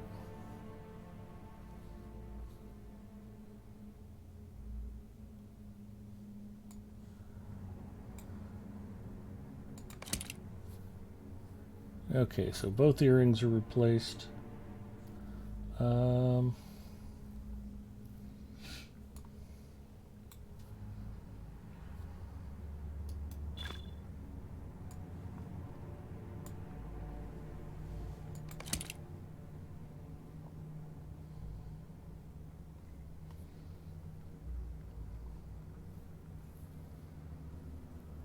Yeah, this bracelet's a nice upgrade too.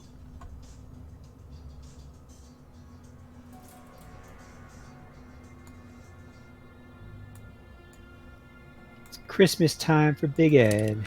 Yeah, we're definitely getting Emily some primo stuff here. Another Antfla Scroll of Empowerment.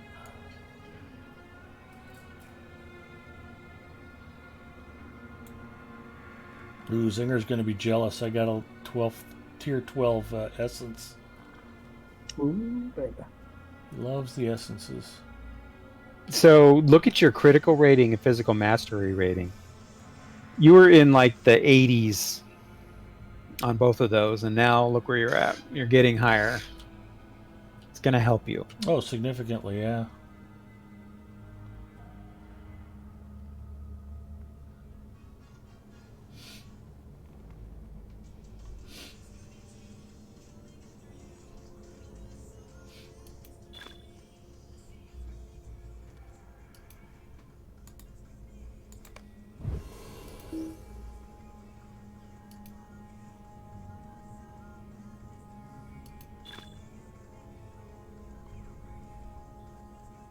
Oh, let me give you...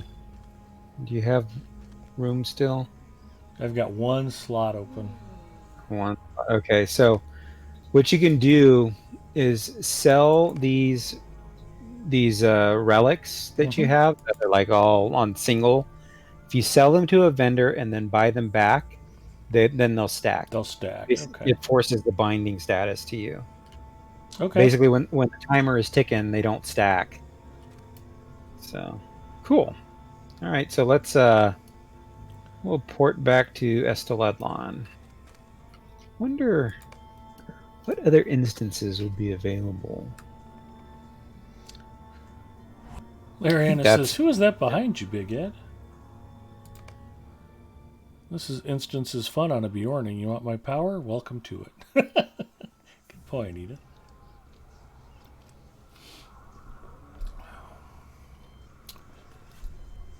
Wow. Cool. Got you some gear. Yep, definitely productive. So go to a vendor, sell those things, and then you can stack them. Sell them and buy them back. Take heart, allies. I sense a shift in the winds.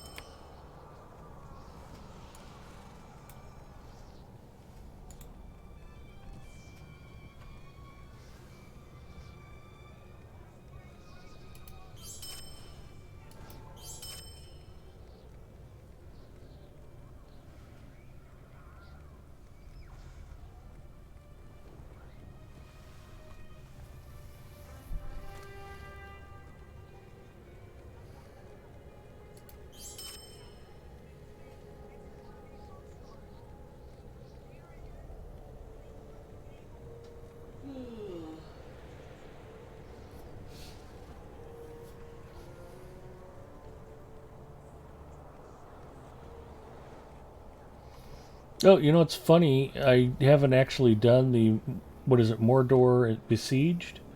But I'm Yep. kindred with Mordor Besieged. I don't know if that'll help me with anything or not. You can't be kindred with Mordor Besiege because there is no rep called that. Are you talking about the Great Alliance? Yeah, the Second Age rep. So you're kindred with the Great Alliance? Yeah. Have you been turning in tasks? Yes. There was so much overflow from my champion that I Were just you kept turning sending them in him. here? Yes. Okay. Okay, so you already had this link. Okay. Yeah. That makes sense. Yeah. Yeah. Ideally, what you want to do is get the white company up as well, too. As your Right. white company rep. Let's take a look. It'd be nice if they updated task boards in housing areas. Oh, Great Alliance is respected. Okay, so you still have. Oh yeah, I thought I'd finished it. That's weird. Still have ways. No, well, it starts you at kindred and then goes up higher. Oh, I thought I had quit sending myself cracked lances because I'd maxed it out. I must have misremembered. That's okay. Yeah. Basically, you start at kindred and then go up from there. Yeah. Okay. No, so it's kind of deceiving. No, it's just it's a mental thing. I thought I had finished it because I'd sent so many rep items downstream, but apparently I hadn't. That's okay. I'm kind of glad I don't have it maxed out before I got there. That would be stupid. Stupid is as stupid does. That's pretty much the Big Ed experience.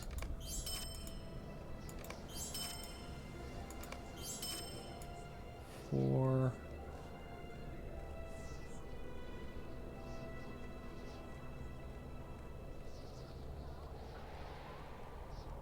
I think that's all of them. So let's buy them back. Buy them back and then they'll stack.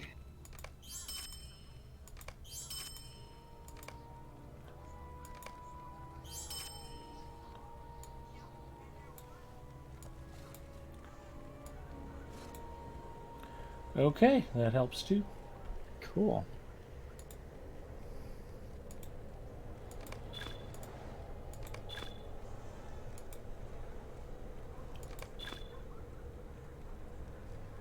And did you get a flame? I must not have. I don't know why I don't have one on this character, but I don't see it either. So those extra things that you... Here, come over here to Filbert Fig.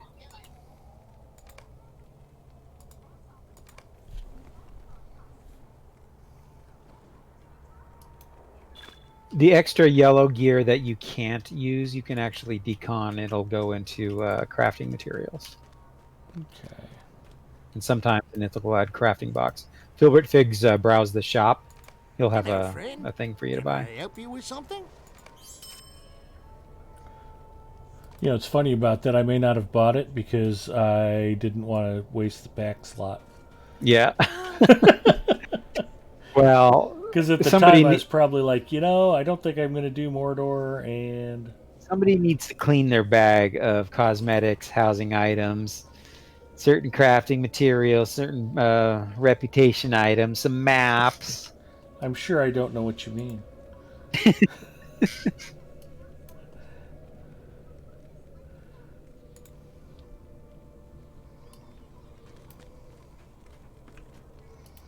Lariana offered to pay good money if I'd just turn my bags over to him for 15 minutes.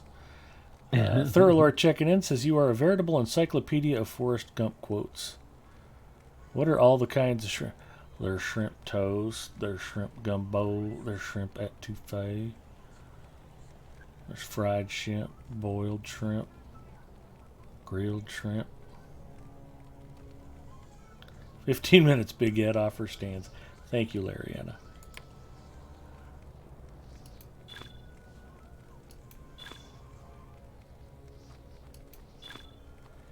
He is thoroughly triggered by the appalling mess that is my bags.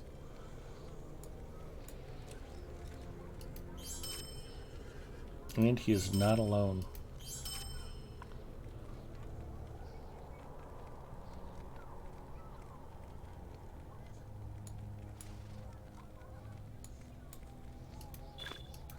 So also, Big Ed. Yes, sir. New expansion, War on Three Peaks. Yes. If you discover the stair battle, the 6-man instance, you can get stuff like this. Okay. Some boots there, some gloves there, and it's really easy. Be nice if we could get several streamers or people that are in chat on Arkenstone to help Big Ed get that stuff when he gets to 130. We can fill it up with 6-man of people that we all know. Get you some gear. I think the vast majority of the communities of the opinion that there's no helping Big Ed Mustafa. I am a write-off. I am a lost cause. We will force it. We will force it. And... So, Green-Eyed Gamer is on here with her RK and Minstrel. And Travis from Green-Eyed Gamer's friend is here. He's got a captain. Well, I'd sure be up for it. That sounds like fun. Yeah. Just need to get you to 130. And they need to put the pack in the store.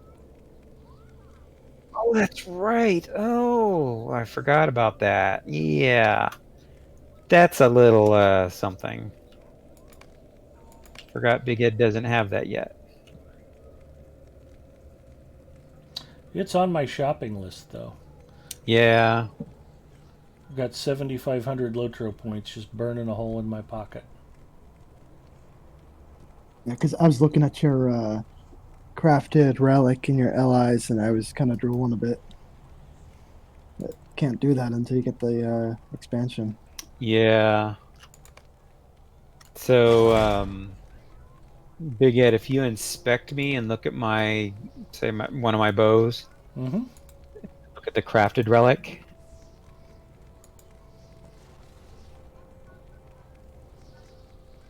That only comes from the new expansion too. Oh, okay. Elder Slade device of accuracy. Yeah. That does seem to be slightly better than my Westimate device of accuracy. Just a little bit better. Just a touch, little just bit. a hair. If you guys can see those numbers, that's pretty significant. Yeah. I need to upgrade my titles too. I haven't upgraded the titles yet. I've been working on too many characters across all the servers. Alcoholism is a problem. Yeah, well, I consider alcoholism people who only play low-level characters like All Up. Oh, okay. And never get anywhere. Except for he's finally working on his captain. But yeah, alcoholism is bad because it makes people run in place and they never get anywhere. If you get your character, we're getting some shade here from chat. Lariana says the bag space threatens the continuity of the Tolkien universe. It's known to even Time Lords. And Edith says, I have 130s on Arc too. Edith Eldora says she'd love to join us. Thurlor says, you have Chromite helping you. That's pretty much cheating. So there you go. Delarfin checking in. Hi, Del. So, didn't mean to interrupt you there, but I do have to pay attention to chat occasionally. Zinger tells me that's important if I'm streaming. Oh, also, we could take your champion in stairs, and I could pass gear to your champion to give to your hunter for 130. Well, then you're going to yell at me because my champ doesn't have any bag space either. So, what you need to do, Big Ed, is clear up some freaking bag space on your characters. Get the housing items off. Put them on a specific character to hold housing items. Get the cosmetic stuff. Put them on a specific character to hold cosmetics. I will create a character named Ron Blumkin. Ron Blumkin is the president and CEO of the Nebraska Furniture Mart. It's the largest furniture store in the world. and I can store all the housing items I want there, and they'll never run out of space because they own warehouses and warehouses and warehouses. You own Bjorning? You own Bjorning characters? I do not. You have never bought a Bjorning? I've never bought a Bjorning, a High Elf, or a Stout Axe Dwarf. Okay. I would recommend that you buy a Bjorning at some point when it goes on sale for the Bjorning and extra character slot. Sometimes they do that. Yep. Do that because it only takes like 8 minutes for a Bjorning to get out of the intro. Uh-huh. And then you have an instant storage mule right there. It's like really quick. Well, I could also just skip the intro on any other character too. But you do that by buying. You have to buy it in the store. Thurlor says, Ron Blumpkin. Such a Nebraska name. You have to pay to skip, Big Ed. You don't want to do that. Yeah, I know. Same for loot box keys, yeah. I think we all know how much I value loot box keys. More than all up? Even more.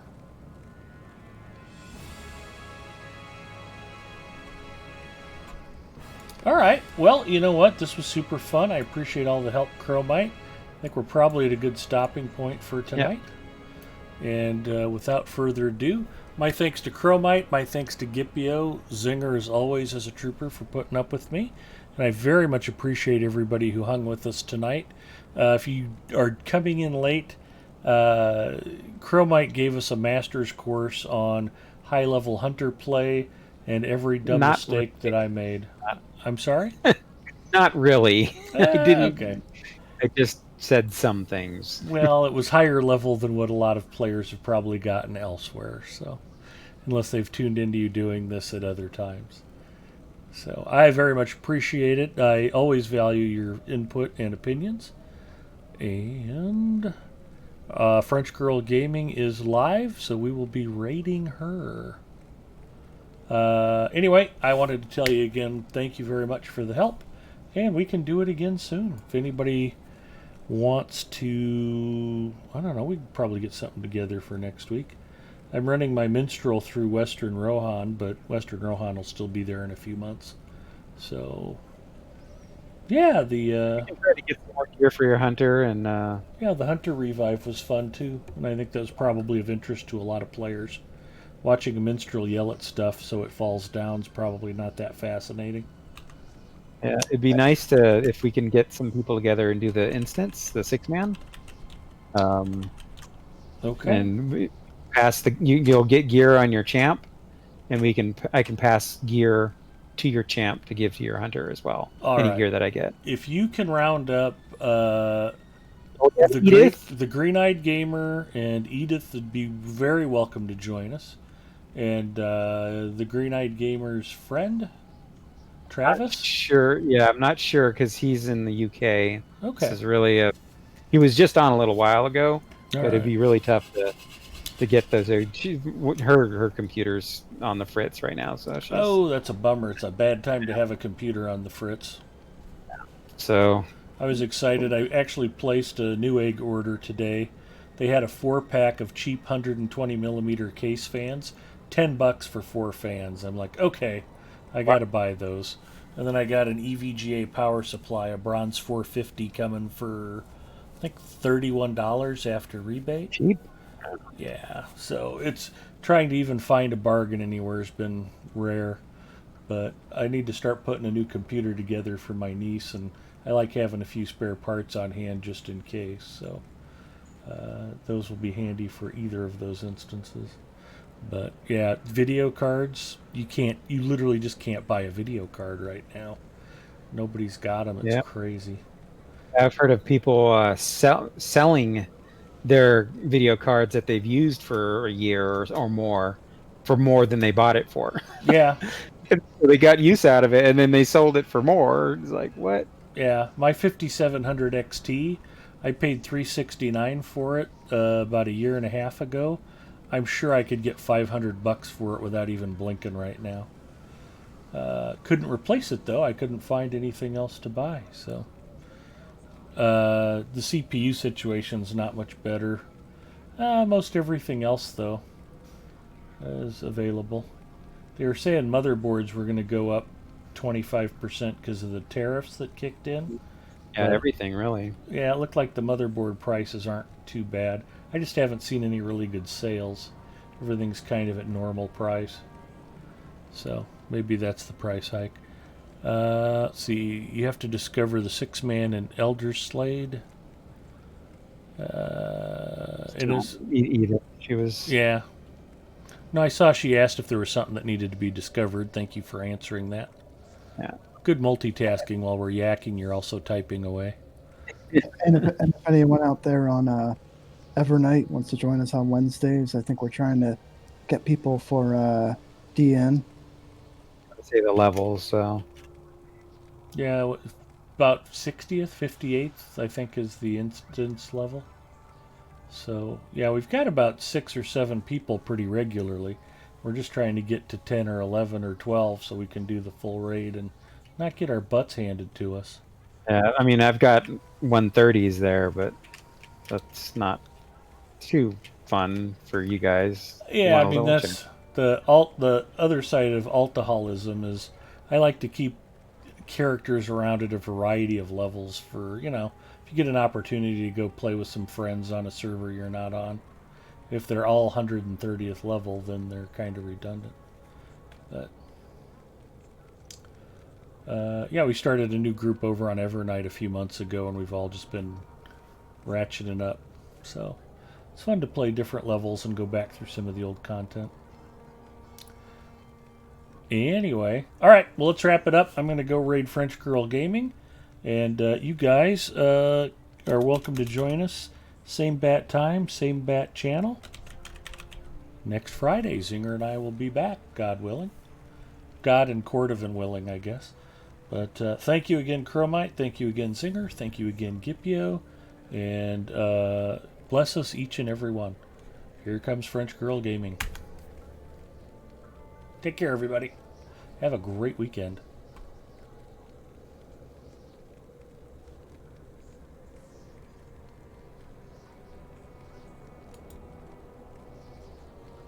And we're clear. So yeah, as I see on your stream,